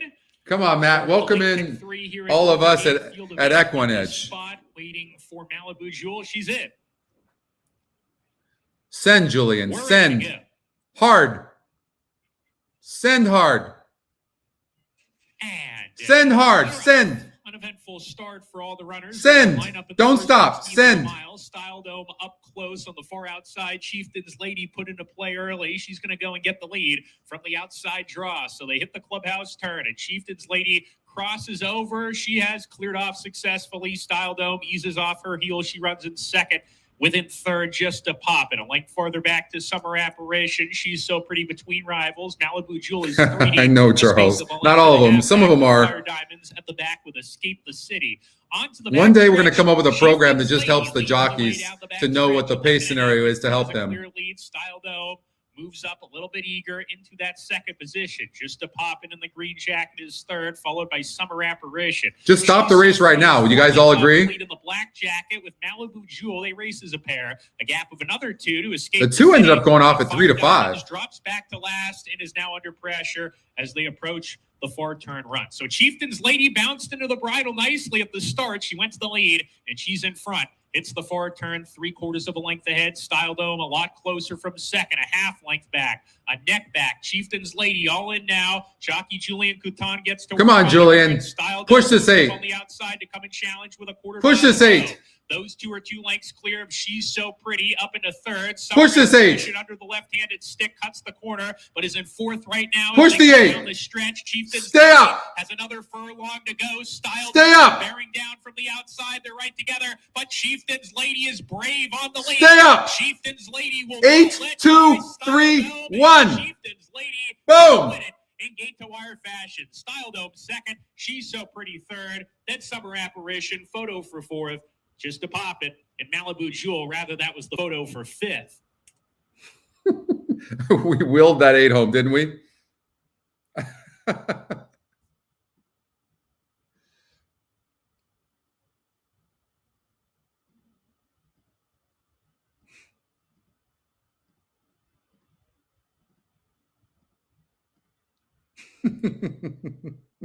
That was fun. Was that not fun? How can you not like that? How can you not like that? Number 8, Chieftain's Lady first. Second, Did we call the 50 to 1 shot for fourth? She's So Pretty. Fourth. Number 1, Summer Apparition. Photo finish for fifth. Please Fourth. continue to stand by until the result is declared official here in race number 7. It's so much fun. Oh, nice. Nice, Joey. Nice going. Wow. Wow, that's a nice exacta. All right. 5 Just to Pop In. 8, 2, 3. And that 5 got fifth. 5 finishers in race number Where's the 7. Pentfecta? Super high 5. We willed that 1 horse. We willed that 8 horse to win, and we willed that 1 horse to get fourth, didn't we?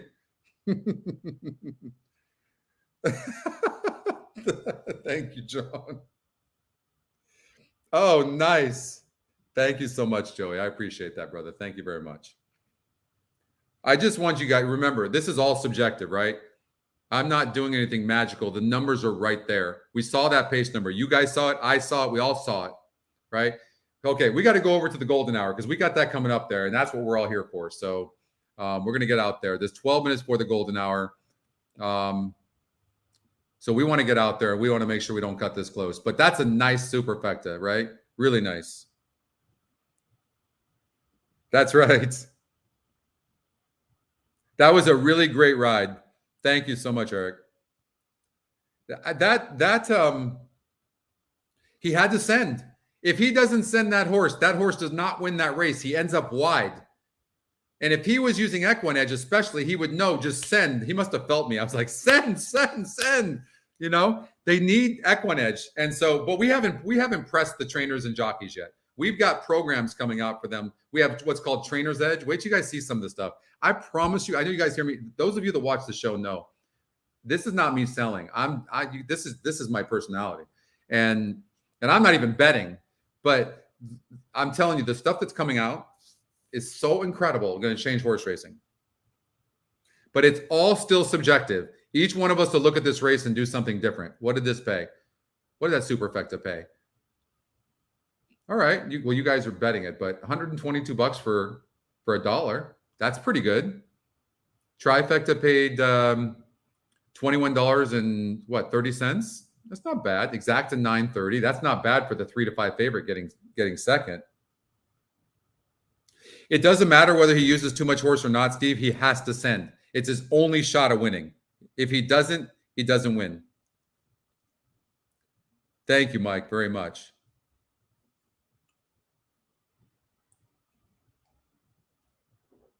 All right. Let's get to the golden hour. I love the golden hour. 200. Okay, so if you're new and you don't know this, the golden hour is becoming a major, major play for everybody. And the reason is for a few reasons. One, it's a 15% takeout. Two, 4 races are done between 2 tracks, Santa Anita Park and Golden Gate Fields, all in about 45 or 50 minutes. With the 15% takeout and all that, it's just so much fun. And the pools are growing and growing and growing. And the payouts are wonderful. So, thanks, Evan. Thank you. Yeah, John, it was a little bit low. I was a little surprised. Nice going, Joey. Okay. Let's do the golden hour. So here's what's cool. Look, you can go to the tracks and you see these flames. That means every one of these tracks is on fire. That means that they're winning over 38% of the time in the last 16 races. And if you've never seen our dashboard, it's dope as hell. Watch.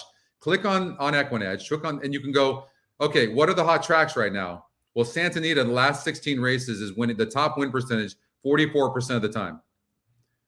The jockey right now, who's hot? Juan Hernandez, in his last 16 races, has won 8 races, and he's got a horse that's 3-1 right now on the 5. Okay? Stuart Elliott's on fire over at Sam Houston.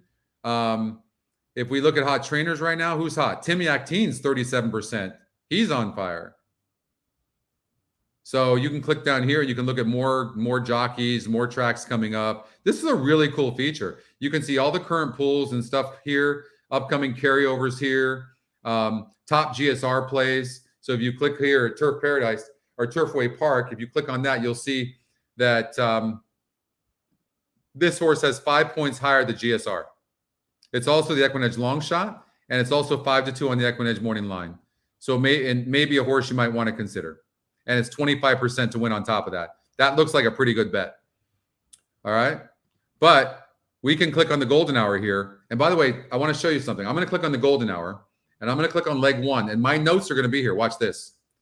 I didn't put notes here on the golden hour. I put the notes on Santa Anita Park. That's how cool this is. So it takes your notes with you, so you don't lose them when you go to the golden hour. But you can also find the golden hour from this race number 8, and we'll click on it. And this is the easiest way to play the golden hour. And you'll click on and we'll go, okay, it's a $1 denomination, so I'm going to put in a $100 play. And look, it goes leg 1, Santa Anita Park, gives you all the specifics about the race. Then leg 2 goes to Golden Gate Fields. Leg 3, Santa Anita Park. Leg 4, Golden Gate Fields. Right? See that? It's that easy. And then you can make your bet with your favorite ADW. And in this case, Stronach Group, Express Bet. Okay? Okay. So I put a note that I thought the 5 horse would be the favorite. The 2 horse is my top pick, but I like the 3, Fight On, a lot. And Fight On's 12-1 right now, shocked. But this 5 is on fire right now. 3 straight wins. It can rate some, but it's going to have the 9 pressing its ass. No question. Horse has to have the lead. the reason, like when I gave out my tickets on the In the Money show, when I did the show yesterday, I gave out only the 2 and the 3 because I'm praying that the 5 and 9 duel. So you have a decision to make. I couldn't tell you whether the 5 and 9 are going to stop. I'm assuming the 5 and 9 are going to stop. Okay. And then either the 2 or 3 is going to pick them up. That was my guess. I'll give you another long shot that you must consider. And that's this horse here, the 1. You really do, because this horse is 22% to win. It just is. So what I'm going to do is I'm going to add the 1 in our golden hour. I'm thinking we should for sure get by here, but if you're going to play a smaller ticket, you might be able to get by with just the 2 and the 3. But just in case, I don't know why this is spinning. It did it a couple of times, but there's a lot more people on the site now. A lot more people on the site. I think we have like 1,200 active people that are at one time on this site now. It's crazy. When we first started, we were lucky we had 40 people on the site like a year and a half ago. So it's starting to take. Leg number 2, I think this covers the race. But I'm also banking that the 1 and the 7 are going to stop, and they're going to duel. A lot of pace in here. I love the 6 and the 8 best. And the 6 horse right now is 4-1, and the 8's not getting bet. But I think this 8 can outrun its odds, and I think the 8 might be in the money at the very least. So don't necessarily ignore the 8 eye on Tiger. But 6 and 8 are my top plays. And Ryan Flanders actually made the 6 his best bet. So he was on In the Money with me yesterday, covering this golden hour. So he did like the 6 Crown Kitten. I'm not using the 1 and the 7, but I might. I'm gonna look a little bit closer. Del Mona, the more I looked at this horse, the more I liked it. But guess who's on it? Every time I like a freaking horse, Rispoli's on it. Every time. Oh, just driving me freaking crazy. It's the weirdest shit. You guys have seen it over the months, right? Every time I like a horse and I want to single it, it's Rispoli. He could be a nice guy, by the way. This is nothing personal. I just don't care for him as a jockey. That's my opinion. Nothing against him.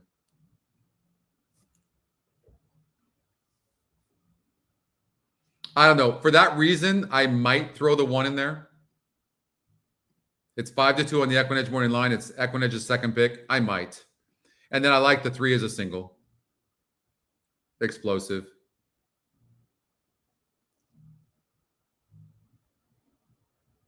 I liked the 4 as well, but the 4 was scratched.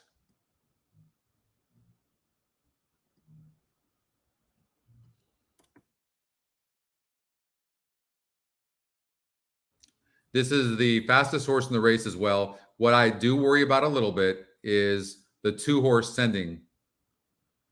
I do worry about that a little bit. But this horse can rate some. So if the 2 does, it can sit right there. But I have enough room to add 1 more horse. If this is the ticket I recommend if you want to play smaller, okay? Absolutely, Cindy. 150%. You and Deb Martin, huge. And this chat room has really attracted a lot of people as well. And the show gives people a chance to see how people are using the tools and understanding that they're all subjective. There's been races that I lost that you guys won and you were saying booms, like, which I love, but right, it just goes to show you there's no one way to use these tools. They're tools. And long past me when I'm gone, people are going to be using it that way. It's just people are having a hard time wrapping their head around not seeing statistics and seeing metrics and making decisions from there. We've got breeding metrics in the GSR, right? Did you know this top, first of all, the 3 is the top GSR as well. The top GSR wins 25% of the time alone. Alone, you could use it as a win percentage. The top Equinedge pick wins 35.5% of the time, and the top win percentage wins 36% of the time. And they're all different algorithms. And then you take the pace number, which is the sickest thing. It's the sickest algorithm. And then the win percentage, and you got the SOR as well that tells you the strength of the race. If I said to you, do you want the SOR or do you want the top 3 finishers in the race? like everybody else gives you? Which one you want? What do those names do for you? You don't know how strong the race is. So now you have to, in the Equinedge long shot, all of us know what that thing has done. So you have to make a decision based on all of that information. And we're hoping that much of, and if you look here, this 3-horse, 28%, 75 pace, 56 SOR, it's like tops in every category. Top Equinedge pick, even money on the Equinedge morning line, top GSR, every category, the 3 is the top pick. So we got to make it the single. Now, maybe, and this is what we've seen, how many times have we seen the Equinedge long shot beat us? So you can either single the 3, or I'm putting the 5 in there because I'm not getting beat by the damn Equinedge long shot.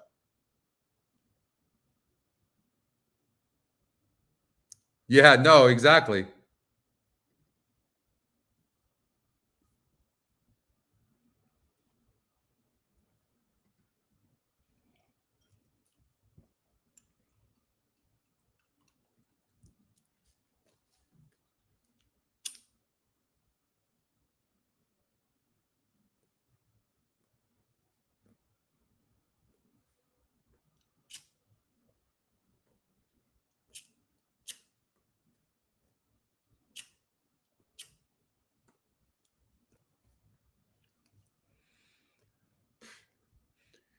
So Dave, I was the originator of these things, right? Built them. So that's gonna happen. But that being said, like, check out my coaching classes on Thursdays. You go to Equinedge website, equinedge.com, and you'll see you can join the coaching classes, and they're fun. We handicap live races in those coaching classes. So it's really a lot of fun. And you'll learn and watch the shows and have fun. The cool thing about this show is people are learning, having fun, interacting with each other, and we're betting at the same time. I just don't think it gets any better than that.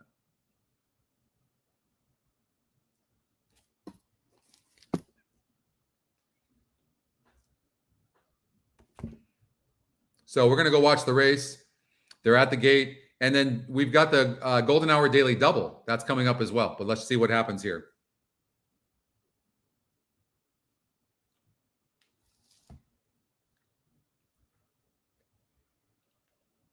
Doesn't get any better, right, Mike? Start.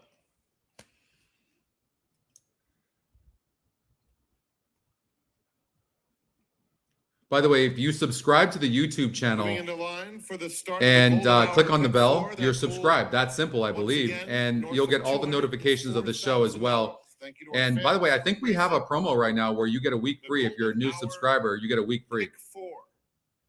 Combining the last 2 from Santa Anita with the last 2 from Golden Gate Fields. All right, Frank Miramani has the call. They're going 7 furlongs on the dirt. This is a starter allowance, one of the toughest races you'll handicap are starter allowance races. So let's get by this thing. And they're off. Charge Cash is very fast. So is Finestra, who now takes the lead. Outside of them, Encore Fu comes away. The 9 third. It's a took gap back of 4. a little to bit, Fight on, Heart Full of which Stars really and surprised me because Singing I didn't think that horse can Slam rate. Dunk Sermon is on the extreme outside. And by the 9 Fourth in doing line that, they might have goes just put the 5 in the winner's Synthesis moving circle, through pretty willingly at the rail. which would be Distant fine. Chandler is the stretch running California Street. Finestra cruises to the half. Wow, the mile, 1 all the horse. way I to don't like it half being on the again. rail like that, but it's Charge just the Cash is 1 in seems to second, have a lot of followed horse. at the rail by Synthesis, Fight On, and Encore Fu. Then a gap of 4. California Street begins his move early. He's just 5 lengths off the lead. Coming Go to 1. 3/8. Go on the rail. Slam Dunk Sermon is Go. next. Heart Full of Good Stars move. and Foreman. Go. It's Finestra. Go. Narrowly in front. Synthesis has made steady headway to be with Come on, 1. second. Outside of them, Come on, 1. Go. Encore Fu. Don't stop. Push him. Fight On 4th. California Street wide, still has plenty of work to do. Finestra turns for home in front. Come on. Encore Fu, Synthesis on the inside. Behind them comes Fight Go, On. 1. Go. California Street coming to the 16th pole. Finestra is all out. California Street is starting to pick it up. Get up, 2. On the outside, and here comes California. No, 1. Step 1. Step 1. Woo! And Synthesis That's with good. Street, a hard charging second. There you go. We added that 1. Fight On, and Encore Fu. Yes. How's that? 8-1. Woo! That's a good hit. That's a really good hit. 22%. 22%. That's the only reason I added that horse. Only reason. 22%. So those of you that are learning this for the first time, none of the, look at the top win percentage is 22%. It's low. So you have to use different metrics. Top equinedge pick the 5. The 3 is the second equinedge pick. Top win percentage. The 2 horse has the second top win percentage. They came in first and second. Top 2 win percentages. I mean, nothing matched up there, so you have to spread. And the jockey on the 9 decided to get cute. Sadio. This horse can't rate. Where have you seen this horse come from behind? I don't know if he looked at the PPs or not, but this horse has never come from behind like that. But here's what happens. Sometimes when the jockey has a horse on the outside post, even though it needs the lead, they get cute and they try to rate the horse. That happens a lot. And that's what he did there. Thank you, Manny.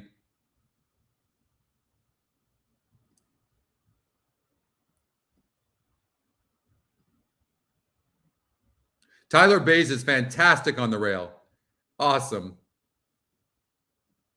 Woo! That was awesome.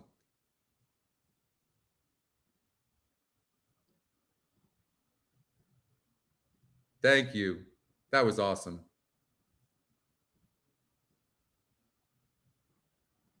So cool.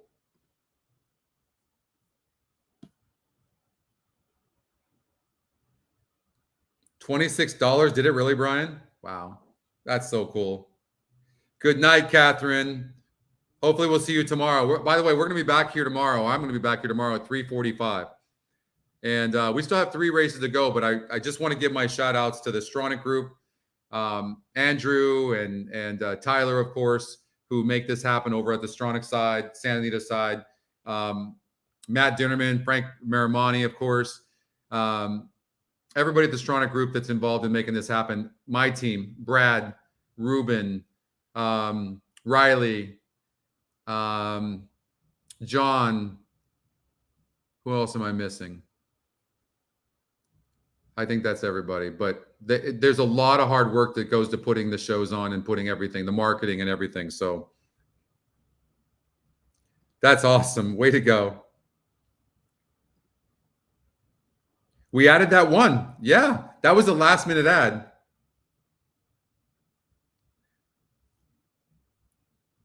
Nice, Cindy.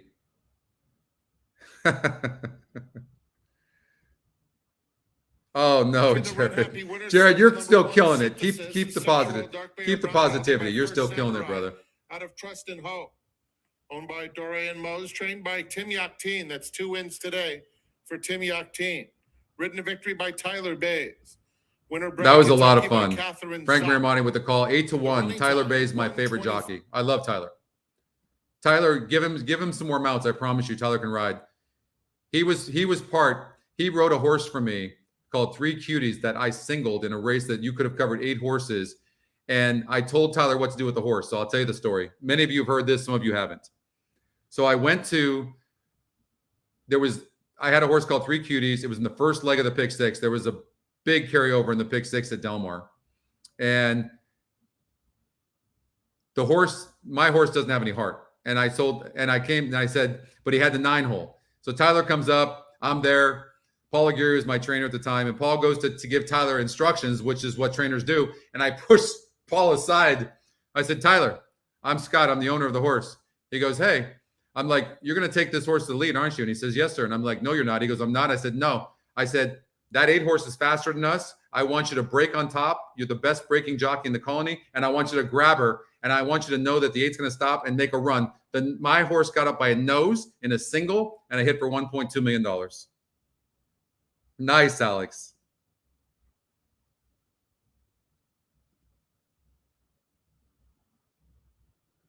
So I love Tyler Bays. Love Tyler Bays.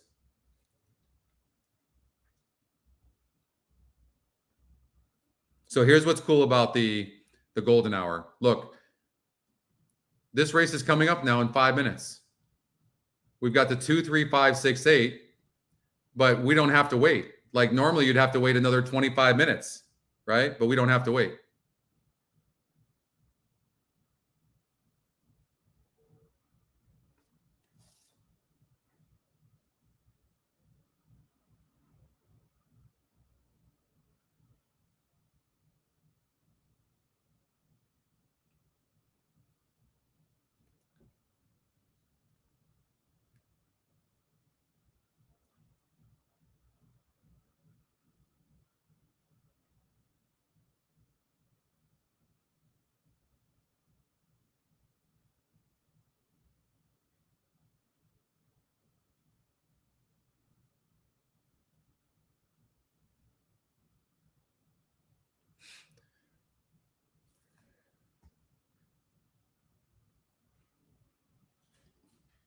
Yeah, it was an amazing. He followed instructions, and then he always has been really good when he's on the inside. He stays very calm. And remember, like, look, what even before the 3/8 pull, I saw it, and I'm like, look at the one. It's got a lot of horse on the rail, and we added that horse last minute because of the 22%. Without that thing showing 22% in a wide open race, we don't use that one.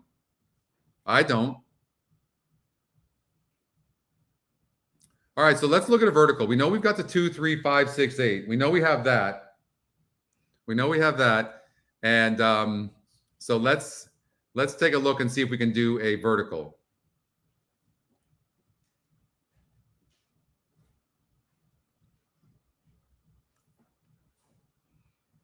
All right.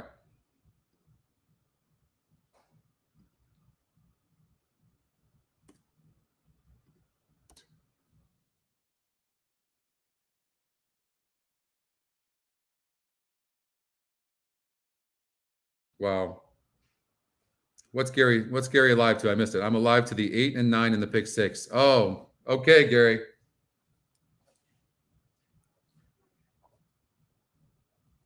Awesome. All right.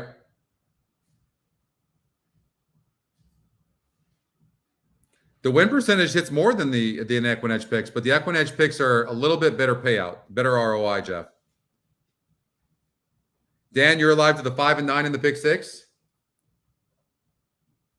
All right. Woohoo. Come on.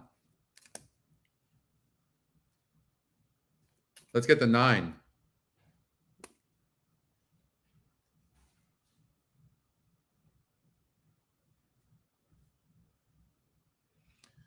So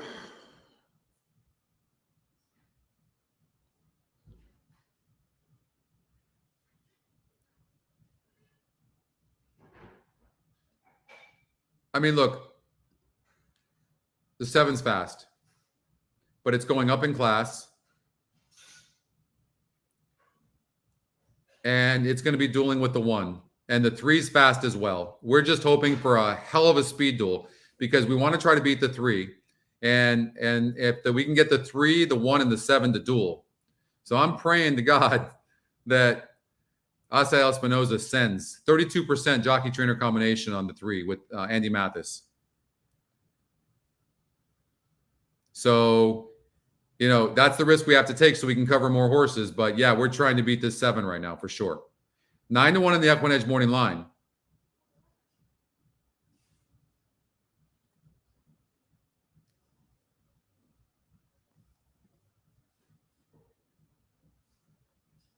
So we're going to have to sweat this 7, you guys. We're going to have to sweat it.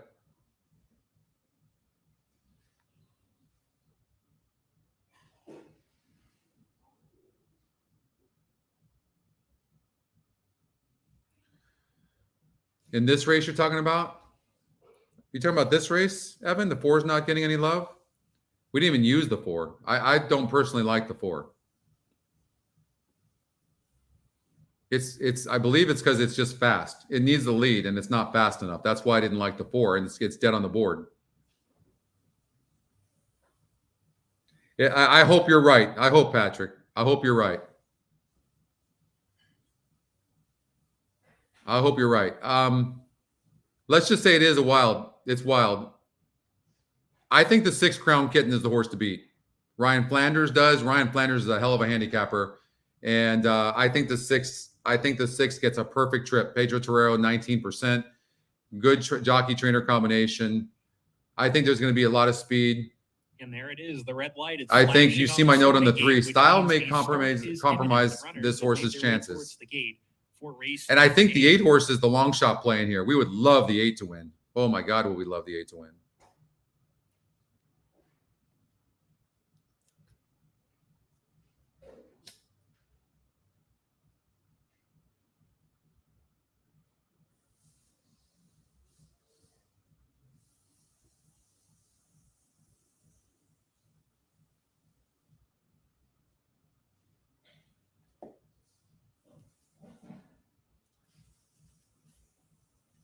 They've loaded cheap to the inside post. Hot Rage's post 2 has stepped in. Queen of the Track has also taken her spot in the gate. Here's Crown Kitten coming up.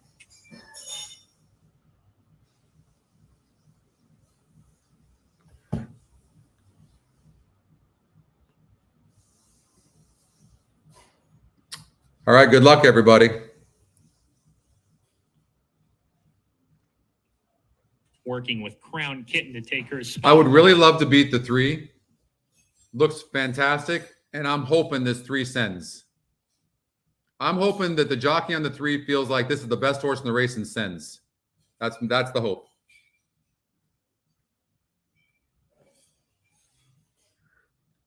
Crown Kitten goes in.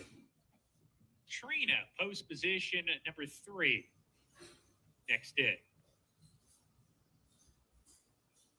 4 more runners to load into the gate. Allie's Pal, the gray mare, up next.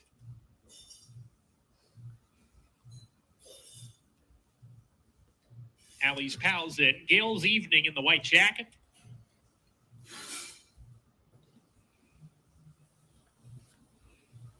Ion Tiger is loaded. Gail's Evening goes in. 1 back. Macy Joe to round out the field. Here's Macy Joe going in. We're ready to go. And 3 stumbled. Oh, don't give the 7 easy lead, please. Drops back to trail after that, and Allie's Pal, like a rocket, goes to the front and opens up 2 lengths on Hot Rageous in second. Queen of the Track parked outside of her, 1.5 lengths to Ion Tiger, followed by Cheap. Then Crown Kitten wedged between horses, passed by Gail's Evening and Macy Joe. And then there's a huge space back to Trina, who's well behind after taking up the start. They hit the far turn. Allie's Pal, the lead filly where she likes to be, and she shows the way. Queen of the Track moving up to come and challenge as they approach the quarter pole. Those 2 have put 3 lengths on Hot Rageous in third under a ride. So is Cheap right behind her. And Ion Tiger, who swings wide. The others are well out of it as they roll down the lane. Queen of the Track putting up a fresh challenge here. Come on, 2, get in there. Second. Come on, 2, get in. Beat this 5. Beat this 5. Get up. Get up. Queen of the Track almost there. Queen of the Track. That's not bad. Queen of the Track. That's okay. Hot Rageous. That's a good hit. Kitten third. Photo for 4th between the weakening Allie's Pal and Cheap. 2 had to get in between horses, but you know what? That's still good. 4-1. That 2 would have been enormous. 6 ran good. And 7 stopped. Whew, that scared the crap out of me when that 7 got an easy lead.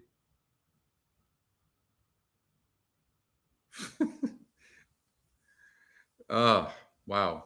That 2 would have been enormous.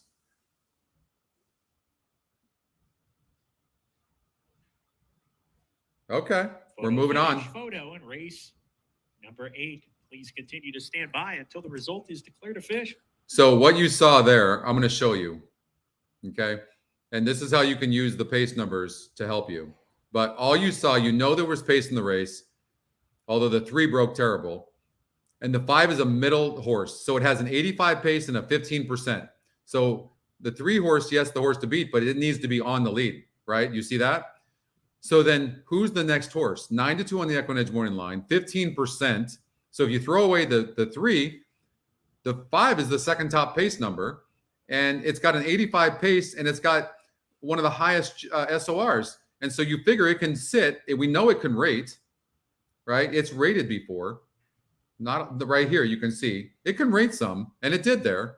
And it's also the second Equinedge pick. So the 5 winning is not a surprise at all. So watch out for these middle horses that can rate some, that have decent win percentages, especially like the 3 horse if you think the favorite's vulnerable. And that's exactly what happened there. That's exactly what happened. So we'll take it. Nothing wrong with that. Look, now we're only waiting 12 minutes for Santa Anita race number 9 instead of 30 minutes for the next race. So that's what makes this so great. 5-2-6-1, unofficial, Queen of the Track, Evan Roman with another win today, Jeff Bondy. I met Jeff down at Del Mar, and he is the best guy. We were hanging out with him, and we were eating and drinking, and he was telling these stories. Jeff Bondy's fantastic. Fantastic. Really good trainer. And he's been doing it a long time. Don't you love these trainers that have all these stories? Jeff's one of them. Really enjoyed my time down there when I was down at Del Mar for like a month and a half for the entire meet. It was fun. That was a fun experience for me to do the simulcast with John Lees. I had a good time.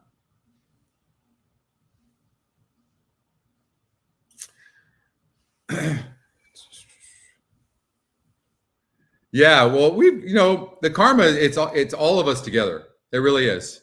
It really is. So it's been good so far, but we still have 2 races to get by. So let's get out to San Diego race number 9. We singled the 9, Del Mona, who's 9-5 right now. The only other horse getting bet and a little bit dead on the board is the 1, and this is not a positive jockey switch. It's just not. But look at another horse I like, that's Rispoli. But Rispoli was on this horse last time, and the horse had a 3-post and broke last and still ran like that and needed the race. I would imagine this 9 horse is going to be very, very tough to beat. I do. And the horse has tactical speed. So we'll see. We'll see. Can I do? We added 2 horses, didn't we? We added the 1 as well.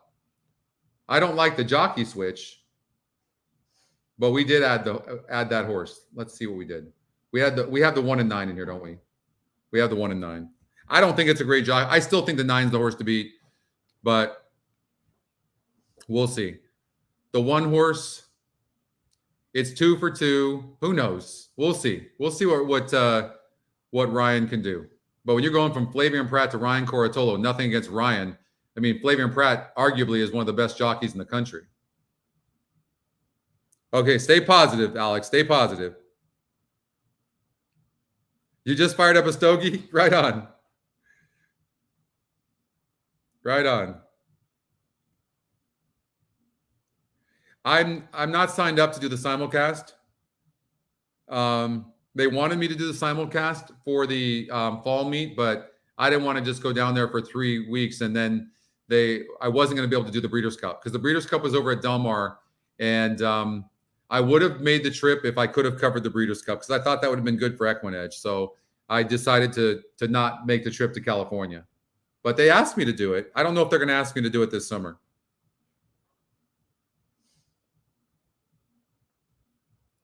This 9, honestly, hopefully we get a good trip. But honestly, this 9 horse is so much better than the rest of these horses. So we'll see what happens. 9 minutes before the race.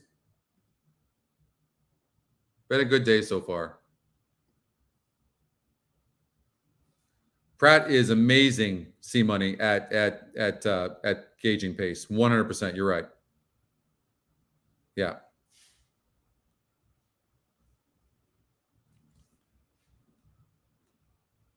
Okay, why don't we look at a trifecta over at Santa Anita? So we'll go, we'll do this.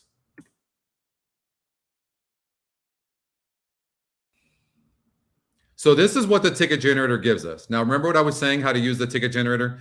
Now what we want to do is eliminate a horse, eliminate a position, anything, and then regenerate based on our $16 budget. So what do you guys see? What do you see here that the system's using that you don't believe can happen? I don't see the 9 getting 3rd. I don't see it. So watch this. I'm going to take the 9 out of the 3rd spot, and I'm going to regenerate. There we go.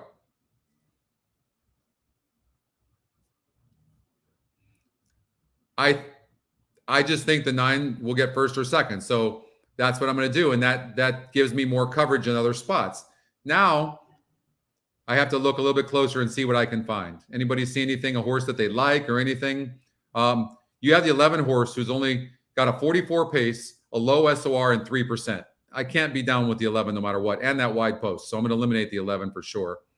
The 2 horse, Sadler and Hernandez, 24% jockey trainer combination. They have a low SOR, but they have a high pace.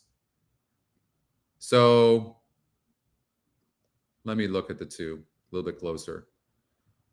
It won gate to wire last time out against a 46 group. It went gate to wire and had to hang on. And now this is a 64 group on the turf. So it's going turf for the first time. Has some turf breeding that's on the inside. So I'm going to throw out the 2. Well, it's not using the 2. So there we go. So that didn't count. 7 horse, 2%, 30 pace, but it has a 63 SOR. So I think the 7 horse could be the type of horse that actually gets third. So I'm going to key it in the 3rd spot and I'm going to regenerate. Now it added it there. Now it's using the 5, 8, 9. So the only thing I'm not liking right now, I'm going to say the 1's going to win or get third. So I'm going to leave this. So this is the trifecta I'd recommend. 1 and 9 over 5, 8, 9 over 1, 3, 4, 5, 7, 8, 10. If you're going to play a superfecta, I would just in the 4th spot use those same horses. 1, 3, 4, 5, 7, 8, 10.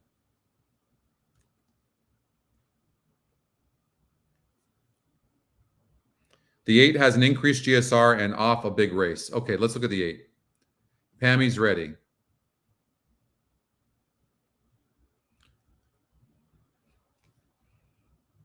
So let's see. 8's fast. 3's fast.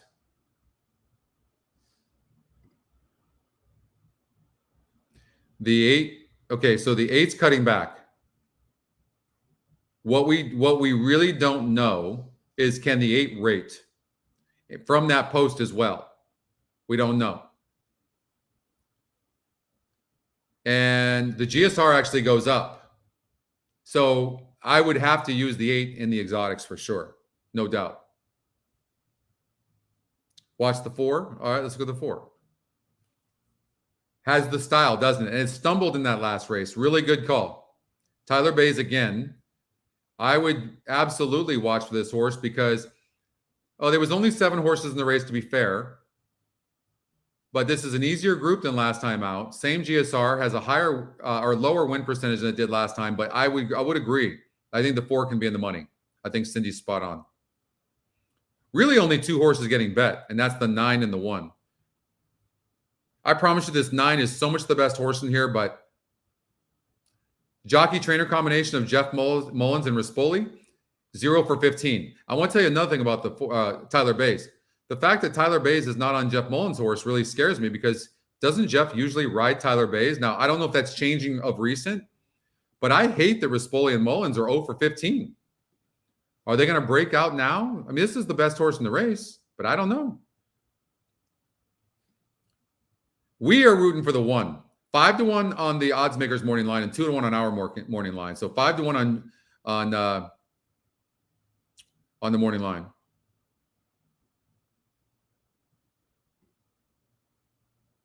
Four minutes before the race. I mean, it's hard to, the only thing I would say, it is hard to ignore the 0 for 15, but here's what you have to remember. The metrics have already calculated that in. That's what you have to remember. That's why seeing a stat like this, you might leave the 9 out. And maybe you should. I don't know. But the metrics have accounted for that. And here's the thing. It's not only the top win percentage by a lot, but it's also the top equine edge pick. And it's tactical.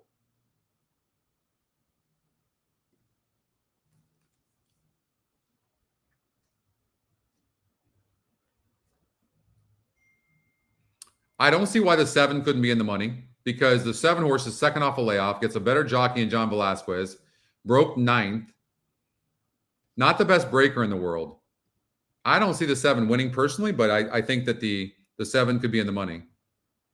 So I like this. Like the 5 horse, Edwin Maldonado, this horse had the last 2 races, stumbled, steadied, and still won the race against a 54 group. Then checked early. And after breaking 10th with Rispoli aboard, Rispoli gets off. But I will tell you, this 5 is live. I got a call. I like 9 over 5. That's if I was like just going to bet a cold exact, it'd be 9 over 5.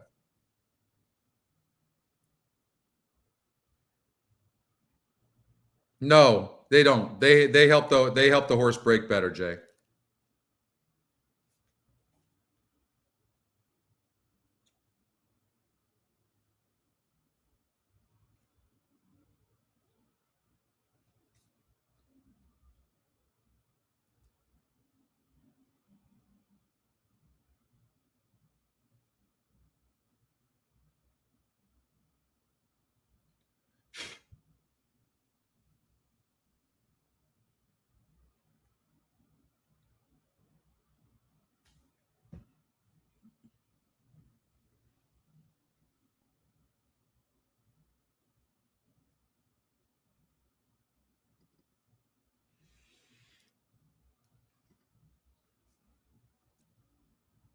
You guys are nervous. So I can feel you. I can feel you. Don't be nervous.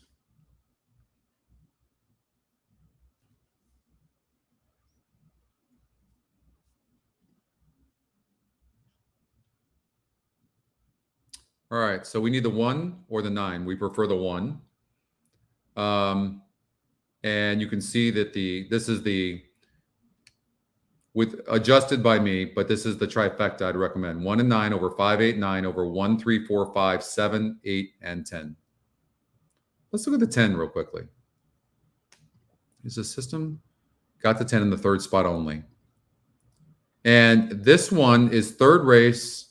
It was off slow, bumped last couple of races, and broke 8th in both races. You'll see a lot of foreign horses break bad, but I can't see why this 10 horse can't be in the money at 33 to 1. You watch in the 3rd and 4th spots, we're going to get some bombs for sure.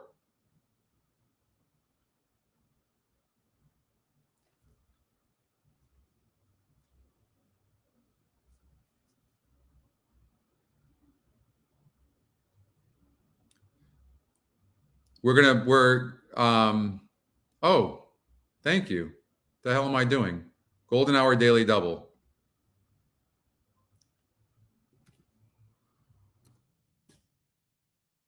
That's the Daily Double. 1 and 9 with 3, 5. 1 and 9 with 3, 5. Golden Hour Daily Double. Thank you for the reminder. I can always count on you, Gary. They're at the gate.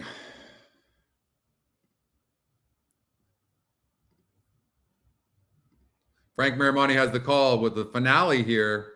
7 to 5 on your favorite. The gate for the 9th. Come on, Rispoli. Redeem yourself.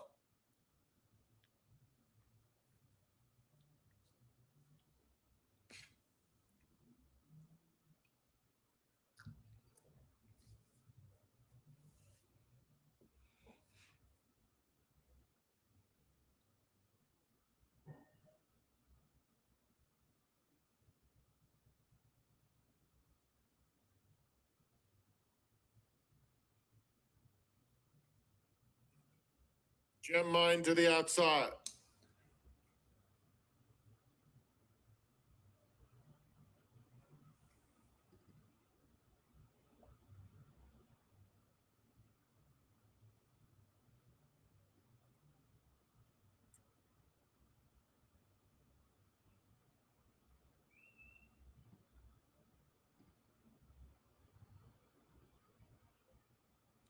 They're in the gate. And they're off. Pammy's ready very quick. Delmona came away in the top flight too, and she's up with Impeached Alexander. And now here comes Hail Columbia. And Hail Columbia will duel in the early stages with Impeached Alexander. They're followed by Fluent and Delmona side by side. I Got a Gal is 5th as they run down the hill. Then comes Gem Mine, who's 6 lengths off the lead. Pammy's Ready is next, followed by She's Got Away, Graceland Gray. Dolly May is next, and She's Bulletproof is at the back of the field. They're approaching the quarter pole, and it's Hail Columbia showing the way. Leads it by a half length. Impeached Alexander, Delmona coming after them.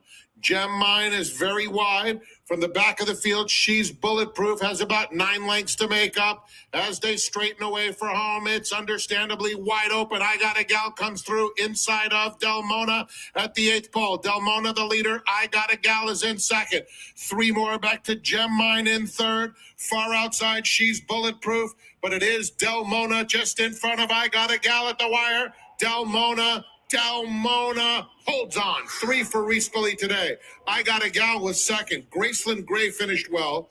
Then it was Gem Mine. Should have singled that guy. All right, some of you did, actually. I know some of you did, so that's good. All right, one more.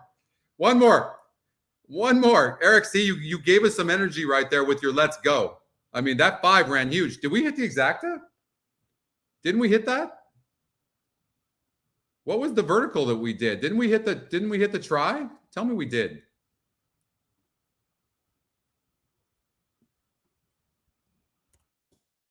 Didn't we have the 5 we did have the 5 in the 2nd spot.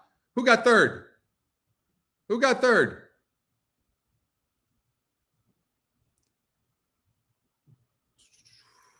Number 9, Del Mona was first. 5, I Got a Gal second. 6, Graceland Gray third.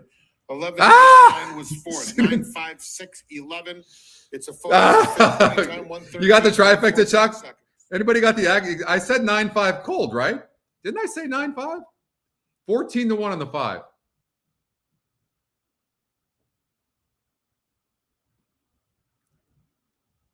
Six got third. No, 6 got third. I can't remember, but did I not say 9-5 cold or no? Or am I taking credit for something I didn't give out? You guys tell me. It should have been an all button in the third. Good call, Chuck. I could have sworn I said 9-5.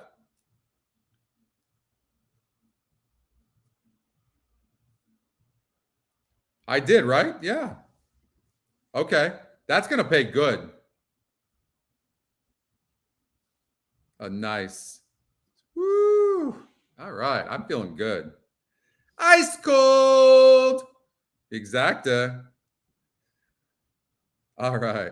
$21.40 exacta. Woo. Woohoo. All right.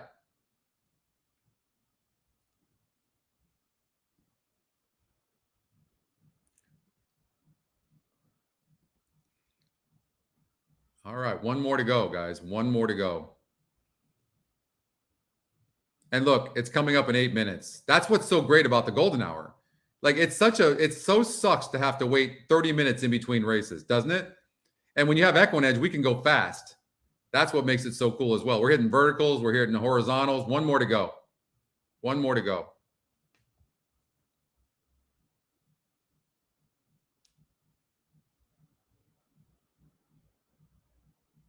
We need the 3 or the 5. 3's 2-1. And the 5 is the Equine Edge long shot, who is in fact getting bet. But we really want we'll take the 5. But I really think the 3 is the best horse in the race. The fastest horse in the race should go gate to wire. 4, but it just seems like, remember I said this, the last leg of any of your horizontals, it seems like the Equine Edge long shot wins. I don't know what that is, but I can't tell you how many times have been burned. That 5 ran a hell of a race. I don't know why I threw out the 6, but I didn't like the 6. Sweet. Awesome. Daily doubles, everything. No, we used the 3 and the 5. I didn't single the 3. I don't think no, we'd use the 3 and the 5 for sure.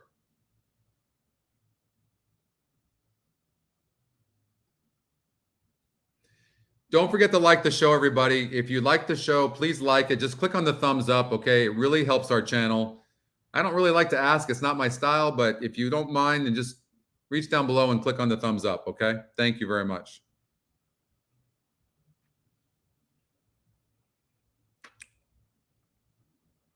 Let's bring it home. Let's bring it home. Nice, Evan. Nice going.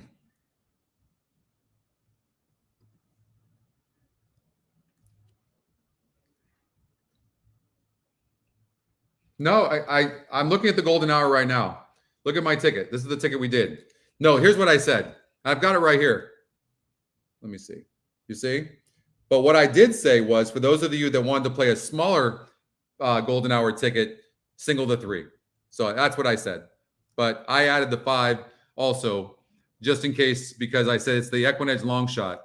So let's get the 3. I know some of you are rooting for the 5 because we used it, but all of us win if the 3 wins. And I think the 3 is the best in the show. Thank you so much, Jay. I really appreciate that. Oh, Wes, thank you. You logged in. Look at that. How cool. Just logged in to give a thumbs up. I know it sounds crazy, but that's the game on Twitter. Not on Twitter, but on YouTube. It really is. Yeah, we did both. We added we said, look, if you want to play smaller, just single the 3.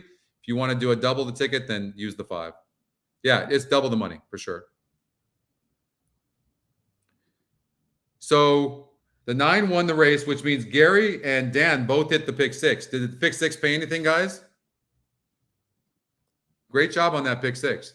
By the way, going to be back here tomorrow, same time, 3:45, and we'll be covering all the races from Golden Gate, from Santa Anita, Golden Hour again, and as well as I wonder what the pool is in the Golden Hour. I didn't hear. I'm going to have to find out, and I'll tell you guys tomorrow. If you see it anywhere, let me know. And then we'll be covering Laurel and Gulfstream Park as well. So thank you, Stronach. What's up, Wes?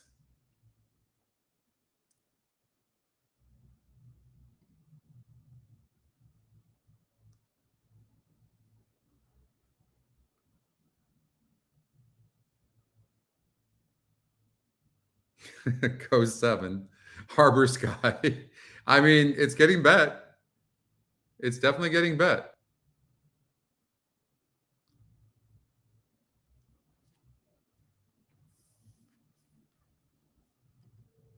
Four minutes before the race.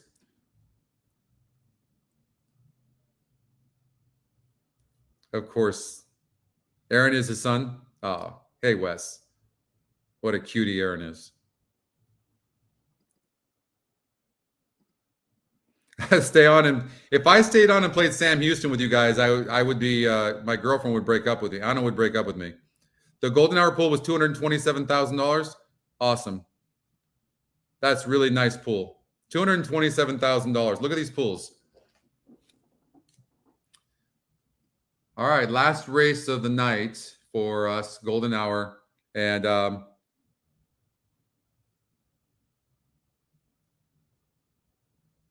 what's up, Wes? Right on. That's so cool.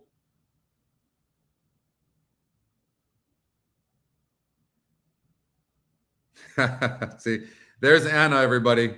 Say hello to Anna. That's my girlfriend. She heard me. She's in the other room saying, okay, you better not. That's what she's saying is thank you, Scotty. But what she's really saying is you better not stay any longer because I want to go out to eat. That's what she's really saying.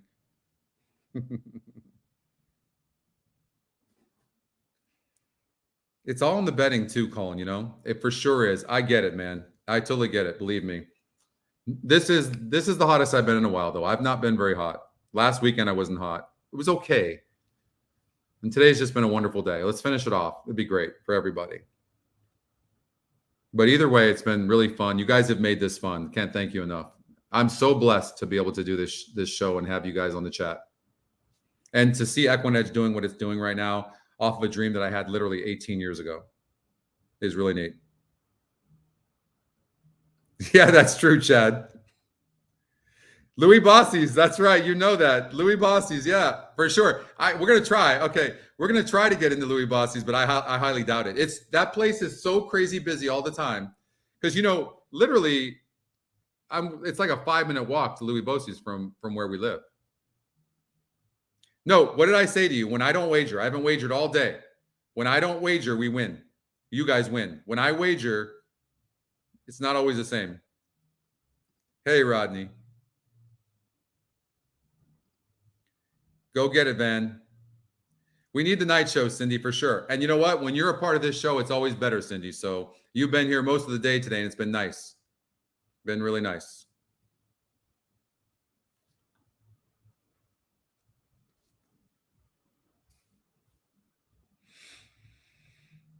Thank you, Evan, very much. Thank you so much. I'm blessed. You got to have to treat people the way you want to be treated, right? Go get him, Joey. You got this. 317 golden hour. That's actually a little bit lower than I thought it would be, but that's probably because the 9 horse was probably a single for a lot of people. All right, Colin. Hopefully we'll see you tomorrow, okay? You know what? I'm not COVID free yet, believe it or not. I still have a little bit of a lingering cough, but thank you, Dan. Yeah, but maybe the handicapping's telling that story. What's up, Adarsh?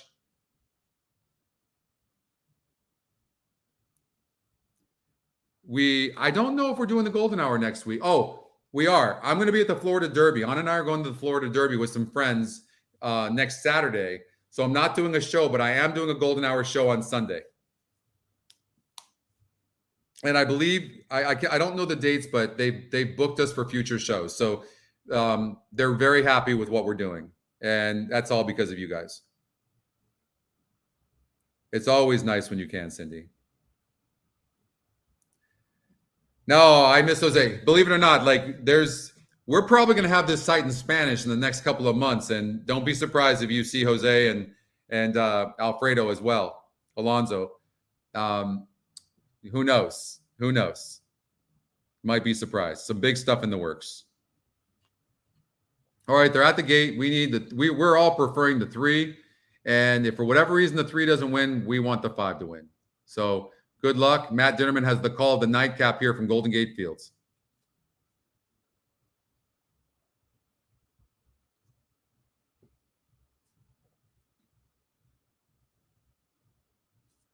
Hey, thank you, Keith, very much. Thank you. Awesome, dude.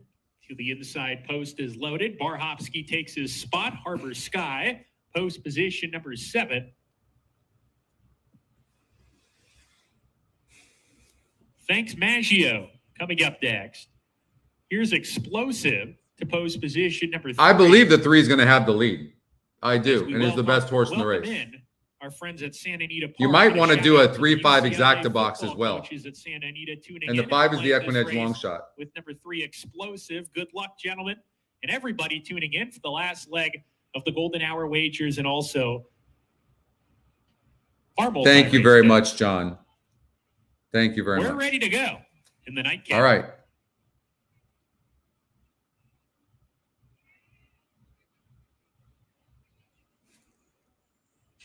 And we're off in the finale, getting squeezed a little bit coming out of the gate. Harbor Sky and Little Miracle Man. Those 2 drop to the back of the pack, and Explosive has plenty of early zip. He's going to go to the front. Thanks, Maggio. Peels outside to track from the second position. The favorite Explosive is on the lead here. Down on the inside, Awesome Dude. He's a joint third with Champagne Pegasus. Seahawk Cody is deep. Then comes Harbor Sky, rides the rail around the clubhouse turn on a hold. He's alongside of Barhopsky and Little Miracle Man. He's tugging very hard, and he's circling the field. He wants to get towards the lead like he was when he broke his maiden last time, but his jockey, Cristobal Herrera, has him on a hold. Explosive down the backstretch maintains the lead. Thanks, Maggio is going to come up and apply pressure on this leader and the favorite, pounding him from the second position. A length farther back to Champagne Pegasus. A 4-deep Seahawk Cody in the gold jacket is next. Then comes Awesome Dude. He's down on the inside. Harbor Sky passes him in the 2 path. A gap of 2 to Little Miracle Man back in the second last spot.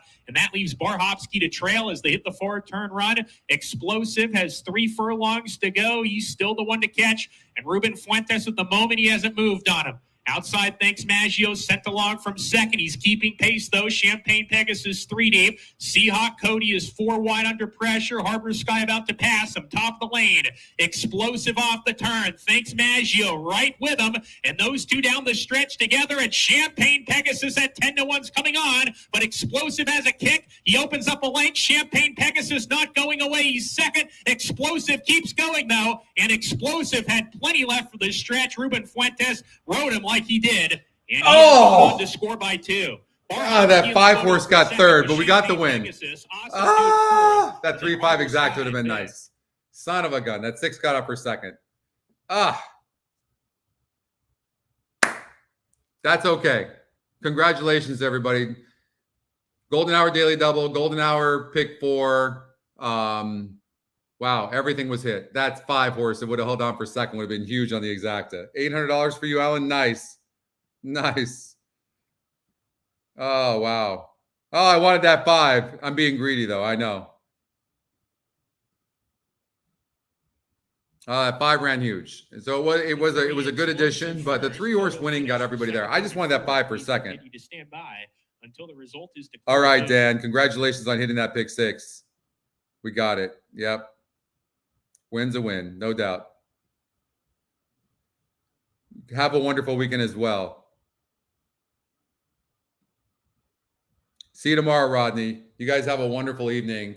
Okay, I really appreciate it. Yeah, cheers to you guys. And Jeff, thank you. Charles, everybody, all your support. We really appreciate it, okay? And Ruben Fuentes did a really good job preserving this horse's energy in the beginning, even though the long shot 2 horse was pressing. He really did a nice job. 5 finishers and race die. You too, Deb. Always. Cindy, always. See you guys tomorrow, okay? Thank you so much. Don't forget to like the show. And 3:45 Eastern time tomorrow, okay? We'll see you tomorrow. Appreciate you guys. Thank you very much.